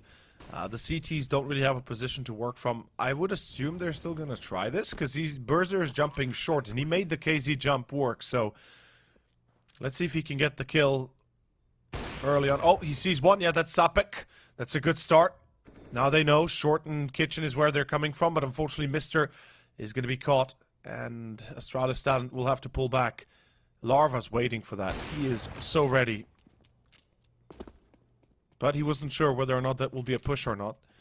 So Berzer is able to get away safely. And that's actually a big save on the op. If they're able to transfer it over, which they will, it's best case scenario coming out for Astralis Talent. Versus the timing there on ZT, but should be safe and sound here towards ticket. So Young Ninjas will get the 7-6 lead, bring it back, but at least Astralis Talent will have something to work with in this round. If the AWP wasn't saved, it would have been all pistols. This way, Berzer, like I said, it even makes more sense. You were mentioning it with the Hero AK or the M4, but even makes even more sense with the AWP. Berzer, last thing I would like to see is him going for some plays all by himself. So someone needs to go at least close to him. If he goes down, the AWP doesn't really matter if you have the Kevlar or not, if you're hitting your shot. So even if full eco Vigo picks up the AWP, he can still make it work. And they will be at the right spot. the right time. The smokes are coming in, flying over, but Berzer is right here to stop him. Vigo can't really do much, so Berzer will need to fight the fight on two fronts, and aTTaX won't allow it. Triple kill for the in-game leader. All down to aTTaX and Mr. Funnily enough, this double setup is actually very, very, how to say, famous, or in a way, very useful. You get to see it quite a lot, and it's super dangerous to go up against it because the only way you can really effectively deal with it is a pop flash that has to pop inside the little bit of a cavern. Oh, nicely knifed. There we go. LNZ gets knifed. Mr. aTTaX, okay, hold up. This is a 2-on-2, but unfortunately it doesn't last too long. Mr. still, at the end of the day, loses his teammate and afterwards loses his life. But as I was saying, basically, you need a pop flash that bounces, or not even bounces, but actually pops directly in that little bit of a tunnel. Otherwise, you know, you will be dying to at least, you will be losing at least 2 players. And I'm surprised that it was Berzer that decided to immediately go off the angle and check Palace, instead of just trusting his teammate or teammates and continuously checking pit to allow for his pistol player or teammate to push in, maybe steal away an AK, and then both making sure that they take deep pit control. Because I think that would have been the way to go to win the round. But then obviously the outcome was very different. Yep. That could have been experienced as well. I mean, what are the chances if he was reported a close ramp that the A Palace player will be moving to hunt him down? Like, I would say that doesn't happen more often than not. So, yeah, if he went back to try and help Vigo, maybe it could have been better for Astralis. But I understand Berzer, because if he goes for a repeat, someone might be even waiting for him on the other side. So, much to be said there. Berzer finds a kill on ZTR. A pretty huge kills, considering ZTR has 16 so far in this first half. Last round, it's again an AWP of Berzer, bringing them the man advantage, but Young Ninjas, I'm pretty sure we've seen them win rounds with a man disadvantage before, at least once or twice. Surely we'll slow them down towards mid, but there's definitely a chance to make this work. I'm disliking the fact that they aren't throwing smokes towards mid. That would be dangerous, but LNZ is actually waiting for that play. Utility comes in. aTTaX and Larva eat a lot of HE damage, but still, it's 2 kills in favor of Young Ninjas. Now make it 3. aTTaX dispatching of Vigo, and now they can basically choose if they want to go for the A side or the B side. Realistically, there's a CT player on each of the 2 sides. It seems like the B is their decision. aTTaX to do it all. I mean, he needs to get 2 kills here, and that's it. If he gets 2 kills, maybe a chance is to survive, but no, he will be caught just at the right time. And well, Mr. in a 1v3, good nade. It almost brings down Royf, but Larva, and look at the flank. Shapitz was already close to hunting him down himself with a knife. 9-6 as Young Ninjas close the gap and pretty much close the half successfully. Now it's down to Astralis Talent and their T side to bring us a victory, or bring themselves rather a victory with the pistol.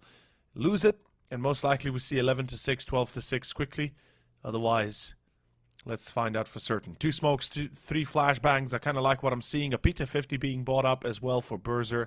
Meanwhile, on the side of the Young Ninjas, Shapitz with the support, the rest with Kevlars. And we have a defuse kit, which is always nice to see. And apparently it is ZTR that's going to be IGLing, so perhaps it makes even more sense then, yeah. Why they're so well, well constructed in their executions. I was thinking aTTaX was and always will be the Indian leader of Young Ninjas, but I guess I'm wrong. Mr. is selling a fake here, and he's staying alive, so for now it's doing work. Larva got taken out in the window position, so all of a sudden there's a flank coming in, and aTTaX is still doing work. All of a sudden you see LNC worried about the other side, spots the player through the smoke, but now needs to look both left and right. While the rotation is still coming in, LNZ at least finds a way out of this difficult situation, but just for a short while, as Berzer will find him with the P250. aTTaX and ZTR, there's still that defuse kit in play. One player in the B side, spotting one, short by, and now spotting Vigo as well. ZTR has all the information to play with, but the information is not enough. Berzer finds a double with the P250. And it will be Astralis Talent responding with the second pistol round of their own. Yeah, they took both pistols. That's actually pretty convincing, not gonna lie. It's looking like things might turn for the better soon, as we have NIP going into a force buy, looks like. Yep, Deagles are out. 5 of them. Meanwhile, we have quite a little bit of utility as well for the CTs. 4 smokes, quite a few flashbangs, a nade on LNZ. But it looks like it's going to be a B hit. I kind of like this from Astralis Talent. You know, 4 mech 10s, what else are you going to do? Rush B, it's the easiest way to get onto a free round, and basically the pistols that you're going to be facing usually can't handle more than 1 or 2 mech 10s like that. Although Roif is doing a pretty good job of staying alive and actually getting the kill, and look, this is also buying time for the rotation to come in, Midget. But aTTaX is actually taking care of that rotation. Berser as well. Larva good for 1, but that's pretty much it. Roif, props to him. Avoided a couple of T players coming his way. Survived a full Mach 10 shooting his way. Even got a kill, but it still wasn't enough. Full force buy for Young Ninjas, but can't really do much when Astralis Talent will actually attack the site that has only a single CT towards it. And even though Roif did a good job, it's still not enough. LNZ and ZTR with a couple of nades. And their positioning, I'm guessing these nades will be flying towards top mid. Roif finding a kill onto Mr. Naze. Still a possibility here. LNZ waiting for a good timing. Roif spotting them, so LNZ, this could be it. Down to 2 HP, his HE doesn't really do too much, but another kill on Roif, and back to a 3v3. Now Larva spotting them towards shot. He's trying just to get away and survive, but that's not really going to work. Yeah, I mean, one mistake is all there is needed here from Astralis Talent, and this could go down the drain once again. But they are rushing through short, so the idea is, you know, take B side, check apps, check car, check kitchen chicken, and pretty much secure the victory. Although LNZ, he could prevent the plant, but he didn't decide to peek into sight, but rather was watching that player at Van, making sure that he might have a chance of headshotting him first. This is round gone, no matter how we want to spin this. Roif, is it? Ooh. I mean, close, yes, I agree, it is close, but I don't believe that without Kevlar that they would have been able to win. But this round, full gun round is where it's at for me. Larva with the op, we've got the M4s out in force. Of course, Roif and ZTR are leading the charge with 16 and 17 frags, respectively. 17 and 16 also on Fesser and Berser. But I'm eager to see how it actually spins out, because... Ooh, this is a left-hand smoke, nicely, and the right-hand smoke being thrown towards B short. Very easy smokes to line up, actually, once you know them. You just need that jump bind key, or, you know, throw bind key. LNZ, though, won't be fooled. They pressured the B site even before this, so they were thinking maybe if they can throw utility again towards the B site, it will keep LNZ, you know, towards the site itself, and B short should be open, but Larva and LNZ were watching. LNZ still alive and helping his teammate on the other side. The Astralis Talent, I like the attempt. Unfortunately for them, it's not going to work. ZTR peeking towards B apps, and yes, Fesser is getting a kill onto Sapek, but that's on the completely opposite side of the map. Fesser, if he wants this round, he'll need to get closer towards the B site where the 4 CTs are. And the bomb, for that matter. He's gonna have to lurk better. Well, yeah. Well, it's a sad life of a lurker, right? And not only Fesser, but for an example, like Robs was having a pretty tough time in MOUZ for the last couple of months, because MOUZ itself, they themselves didn't really, you know, play too good. And when you are constantly failing with your attack, no matter how good of a lurker you have, he's always going to be stuck in these 1v5, 4, 3 situations. Yeah. And it's tough for anyone, not just Fesser. So props to him for having 18 kills so far, but Astralis Talent hit their first road bump on this T side. First round for Young Ninjas, and immediately they go for a tactical pause. That does make sense. They want to talk it out. They want to make sure that they have all their ducks in order, to say so. I would want to touch up on the fact that the lurker spot is one of the most difficult positions you can play in this game, because it's so hard to time, so hard to play properly, because the lurker has to always be there for his team, right? Either backstabbing when the execution begins, or, you know, basically setting up the space for the execution. So it is one of those positions where you're equally as required to play on your team's performance as well as on your own. You can't just rely on your team playing well. You gotta play yourself a good round of CS as well. By the way, the smoke into window missed, so there's the shame there.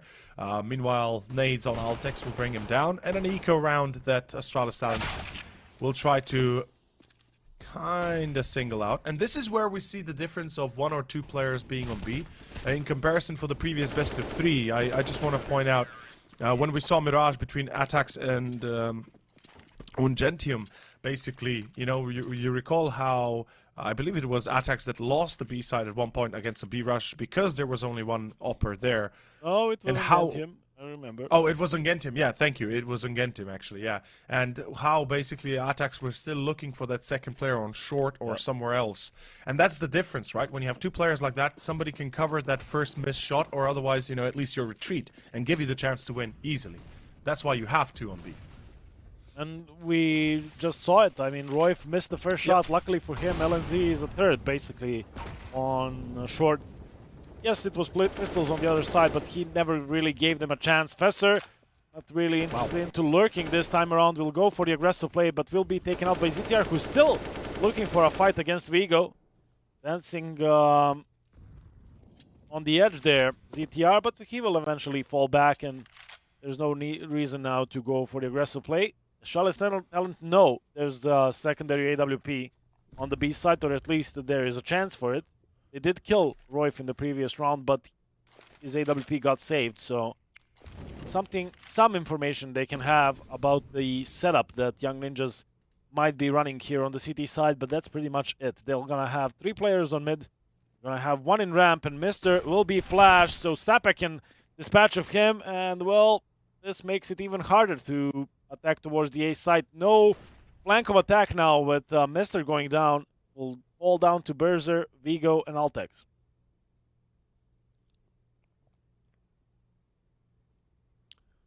If Larva jumps on ticket and peeks con, he's going to get an easy kill. ZTR, meanwhile, if he's not checked, he's pretty much going to be the final nail in the coffin here. And Larva doesn't even need to jump. He's ready for it. Close range. Vigo falls. Second player comes in. aTTaX. Good reply. But ZTR, like I said, he confirms the victory as he drops the C4, drops the upper, and pretty much secures the victory for Young Ninjas. I mean, this is just such an advantage for Young Ninjas right now. There's not really much that I guess Astralis talents can do. Oh, especially in this round, as they won't have enough money to buy. I like the setup from Ninjas in the previous round. You have Sapek, who is safe and sound in ramp. You have ZTR controlling jungle. And Larva doesn't have any problems leaving them to come closer to the site itself, because if they come closer, they will be shot from multiple sides, and the setup works as intended. ZTR, top mid, he can definitely hear some footsteps towards ramp, I would say. So maybe some info for his teammates. Berzer, though, if he kills ZTR, there's a chance something can happen here, but ZTR, with an AK in hand, won't be missing a chance like that. In come the D players from ramp, but Larva on the rotation, spots few of them, and this will prompt the rotation of the full team. In comes the utility, they're completely blind, they can't go anywhere. Sapek from stairs will get the double. ZTR helping with 1, Sapek to finish it off. It will be a full house of frags for Sapek and ZTR as Ninjas sign in their 13th round. I mean, Mr. had 2 flashbangs. I'm not sure if it was thrown at the right time or not, but nonetheless, it was not convincing regardless. ZTR, if he had died, you were right. You know, there was a venue where, a chance where Astralis talent could have stolen away the AK, could have maybe gotten away with a little bit more. But in any case, it is going to be round number 23. This is where things take a wild turn for the worse or for the best. Let's first find out how it goes. Double setup in pit again attempted. The C4 going to be lost to aTTaX, dropping. Sapek will drop to 9 as he gets killed by Berzer. ZTR, but Incon being a little bit too hard to catch. Oh, good nade as well. It's not the best, but still better than nothing. And ZTR, he's so close to dying here. And this A-split will be coming in. And ZTR is aware. ZTR is so aware there's somebody in con. Obviously, he's just going to keep an eye out on that. His angle is not the best, but Fesser, do you think he checks first his left corner? Because usually people don't do that. Yep, they don't. And there we go. Oh, Berzer, good shot. Yep, good shot onto Larva, who was posted on the angle with the AWP. This will give them some sort of a chance, but I like this from ZTR. They know about his position from Fesser, so he'll back off. And he will leave his two CTs from two teammates from CT to take the first fight. We'll actually go the whole way around. Maybe even worried about a possible B attack from Astralis Talent after the first kill, but that's actually not going to be the case.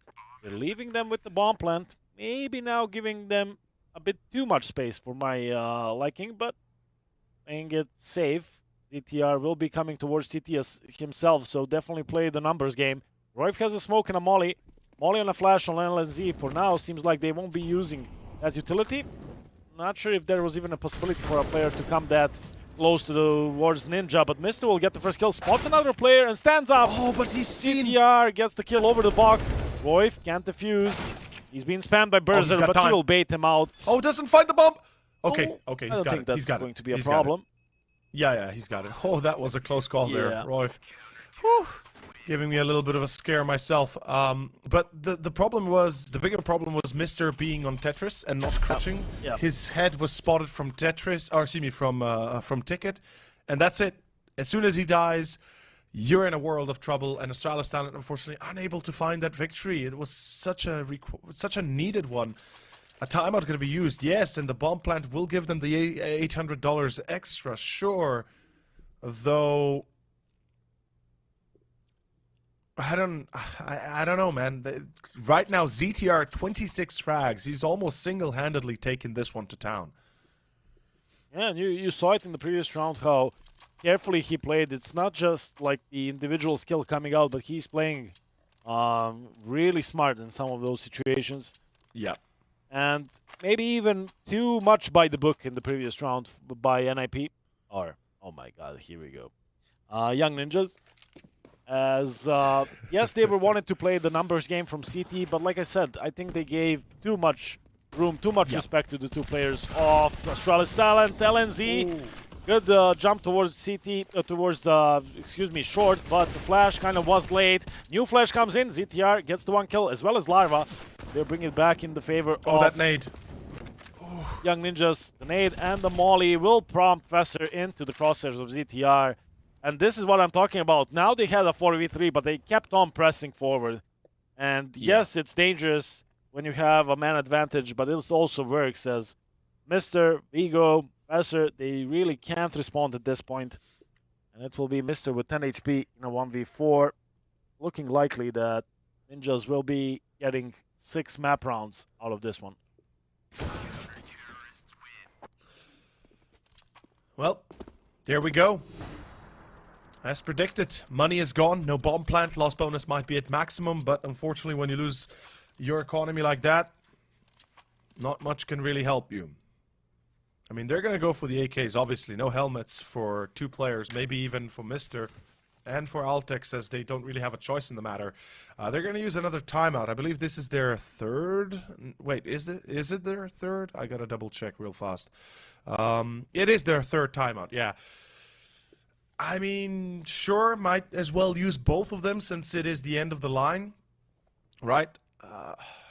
But what can they come up with? And as you mentioned already as well, yesterday they had the issue of pretty much losing control the whole map, the whole game, both on Mirage and Nuke. They weren't really able to keep it together. I don't know. I feel like it's not that big of an issue here, against Young Ninjas, but it's more about them just simply put, once they try for something, they don't get even the duels in.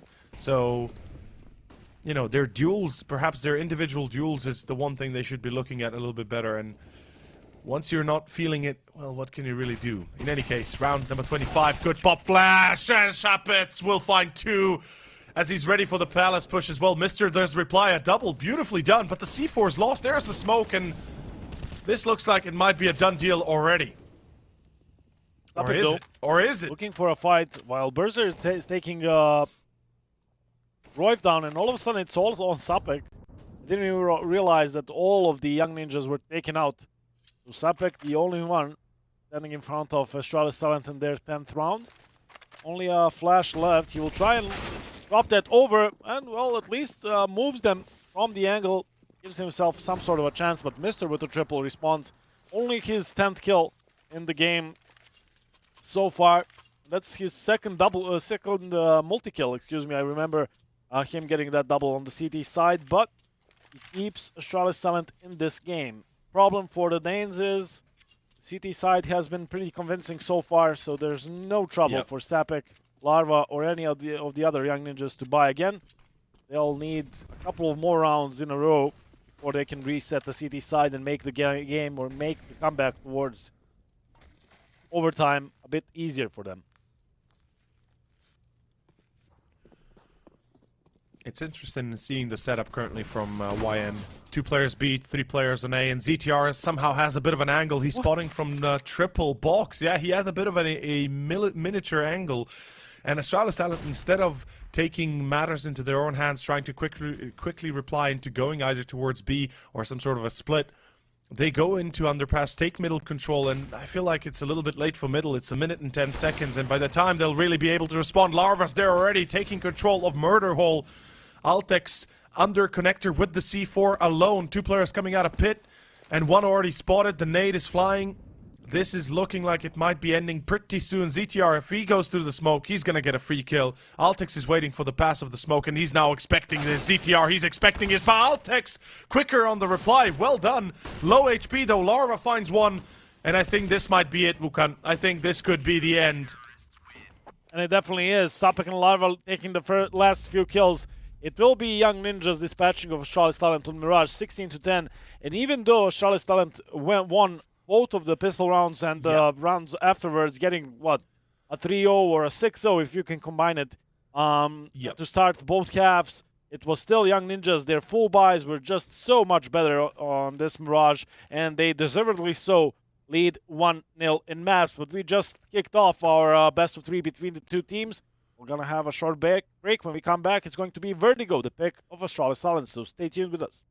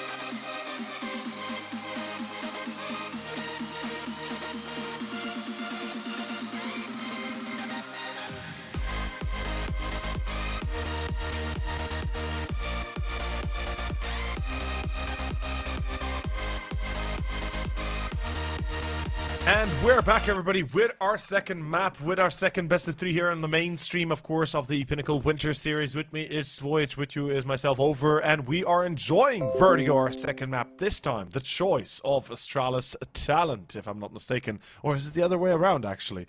No, it is. It is? Talent picking the map. Yeah. But as we mentioned, the reason why you got confused is because Young Ninjas beaten Astralis Talent twice on this map previously, but let's see if they learned any lessons from it. Maybe to check the cement positions in ZTR, which ZTR is using. ZTR already good for one and only one. Sapek at least gets one more before Astralis Talent will get closer to the site. The defuse is live with Royf, with a couple of flashes, interestingly enough. No smoke for the potential defuse. Or will there be a smoke for a potential defuse as Larva goes down as well? Or, excuse me, takes the kill onto another player. Okay, And Larva. another one. Oh my. Makes it look easy, doesn't he? And right now, Berzer is going to be in a 1v3. Let's see if he can breeze through these 3 players, get those headshots in, P250 and a Kevlar. It's usually a good combo, wombo, but he's already gotten one.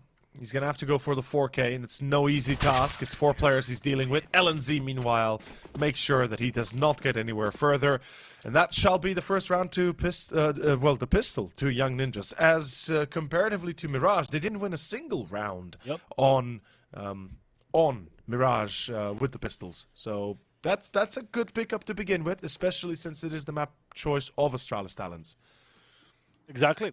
So if they were able to win Mirage 16-10 without any pistols, this makes their case even stronger here on Vertigo, as it will be a full eco round for Astralis Talent. Time for a chance for Young Ninjas, Royf, ZTR to get some money going with those MP9s.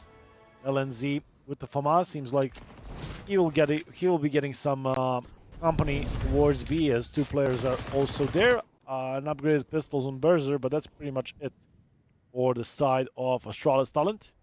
If they get a couple of kills, bomb planted, that could definitely be a good way to start off this CT economy. But LNZ is standing tall. MOUZ or an M4, it doesn't matter. He gets a triple kill and even a potential for an ace. Vigo and Fesser are coming this way, so let's see it. LNZ, this is a pretty good angle. One more kill and not the last one. Again, the deny of an ace by Vigo, but quad kill for LNZ. His FAMAS saved by ZTR, who got the last kill. All is good for Young Ninjas as we move into the first full buy round. So far, so good indeed. Interesting to see that basically it's going to be 5 AKs. We've got a decent amount of utility, and I would like to see some defaults coming out from Astralis Talent, mainly that ramp A take that you can always go for, and it makes it look very easy for the T's to take. I like the fact we've got control by Mr. on middle, so he's going to be keeping an eye out on that quick push that usually the CTs are sometimes choosing to go for. Oh, Vigo. Oh, this time Vigo will be not just spotted but tagged a little bit. A little bit of an exchange of HP. Shopets, meanwhile, pushing a ramp, getting Fesser. Where's the rest of the squad? That's weird. Usually you'd have at least 2 players here exactly for this reason. One anti-flash, one watching. But instead... Yeah, but the utility was there. They used the Molotov for the left corner as well as the right, and the smoke for the bridge position. So I guess Fesser was the only one who wasn't able to get back once they saw the utility coming in. Nice way for Young Ninjas to take that bit of that much control towards the A site, also upgrade towards an AK and having a man advantage. This is looking likely. The flash is being thrown towards mid. It will be Larva with the 1 kill. aTTaX looking for that B player, but his teammates are actually the ones who are going to get taken out. Royf and LNZ with 2 and 1 each, and Young Ninjas will easily stop the first full buy round of Astralis Talent. And it's not even just stopping it, it's about sending a message, right? The fact that they are not taking any BS anymore. They are aggressively looking to take down those gun rounds. You know, with the FAMAS, Shopets had the balls to push into ramp and take down a player. Even with the supportive utility, usually that's a hard thing to do, but it makes it that much sweeter when you're able to do it with a lesser weapon. in any case, it's going to be pistols back in action for Astralis Talent. The Danes are not looking too swell to begin here on Vertigo, especially since, you know, this is basically the momentum continuing on from Mirage, even though we had a short break in between. Larva, ooh, that's unlucky, and I think the op might have dropped down that chasm. I'm not sure, we'll have to double check that, but here comes the push towards B that does not succeed. Oh, no, the op has been retrieved, thank God. Oh, whew. Unlucky for ZTR there. He was coming from a flank, had 3 players. Yeah. Lined up from behind, but not a single kill goes his way, so he will stay on the MP9. Still pretty good with cash, him and the rest of the team, as it will be a 4-0 start. Astralis Talent, nothing they've planned so far hasn't worked. aTTaX and Fesser still yet to find their first kills, and maybe that's the solution, get them into play, and maybe something can get done, but look at ZTR, MP9 in hand, will get aggressive towards the B lobby position. Sapek, though, on the other side of the map, takes out the AWP player. Berzer goes down. ZTR, the one-way smoke works, and, well, until Fesser got the kill on Sapek, it looked like it will be another easy round for Young Ninjas. Now in a 3v4, maybe there's something they can do. Vigo picked up the AWP left behind by Berzer. He's leading the charge towards the A site. Well, Vigo needs to get a kill, right? That's the whole storyline here, and we do have a little bit of a control, and there is the kill. Royf will be caught. That's what I'm talking about now on short. Fesser might be lining up for a kill of his own. Oh, Larva seems to be well aware. Will get the angle. Larva, good shot, good angle, and now it's going to be back to a 3v2. So as you said, there is an option. There is a way into the round, but they got to take it by themselves. They got to take it in the next 10-20 seconds, otherwise time will be of the essence, and, well, there won't be much time left. Oh, he's going to prevent the plant. Vigo, how does he play this? What does he do? Sees the player, gets the kill. 45 seconds. Time is everything here. Vigo, does he swing for the B side? He still does not have the C4 on his back. And he hears ZTR. He takes him down. Oh, boy. Now a 1v1. And he knows where Larva's coming from. Vigo, what a clutch. And Vigo will do it all for Astralis Talent. Seems like that's the only way for now that the Danish side will be able to take rounds of Young Ninjas. Individual clutches, individual performance like that. Vigo picks up the AWP from Berzer, gets them the opening kill of the A side, and then left in a 1v3 clutch. Does it all. I feel like there could have been more that Young Ninjas could have done, especially with LNZ standing on top of the box. Maybe someone could have at least tried to trade him, but that didn't happen. And, well, Vigo, more of that, and we'll have a game on our hands, but even though I don't doubt Vigo can do that consecutively, still, those big clutches won't happen often. And let's see if there's anything else Astralis Talent can rely on, as Young Ninjas have no problem investing into a new full buy round. Yeah. Ooh, Shabbat. He's a little bit too eager to take that fight. Not able to finish it off with a W. Now, we do have Royf here at Cement, trying to be a bit of a deterrent, but he knows that his position is highly hard, highly, how to say this, difficult to hold. And he will pull back. He might get flashed to check the ramp one more time. He is positioned for it. Royf. There's the flash? No? No, not yet. ZTR has a molly and Larva has a flash. Yeah, so Larva has it. But it's too late now. they're It's deciding not to go for it. Vigo will get another opening. In comes Larva across the side. ZTR with another one. There's a smoke missing for Astralis Talent, and there's a smoke on Berzer. Mr. Ooh, reveals his position. LNZ now knows he's coming this way, but he will let go of the B side. The bomb is still on the ground on the A side. They will pick it up and they will book it to the other side. And there's no one who could stop him in doing that. Berzer should have a clean, empty B-bomb site to plant the bomb. Time should be enough. Yeah, they've seconds. got should enough. be good. Yeah. As soon as they start rotating at 25, 30 seconds, that's usually more than enough. But look at this right now. It's going to be a 3-on-3 retake. And my issue here is, as you mentioned already, LNZ letting go of the B side that easily. You know, he knew where Berzer was, but the miss of Berzer could be instrumental here in the loss of Astralis Talent, albeit the reply from Fester and Mr. is enough. And it's down to Larva, 1v2. Not going to be able to pull it off, and that is going to be Astralis Talent with their second round on top of a very well thought out take of middle and afterwards a B side. Mister, the way he played that was superb. Again, down to LNZ, right? The LNZ, if he had not let go of that B side, or if he had taken the challenge, perhaps the outcome would have been different. Not only LNZ, but the rest of the guys as well. Yeah. They grouped up towards that middle window position or CT spawn, however you want to call it, whichever side. It doesn't really matter. They could hear Berzer and Fesser running below them on the lower level of Vertigo, and that tells you there's a single player holding you back from the B side. That's Mister, who split the side through mid, and you're still not eager to take that fight.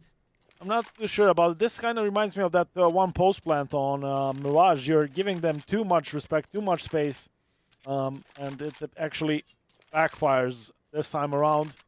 It will be the second on the board for Astralis Talent, the second consecutive, and well, even though aTTaX still doesn't have a kill, they will find their way into this map as Young Ninjas don't have more money to work with. A couple of nades for ZTR and Sapik, an upgraded pistol here or there, but most of all, an eco round for the Swedish side. Understandable. Ooh, Fesser just takes a wild shot through the smoke. Oh, this is a bit of an angle for Shuppets. Unfortunately, Fesser is faster than that. And it is going to be a 4v3, or a 4-2-3, excuse me. At least that's what I'd expect. It'd be weird seeing anything else. Well, again, they have half the map under their control, so Yeah. Roif, LNZ, and Larva might be alive for the time being, but they're so far removed from the B site where the bomb has been planted that there's little to no chance, I believe, for them to make this round complicated. But Roif, he could earn some money. Yeah, still an AWP away. Thing is, for Astralis Talent, they would, I think, gladly go and look for those players, but there's now an AWP in play, so you gotta be careful. They're using a lot of their utility. LNZ will be taking down aTTaX, and they spotted Roif, so they should know he is here. Roif making it expensive. There's another player is coming from this angle, gets the kill on him, and here's Vigo, tries with the no-scope, not accurate enough with the first try. Vigo won't allow it the second time. Well, at least Young Ninjas were making it expensive for Astralis Talent. And well, if they get around here, maybe that, you know, proves to be meaningful in the upcoming rounds. I mean, the damage here was so severe that a loss for Astralis Talent will most likely translate into a full-on eco next. aTTaX at 0-7 as well, so our first James Bond of the day that we get to see as well. The gun round for Young Ninjas, not that much better when it comes down to economy. They're still going to need quite a little bit of room to be able to make it work. But just as I cast her curse, aTTaX, he comes back with the counter curse of his own. And well retorted as well.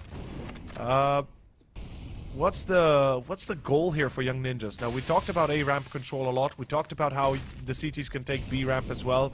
You know, you just need a Molotov and a smoke. Are they really? Yep, they're going to go aggro here. They're going to try and find a way back into the round itself. Larva, one, ZTR, one more. It looks like it is coming together. And this is scary to think about from the side of Astralis Talent, what they're facing off. But ZTR, that's an important frag. That's a vital frag. A 2-on-2 that could actually bring it back for Astralis Talent. And that's actually, once again, Mr. opening up another venue of attack. They knew that the remaining two players were towards the A side, so Berzer brings the bomb and plants it on the B bomb side. No utility for Young Ninjas. There's a defuse, so time isn't as big of an issue as it could be.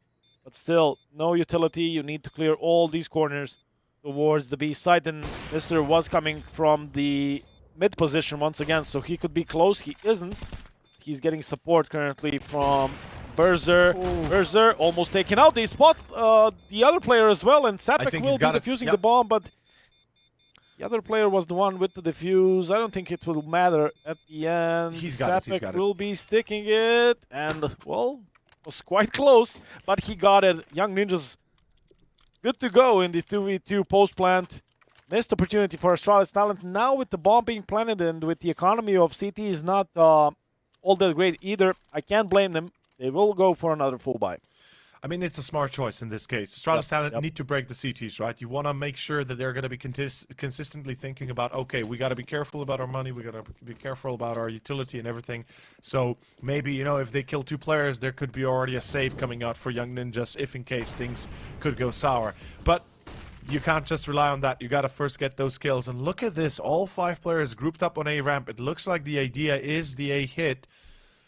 Let's see how far they can push this. As we can see right here, they're getting actually very danger close, and there's not much of a response for the CTs, only Shapets. And he will die. That could prompt a save already. Or is it? Nope. That will bring it back home, and they'll try it definitely now. 4v4. This time around, there's utility, there's a defuse. I think they definitely try and go for this one. ZTR on the flank needs to be careful. He needs to wait for his teammates to basically get the attention of the T's. He didn't wait, and Mr. again with these huge important kills for Astralis Talent. They will try and move forward without ZTR from the flank. LNZ will remove one of the players, but Vigo is right there. Larva with the kill. Vigo still standing tall. Mr. coming in and that's into the play once again. LNZ, that's pretty much it. Mr. actually blows up Vigo, so that's back to a 1v1. I don't think LNZ even realized for a second there, but there's no time. LNZ needs to get the hell out. He wanted to save the AWP, which might have ended the blown up off the building, off the 51st floor here at Vertigo. So no AWP saved, but the strat works for Astralis Talent. It was risky going for the contact play towards A. It could have been Larva waiting for them on that side, but they read the situation correctly. NIP were busy elsewhere, covering mid, covering B side, and the only player who was there was Sapek. And not only that he was alone, he also revealed his position with that flash or a smoke he threw. So Vigo it was easy for him to find an entry kill. Yeah. And the CT economy is finally broken. Well, they've achieved what they set out to do, and I'm eager to see if they can keep up this pressure. LNZ should be looking to save the M4. There's no reason for him to throw it away for nothing. I mean, if he can get a kill or 2, sure, but beyond that, it's highly unlikely there's much more to be done. And Astralis Talent, I like how they've adapted to the situation. They've realized that Young Ninjas are going to be very aggressive towards that A ramp, so they've just switched out their attack. Basically, instead of being extremely aggressive themselves and just relying on pure aim and more specifically on pure duels, they're basically allowing Young Ninjas to take the step forward and fall into their own trap effectively. So it's nice to see a bit of a tactical exchange as well. LNZ, he's going to be chased, and well, he still does a lot of damage, but he is dead now. So unfortunately, that is going to be it. 5-5 tied up. Should be a full buy for Young Ninjas. Not the best one though. Economy will be lackluster. At least one defuse kit should be bought up, I hope. Because it is always handy. Nope. Man. You hate to see it. Yeah. I've checked the previous 2 times these 2 teams met. It was at the start of this year on Vertigo. And the first time it was 9-6 at the halftime. So Young Ninjas, if they want to repeat that, they need at least 4 more from the last 5 rounds of this half. And the other time it was Young Ninjas starting on the T side, and they had only 6 of their own on the T side, but then went on to lock down 10 CT rounds in a row without giving Astralis Talent a single round. So this, you could say, is already better from the Danish side, especially with the potential of getting way more than 5, but I was thinking maybe with the play of Professor, that could be it. ZTR below the window, no one is looking for it. Vigo at least trades, they're looking for LNZ, but he's standing tall. Where's the other side of the attack? Where's Berzer? Yeah. You know the smoke is there, but he needs to be quick to react and help this patch of LNZ. This way, it will be him and aTTaX in a 2v4 with a MAC-10 in play. And aTTaX on the other side of the map with the C4 on his back. Like, this was a completely disheveled attack coming out from Astralis Talent. If they had timed that push through Con into B site together with A ramp, then things probably would have been looking out a lot differently. aTTaX, meanwhile, no way. Is he actually going to get away with the bomb plant? Yeah. Wow. He's actually getting away with it. That's massive. That is a huge boost. Plus a kill on Larva. Now, he is low HP, so it's not the best case scenario for him, but that's a lot of damage. He can pick up an AK here. Yep. There we go. And a 1v2 against Royf and LNZ, and there is no defuse kit, so he only has to buy an additional 10-20 seconds, and that will be enough. No bloody way. Does he actually do this? You need to defuse. I know they want a dispatch of him, but is it enough time to defuse? The bomb should be enough. There is. Royf finds the kill. It became dangerous. I mean, I don't blame Young Ninjas too much. You don't really expect players to spread it out like that in a 2v4. But it seemed like one kill of Berser was all that is needed. Maybe a bit of an over-rotation considering LNZ was, you know, alive and well on the B side. So maybe they could have kept one player closer to A. But in the end, all is good. They win their 6th round and Astralis Talent is forced into another timeout. But the story is still the same. If they win just a single round, they will break the economy of Young Ninjas once more. Yep. Same can be said for the Astralis Talent economy. I mean, unless they get a bomb plan down and that 800 bonus with the loss bonus that they are currently having, it's still going to be tough for them. So this is a bit of a swing round. Whoever wins this one might get the round afterwards for free. So let's see it. And also could be potentially finishing this half successfully, right? So this is quite an important one indeed. It's coming down to basically a Deagle on Berser. We've got 4 AKs on the rest of Astralis Talent. Lackluster utility on a few players, but neither are the CTs that much better for it. As we can see, A-ramp control going to be contested once again this time around. Fesser, good start, good beginnings. And will they continue like that? No, they lose Berser. That's a problem. They can't really get Royf anymore as he's pulled back. But are they re-peaking? Yeah, they are. Yeah, he is. Royf really has big balls here. This is very dangerous and could, in fact, end up being the mistake that Young Ninjas needed to do for Astralis Talent to get the victory. Either way. Oh, Royf. That's a shame. Like I said, that's one mistake. Luckily, they get aTTaX. That's the C4 not dropped, but nonetheless, 3v2. And Vigo, if he gets into deep CT, this could be big. Ooh, I think he spotted him. He should have spotted him, Vigo right? is here. Yeah, just before the smoke bloom towards connector, I think he spotted him. Now, yapping the smoke, and ZTR is aware of it. So, Mister, he planted a bomb. Out of these 5 rounds that Astralis Talent currently have, he is kind of guilty for at least 2 of those, and a clutch here would make another one, but Mister actually goes down. Young Ninjas, for a second there, it was a 5v4, even a 5v3, and it got complicated, but still a round for them. Now 3 players staying alive. My bad, even with the bomb plan, Astralis Talent are kind of strapped for cash, so this should be a bit of an easier one for Young Ninjas, getting them closer and closer to that goal of what it seems to be 9 rounds on the CT side. So far, so good, and maybe even potentially getting the 10. I feel you, by the way, because they got 1,400 loss bonus, so, you know, they're really going to be... actually, no, they got 1.9, sorry, 1.9, yeah. But nonetheless, that's, you know, that's not even close to enough, unfortunately.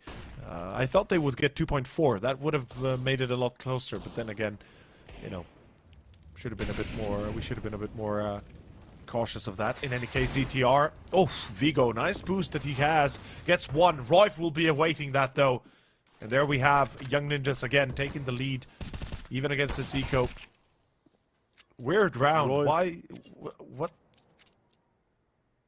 I mean, just Young Ninjas aware that there's pistols on the other side, so everyone is taking every fight, basically. that's true. And it's funny how Royf just got killed with that one-way smoke. He immediately goes back to it. Doesn't really care. 3 kills for Royf, 2 kills for ZTR. Once again, a full house of frags for the 2.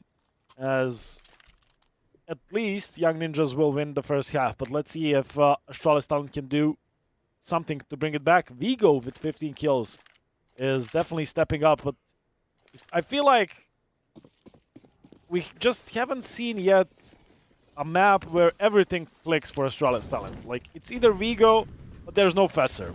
But if Fesser is killing, there's no Vigo. And if Mister is getting the clutch kills, there's Berser is not, you know, showing us too much with the AWP. Yeah. I just we don't get to see a map where everyone from Astralis Talent is clicking at the same time. Yeah, I have to agree. There's no, there doesn't feel to be any sort of communal effort. You know, everybody's trying, yes, but unfortunately only 2 or 3 players are really doing the necessary work to get the W. And again, towards A-ramp seems to be the plan here for Astralis Talent. I like the idea. Again, they smoke off short yellow, and sure enough, it's good. But the off angle for Royf will surprise at least one of them, and the damage on Fesser is quite great. On short, it's going to be Shapik, and Larva as well supporting that angle. So they will not expect Sapik. I can guarantee you that much. No way they will. Okay, never mind. They don't expect Larva, but they do get Shapik. Still going to be a 2-on-3. Larva, though, that's an overextension if I've ever seen one. And ZTR, he knows to be careful. He does steal away the kill, pulls back, plays it safe, and 40 seconds. Mister has a tough job ahead of him, and as you said, he has also been quiet as the rest of his squad, unfortunately, and only Vigo really showing up here this map. Yeah, but Mister, maybe only 7 kills, but he got some pretty impactful kills so far. Out of the 5 rounds Astralis Talent have, I feel like he was the one giving them at least 1 or 2. He wanted to pick up the smoke and missed it. Only a Molotov in hand, but went quiet for a while, so they're thinking maybe he went back towards the B side. That Molotov will kind of show him what's up. They will move through the molly, not respecting it. Oh my, Mister. Young Ninjas, they either fully respect the opposing side or they go just balls to the wall, not giving a damn. And that's exactly what they did there. LNZ and ZTR together moving through the Molotov, extinguishing it too late, you know, getting a lot of damage done. So Mister had definitely a chance there, but eventually he falls down. Not a clutch for him, not this time around. And Young Ninjas are onto their 9th, looking for their 10th in the first half. And as you would assume, with them leading 1-0 in maps, the Pinnacle odds are favoring them more and more.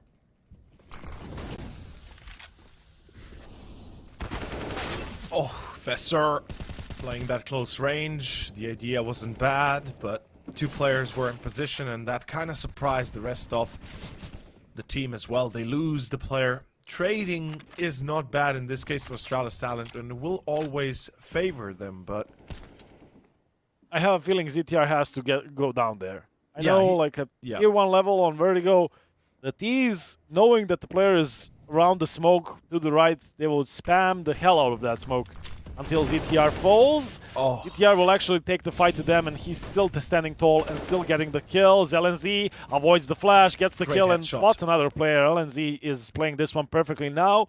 Will let Larva watch one of his sides so he This can is perfect. commit to the other side. This is brilliant from Young Ninjas, and it will work wonders unless aTTaX can connect 2 headshots, maybe even a 3rd. Not to be found. Astralis Talent once again showing us glimpse of what they can do, but it's not clicking, not at the same time. It will be only 5 rounds on the T side. unfortunately, it's really not working out at all. As you said, it's 5 rounds, 1 less even than on Mirage. That does tell the story that right now Young Ninjas are just that much better, especially with ZTR in tow. And LNZ at 19 frags, Larva at 18 frags. Then we have Royf and ZTR at 13 and 12 respectively.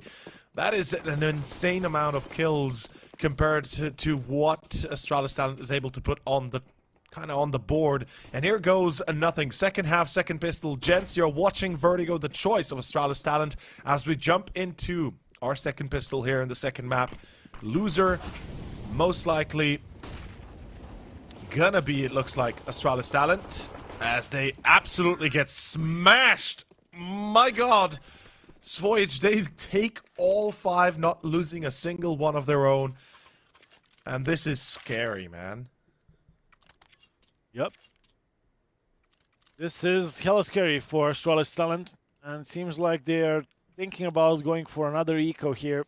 I mean, with the 2.9 lowest bonus that they'll be getting in the next round, it will be enough for those M4A1s and a bit of utility, but this is just getting Young Ninjas into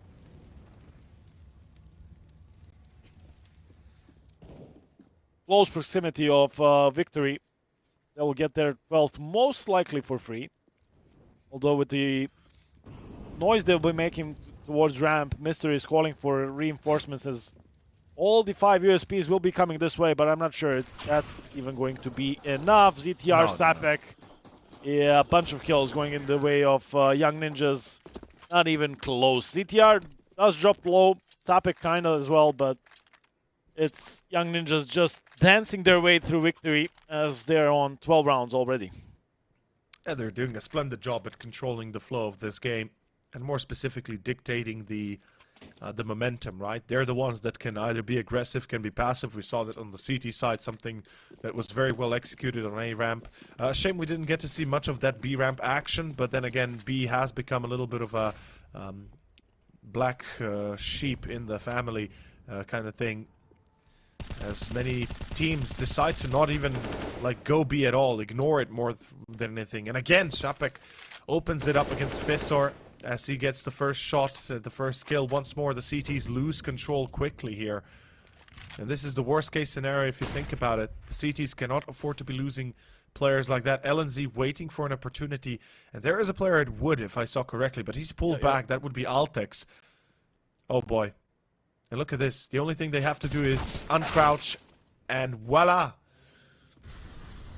There's a molly coming in, so Mr. has to move through the Molotov to take care of the B side. Mr. It's again all on him, and he is doing work, getting the 2 kills and a headshot onto LNZ, so getting them a chance. Vigo, 2 low HP players on the other side, waits for a flash, but that will give just enough time for the Astralis, Young Ninjas to plant the bomb. Royf is definitely the one to do the rest of the work. Will flash LNZ into position. The flash is good, but they turn around and LNZ actually gets the kill before it, and it will be Berzer against Royf, and I think Royf spotted him moving around the smoke, so he knows he's not on the bomb and will buy precious time here. Berzer is wasting time now, needs to make steps to go get back to the bomb. No defuse kit, picked up the Molotov, but I'm not sure that's gonna make a difference. There's not enough time. It will be the 13th for Young Ninjas, and yes, they lose all their players, but if you ask them, this is perfect. They reset the economy of the CTs once again. Berzer's single M4 save doesn't really make a difference. Yeah. And it's just 3 rounds to go until they reach victory. And that, kids, is why you buy a diffuser. Don't be a loser. Yeah, well, that's tough when you full buy, when you decide to full buy in the 3rd round as a CT. Yeah, I know. Can't blame him. I mean, I'll say it like this. I think it should be a rule of thumb that every single gun round should have at least 1 kit. Like 1 kit, that's something you can and should afford. If you can't afford it, then perhaps you shouldn't be buying or something like that, right? But again, as you said, the economy has been broken once more with the CTs. Now, the Deagles are dangerous, so there's not a lot that Young Ninjas, it's not exactly like Young Ninjas can run into this and just win it outright. They gotta be very careful. The Deagle still can prove to be deadly, and if Astralis Talent win this round, that's gonna be superb. And look at this. Although, okay, that's a good reply. That's actually worthwhile. Now they have an M4 they can retrieve, or an AK, excuse me. Yep, and full ramp control, so aTTaX can take a more defensive stance on the B side. He's also getting help from Mr. And well, maybe I given them less chances than they actually have. Although Young Ninjas 3 players, utility lining up, they have plenty of utility to go towards the side. They will pull Mr. towards them. Not sure if that's the best idea. Mr. has been playing pretty good. There's 3 players here in front of the smokes, and Vigo will close it out. One of those M4s that they saved, and it will be enough for the Astralis Talent 6th round. But I feel like it's exactly what you've mentioned. Young Ninjas maybe taking this one for granted, thinking they will just stomp over Astralis Talent, thinking it's going to be easy, but with a couple of headshots here and there, quickly find themselves in a 2-man disadvantage. Yeah, that's the thing, right? As you said, I agree with you. I wouldn't give them much chance of winning as well. But with the way Young Ninjas played it out, they really let themselves go a little bit in control, and hopefully they can fix that by the next up-and-coming gun round, as they are on an eco themselves. They took quite a bit of a beating. They lost 5 players when they won the round 2 rounds ago, so that really did take a bit of a toll itself. In any case, it's going to be a perfect round for Astralis, it looks like. They'll be keeping 5 players alive, they'll keep the money flowing, and this is quite a bounce back for Astralis Talents if they're able to potentially, I would say, keep this up. I could see a way back into this game. Not even joking. Like, I could see Astralis potentially bringing it home to, let's say, 12 rounds, maybe tie it up.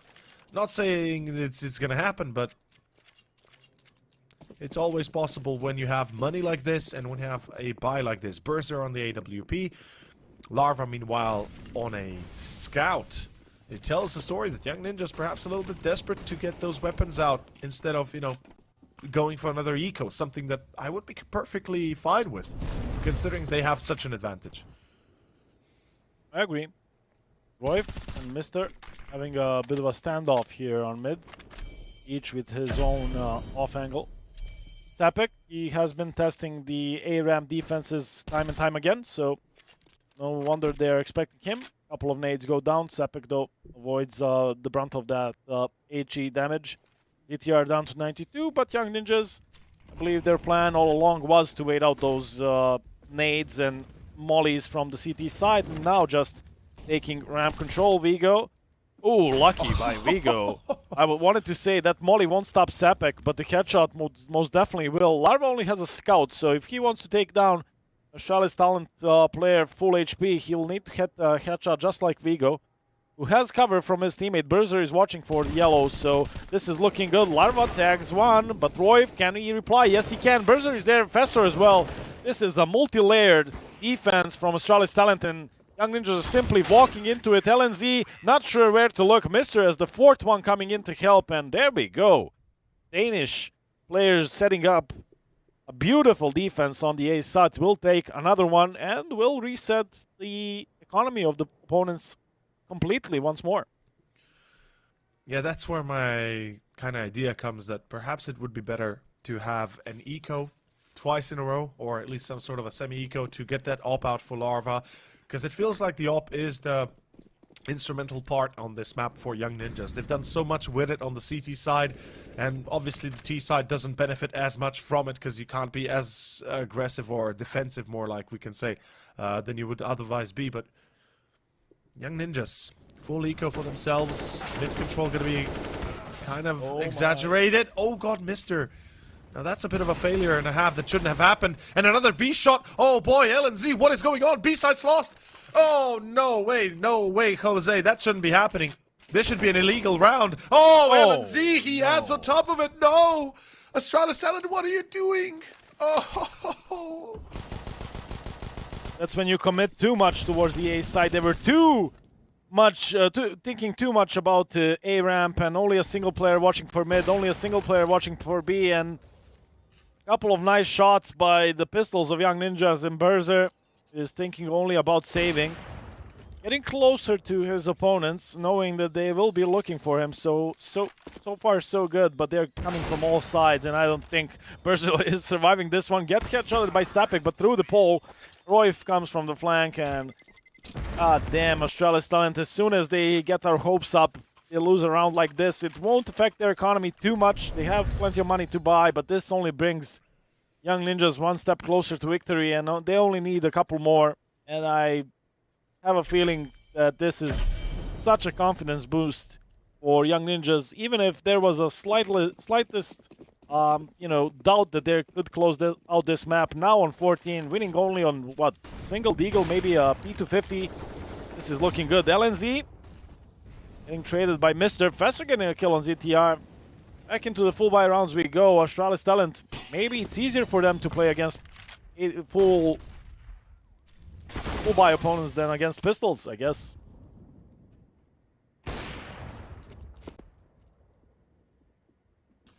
Potentially easier if they feel like they're invincible. On pistols, they feel like they don't have much to lose, so I could see the confidence being a big boost there, obviously. But nonetheless, Astralis Talents, they bring back once more. It's far from being done just yet, it looks like. The odds by Pinnacle, of course, being quite in favor of Young Ninjas. No surprise there. They've had them throughout the entirety of this series. Speaking of that, of course, guys, you guys should be checking out the special code we have with Pinnacle, Winter 22, the promotion that we're doing, of course, allowing you to get some extra goodies. More details about in chat, continuously being posted by our chat bot. Meanwhile, the eco here, or, you know, just pistol upgraded round, will conclude quite quickly with a victory for Astralis Talent. So 14-10 should be the result we'll be looking at pretty soon. At least that's what I'm expecting. I mean, honestly, how many rounds have we seen, Svoike, where a round like this, where you would have 1 or 2 Kevlars, a few Deagles, up against a full buy of 5 players, lose, or aka win? Well, it starts like this. Young Ninjas, they've done more with less, so let's not count them out yet. Astralis now have a gapping hole in the middle of their defenses, but they're coming up with a couple of players, clearing that position. Royf, one of the player knows he's rotating towards B. He hears all these footsteps. If he finds a kill on Fesser, ooh, and that was close. He could have turned towards the A side, but the time is kind of running low. They will definitely be committing here. Fesser with another shoulder peek. Royf is looking for him. Mister coming in to help. And aTTaX is the one covering the B bomb side. It should be all good. Although it was once again dangerous thanks to Royf's Eagle. Astralis Talent do get up to 10. And Young Ninjas, they are only 2 rounds away from victory. But it needs to be said, Astralis is only 4 rounds away from them. So this is not over yet. Oh, not even close. This is a little bit of a long way just yet, and it all comes down to this gun round. We've got the op-out on Larva, as I said earlier. I think it's an important weapon that Young Ninjas need to utilize on that A ramp if they decide to go for it. Oh, Berser, meanwhile, look at this jumping down. Of course, B ramp, getting the spot on LNZ, getting the kill, and getting rid of the strongest player currently on YN. That is a great start. Flash this time doesn't work, though. It's a little bit too deep. Doesn't blind Sapek, and that is a bit of a lull. And this is where we can go back to defaults of CS, where as the CT, once you have an advantage, you want to keep it that way.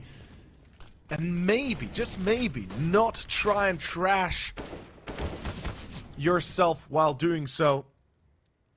4v4 and a B hit, it looks like. Yeah. And with Sapek just showing himself towards A, rotation won't be that quick. There's actually 2 players still committed to A ramp. Berser is watching for mid, so aTTaX is completely alone here. Now they spot the ramp is empty. Now the rotation is coming in quickly. aTTaX spots the one, spots the player boosted, but doesn't actually do any damage to them. The nade is good, but they will overrun him. A couple of players more, but the utility is in, and now it's hard for Berser to get into play as the smokes are in. The player getting closer to the smokes. He will possibly get boosted over it. Vigo gets the kill, but Safik will get the trade. Berser again on the AWP. There's a flank. There's a missed shot from Larva. Berser, if he hits the shot, Larva is in an impossible situation in the middle of the site. Attack from both sides, and the bomb never actually went down. I was kind of figuring we're in a post plan, but that's not the case. And, well, Astralis Talent will win another round, 14-11. Yeah, it looked like they might have actually prevented the plant just happening just a second before it went down. It is 14-11 indeed, and it is time to tell the story of course, Astralis Talent and their potential comeback. Now it is on the menu. We've got 3 more rounds to tie it up, then of course 2 more to close down this second map and potentially bring us onto the final one. But let's hold that train of thought for a second longer, because this is a long way from being done just yet. As we see here, Sapek, good start. As Sapek is on A side already. He runs out of bullets, unfortunately, but the rest of his team a little bit too far to make a difference, to help out. And there we have it. Or is it? Oh boy. Rolf with turning point. 3-on-3. I mean, it's not a perfect situation, absolutely by no means, though. There's a smoke and a molly. And we know that the A site of Vertigo is pretty easy to execute. Yeah. And if Mister comes in walking towards them and gets in trouble, this could be problematic for Astralis Talent. Still hasn't spotted anyone. ZTR just around the corner. He's taking his time getting the kill. enough bullets to take down 2, but LNZ is still standing tall. There's no more smoke or a flash. I think ZTR was the one holding that utility. He could have went back for it, but instead will just walk into the crosshairs of Berzer. aTTaX making that round interesting. Roy picking up the M4 that was dropped by Professor. And there was almost a chance there for NIP to do something, but we're back into another full buy round, and Astralis is now breathing down necks of the opposing players. So close. I know that we had Astralis talent tactical pauses, but I'm not sure how many we've seen from Young Ninjas, and this is exactly the place where I would like to see a tactical pause from them. We haven't seen a single one from Young Ninjas. Yeah, yeah. We saw one on Mirage. That's it. At the start of the second half. But yeah, I agree with you. I definitely would have loved to see a timeout here, though it's already starting off well. It's going to be ZTR with the entry. So that's, you know, that's always going to be a good thing. Meanwhile, we have a very aggressive post on aTTaX. I'm not particularly sold on that, because if he's alone, usually you check that as the T side if you go B. But it looks like it's going to be another A hit, and this just gives confirmation to Astralis talent and their info. Yo guys, it's empty towards B. Get your asses on towards site and make sure that we don't lose the A ramp position once again.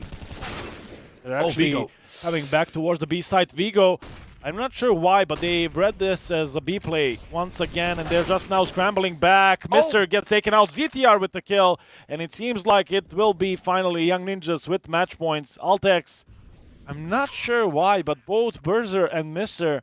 actually started running back towards the B side, and then Vigo, I don't think he would have been peeking ramp all by himself if they didn't have the read. It's actually going to be some sort of maybe mid take or a B take. For whatsoever reason, they misread the situation, and it seems like that will be costing them, unless aTTaX can do it in a 1v4. Gets the kill on 2, still has all of his utility he kept from the B side. Nades, cement, no one's there.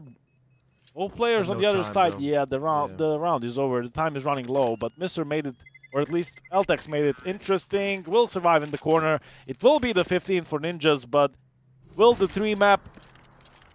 match rounds be enough is the question.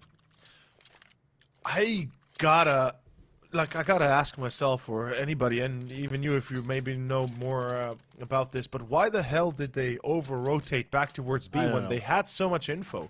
Like, they had the info. I'm guessing they were worried about mid, because aTTaX is so far posted on B, they have full or 3 players towards A, and mid was kind of empty, so I'm guessing that was the case.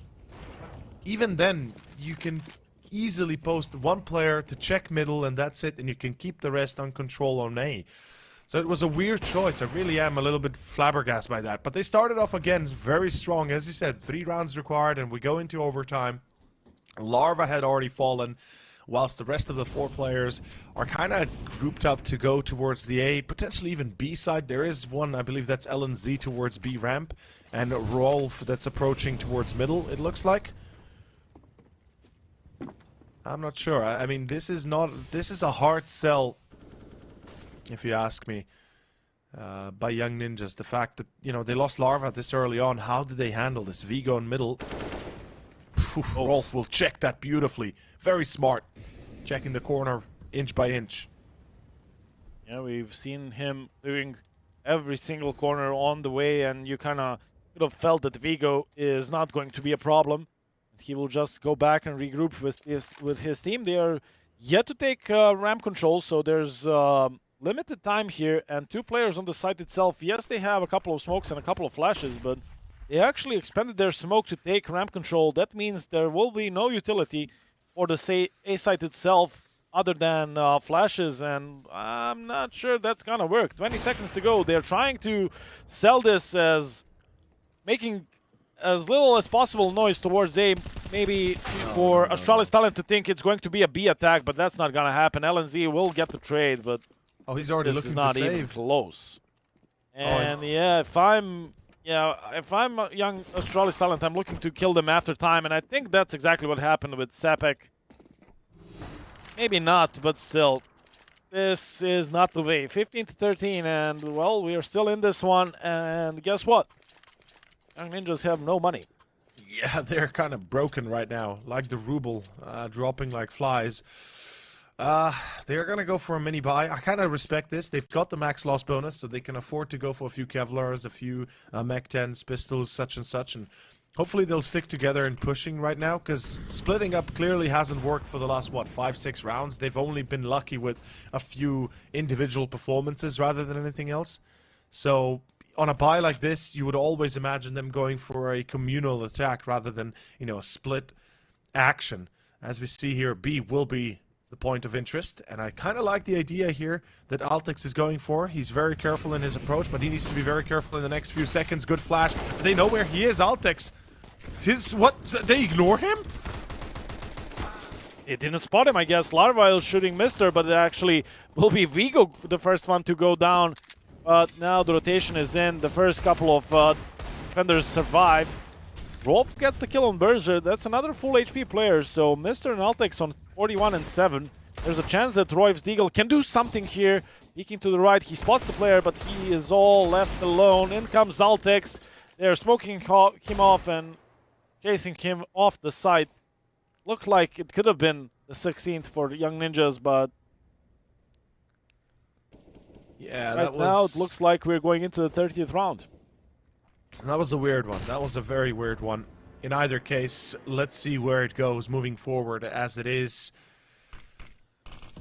gonna be a full buy, round 30, the full distance as we go into finishing regulation rounds. It's either gonna be OT or it's gonna be 16-14. Either way, we're about to find out what the score line will tell, what the story will tell us as we open up with 5 AKs, looks like, respectively. We have, on the other side, the CT's fully equipped. They're both ready for this. And let's see where we go. This is it. Let's see it. 5 AKs against 3 M4s, an AK and an AWP. Mister opening up aggressively towards the B side, and he's not alone. The nade does some damage, but that's not a problem for LNZ, as he's taken B lobby control. I believe Astralis Talent wanted to keep that one for some time, but they need to let go of that position, as Young Ninjas are, seems like, looking to split the B side.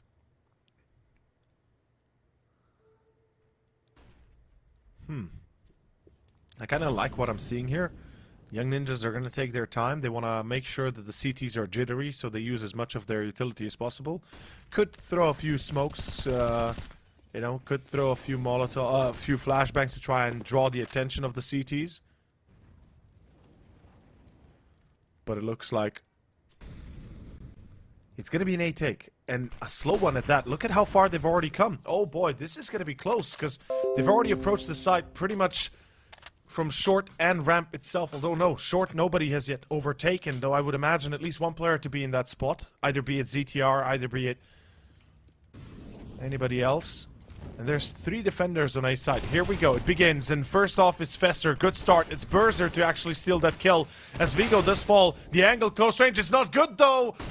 And all of a sudden, Young Ninjas get the advantage, but Mister through the smoke, another one through the smoke. Mister is making it happen. 2v2, they stop the plant, and where's LNZ? The flank is far too gone, and overtime confirmed. What is going on? What is this game? Mister lining up 3 through the smoke. Actually, even the last one, LNZ got the kill on one of their players from behind, so they knew he was flanking, and they will get the 15th round. And just as we were thinking it's over, yes, Sapek went down first, but then Larva with the double entry. I believe LNZ at the same time took out Vigo towards B, if I'm not mistaken. Only 2 players remaining, but Mister, once again, he is only the 3rd player in the Astralis Talent lineup according to frags. Berzer on 24, Vigo on 29, but all of his kills, I have a feeling, have been pretty important and pretty impactful. And what can you say about that? I'm not sure what lineup he had there, as it seemed like he was shooting blindly through a smoke, but he lined up 2 The bomb will deny the bomb plant, and LNZ coming from a flank can't do anything about it, even if he came close, the time was running out, and it would have been difficult for him to clutch it in a 1v2, even though he got a kill. 15 to 15, we are still this one. Yes, we are. We're still got a long way to go as we see the opener here. Young Ninja's going to be going towards A ramp once again, focusing the majority of their players into that position. It's going to be Rolf that's going to be watching middle, and we do have ZTR that's kind of placed up towards short. Meanwhile, LNZ watching the B push. And I like this from Young Ninjas. That B engagement right now. Yep, aTTaX will get it. LNZ will fall. That's a vital piece of info that Astralis are able to gather. And Young Ninjas, their indecision, their indecisiveness is a problem. They're going back towards B now for some reason. Maybe they're thinking if aTTaX took the kill, he maybe backed off towards the side. But look at aTTaX. Still posted aggressively. Ooh, only now moves back. Timing is everything, but he has all of his utility. Shoulder peeking for information. Will drop a molly that will slowly slow them down. His teammate hears it, if anything. The nade will do a ton of damage to aTTaX. He has a smoke to buy time. Berzer is in for a rotation. aTTaX is playing it perfectly, and it seems like Young Ninjas are all of a sudden crumbling under pressure. Larva will get the kill on that player, but Vigo, coming from a flank, will get the two of them together, and Astralis not only getting us to overtime, but also getting the lead here on Vertigo. I believe their first lead of this map. Yes.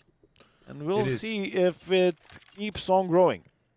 I mean, the funny part is it's overtime, and Young Ninjas were the ones to show more energy towards the longer the games would go. But, well, the fact is a little bit different here. Or the facts are different. Astralis talent seems to be bumping on all the stops and making sure that Young Ninjas do not get any control. Fesser through the smoke again. aTTaX will fall. And I have a sneaky suspicion that, you know, it's the smoke bug that we get to see in CS so often. You know, when an outline is being created, when a Molotov or a nade is thrown. I wouldn't be surprised about that. Fesser again. What is this? They're just taking duels straight up and not losing a single one of them. Like, this is not even a challenge right now. Finally, one back. LNZ, he's not sure where aTTaX is and should have a nice idea soon enough. Sees him, but still doesn't matter. Duel is lost and round is gone. 17-15 as Young Ninjas will have one last chance on their T side to bring up to round number 16 and at least get one round on the first half of overtime. And look at the Astralis talent, even before this. Now they're in a 4v1, but even in a 4v4 or a 5v5, they're playing so aggressively now.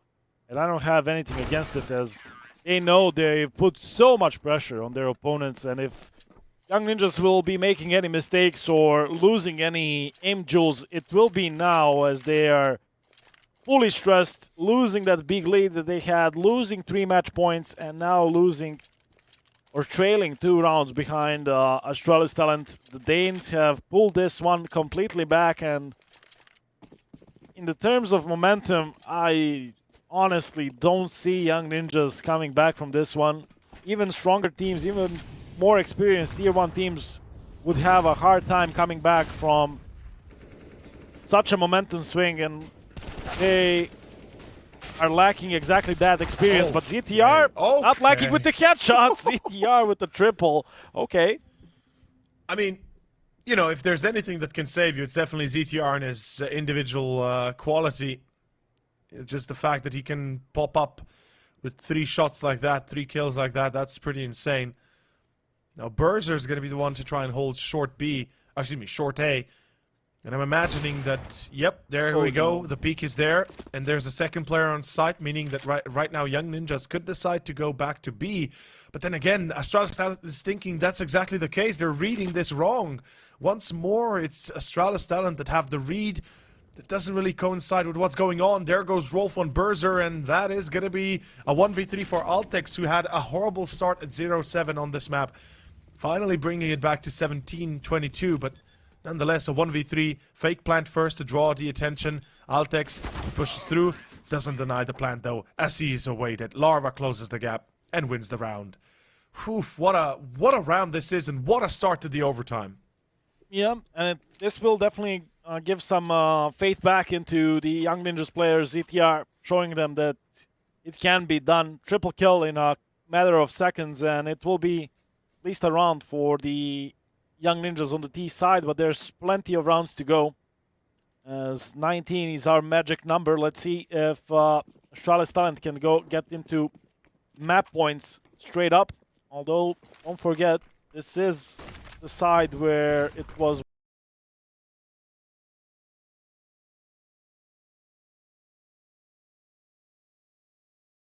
what? 10 to 5? 9 to 6? Yes, 10 to yes, 5. 10 to 5, you're right.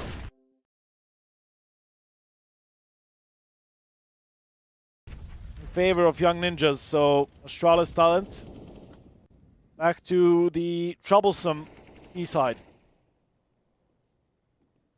I mean, this is going to be all 5 players on A ramp. They're kind of stuck in this position right now. Nades are flying in, not all of them. Love the camera work, by the way. Absolutely gorgeous. Oh, good nade, nice lobbied. Yeah. Here comes the attempt towards the A side, though. Astralis Talent have to go soon. Flash on over, counter smokes have been thrown, counter molotovs have been thrown likewise. And it's all eyes on the 2 defenders right now. It's going to be ZTR joining the fray soon, but it seems like Astralis Talent is getting a little bit jittery here. Not really sure if they should go or not. Well, oh, I like this. They actually are trying to retake Gap, and that's actually what they're gonna do. Berserk had the shot, but he missed Zapek. Royf will get the kill on the Faster, oh, look at who was the first one trying to go up ramp, and this is wasting a lot of time. There's even a 5th player, or 4th player, excuse me, coming to defend the A side if needed. Zapek will spot one of them. The yellow tarp is spammable. aTTaX gets the kill on Royf, so down to ZTR and Larva to hold it down here on the A side. Larva, Mr. in an off angle. I think he even maybe spots the AWP in this situation. Doesn't seem like it. The 3v3 post plant, 3v2 thanks to Larva. and now it's going to be down to ZTR to stay alive. And Berzer has a little bit of a pixel to shoot with. Now Berzer will be caught off, but Mr. is the man that he keeps on delivering. He keeps on giving. As he peeks out, ZTR wins that duel. Now it's down to Berzer. He's repositioned on towards ramp itself. Bomb is ticking, and there is not a lot of time left. Berzer will find one, but misses the shot, and there's enough to defuse. Young Ninjas have found another round, and that is a close call if I've ever seen one. As you can see ZTR's like love and happiness and death. It's all combined, and Astralis, did he just throw away the op? Yes, he did. It's a 16k overtime. Who cares? Yeah, I know, but still, it's funny to see that. My God, what a round this is coming out to be.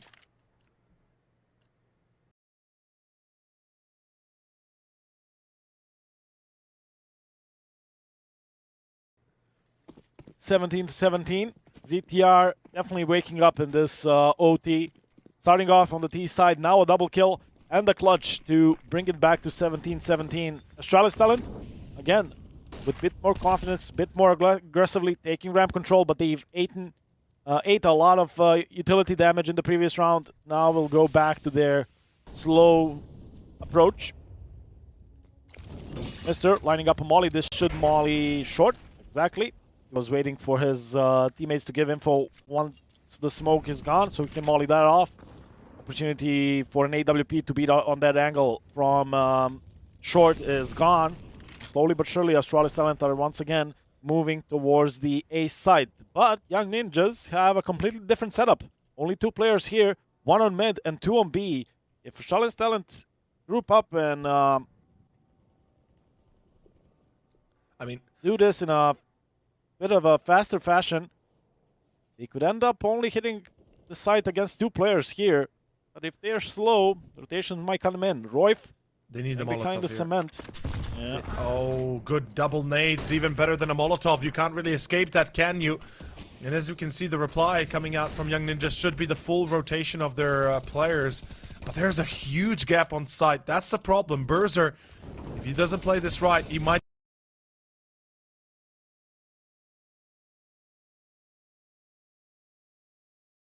be caught. Likewise with Vigo. Fester dies. There goes Vigo. There goes Mr. And look at Shopets through the smoke with a double. Svoyage, this is looking perfect. Berzer does bring it home. 3v2. This is not yet done. 15 seconds, though. Time is of the essence as Berzer will be caught. But aTTaX, he's saving the day. Does he get another? No, he does not. And now the plant has to happen. 8 seconds, 7 seconds. Even if he gets 1 kill, it's not enough. The round is gone. And so is the advantage of Astralis Talent, as they are going to be down to 1 more round. Win it or lose it all. It's as simple as that. Win it and we go to second overtime. Lose it and you are eliminated from this best of 3, but not from the tournament. Exactly. But a good round from Young Ninjas. I don't have a problem with Astralis Talent dropping only a single smoke towards the A side, but in that case, it should be the bomb going through short and getting to the site, and the AWP covering, how you call it, tower position, so no one can deny the bomb plant. Yes, of course, aTTaX can shoot them through the smoke, but there's no reason for Mr. Whoever was it, bringing the bomb over from the ramp position, getting taken out by Larva.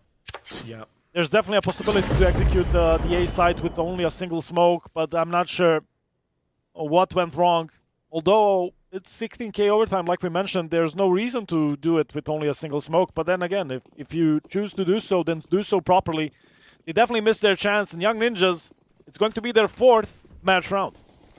And this is where things get very sticky and very icky, because Astralis Talent, they cannot afford to lose the first entry yet again.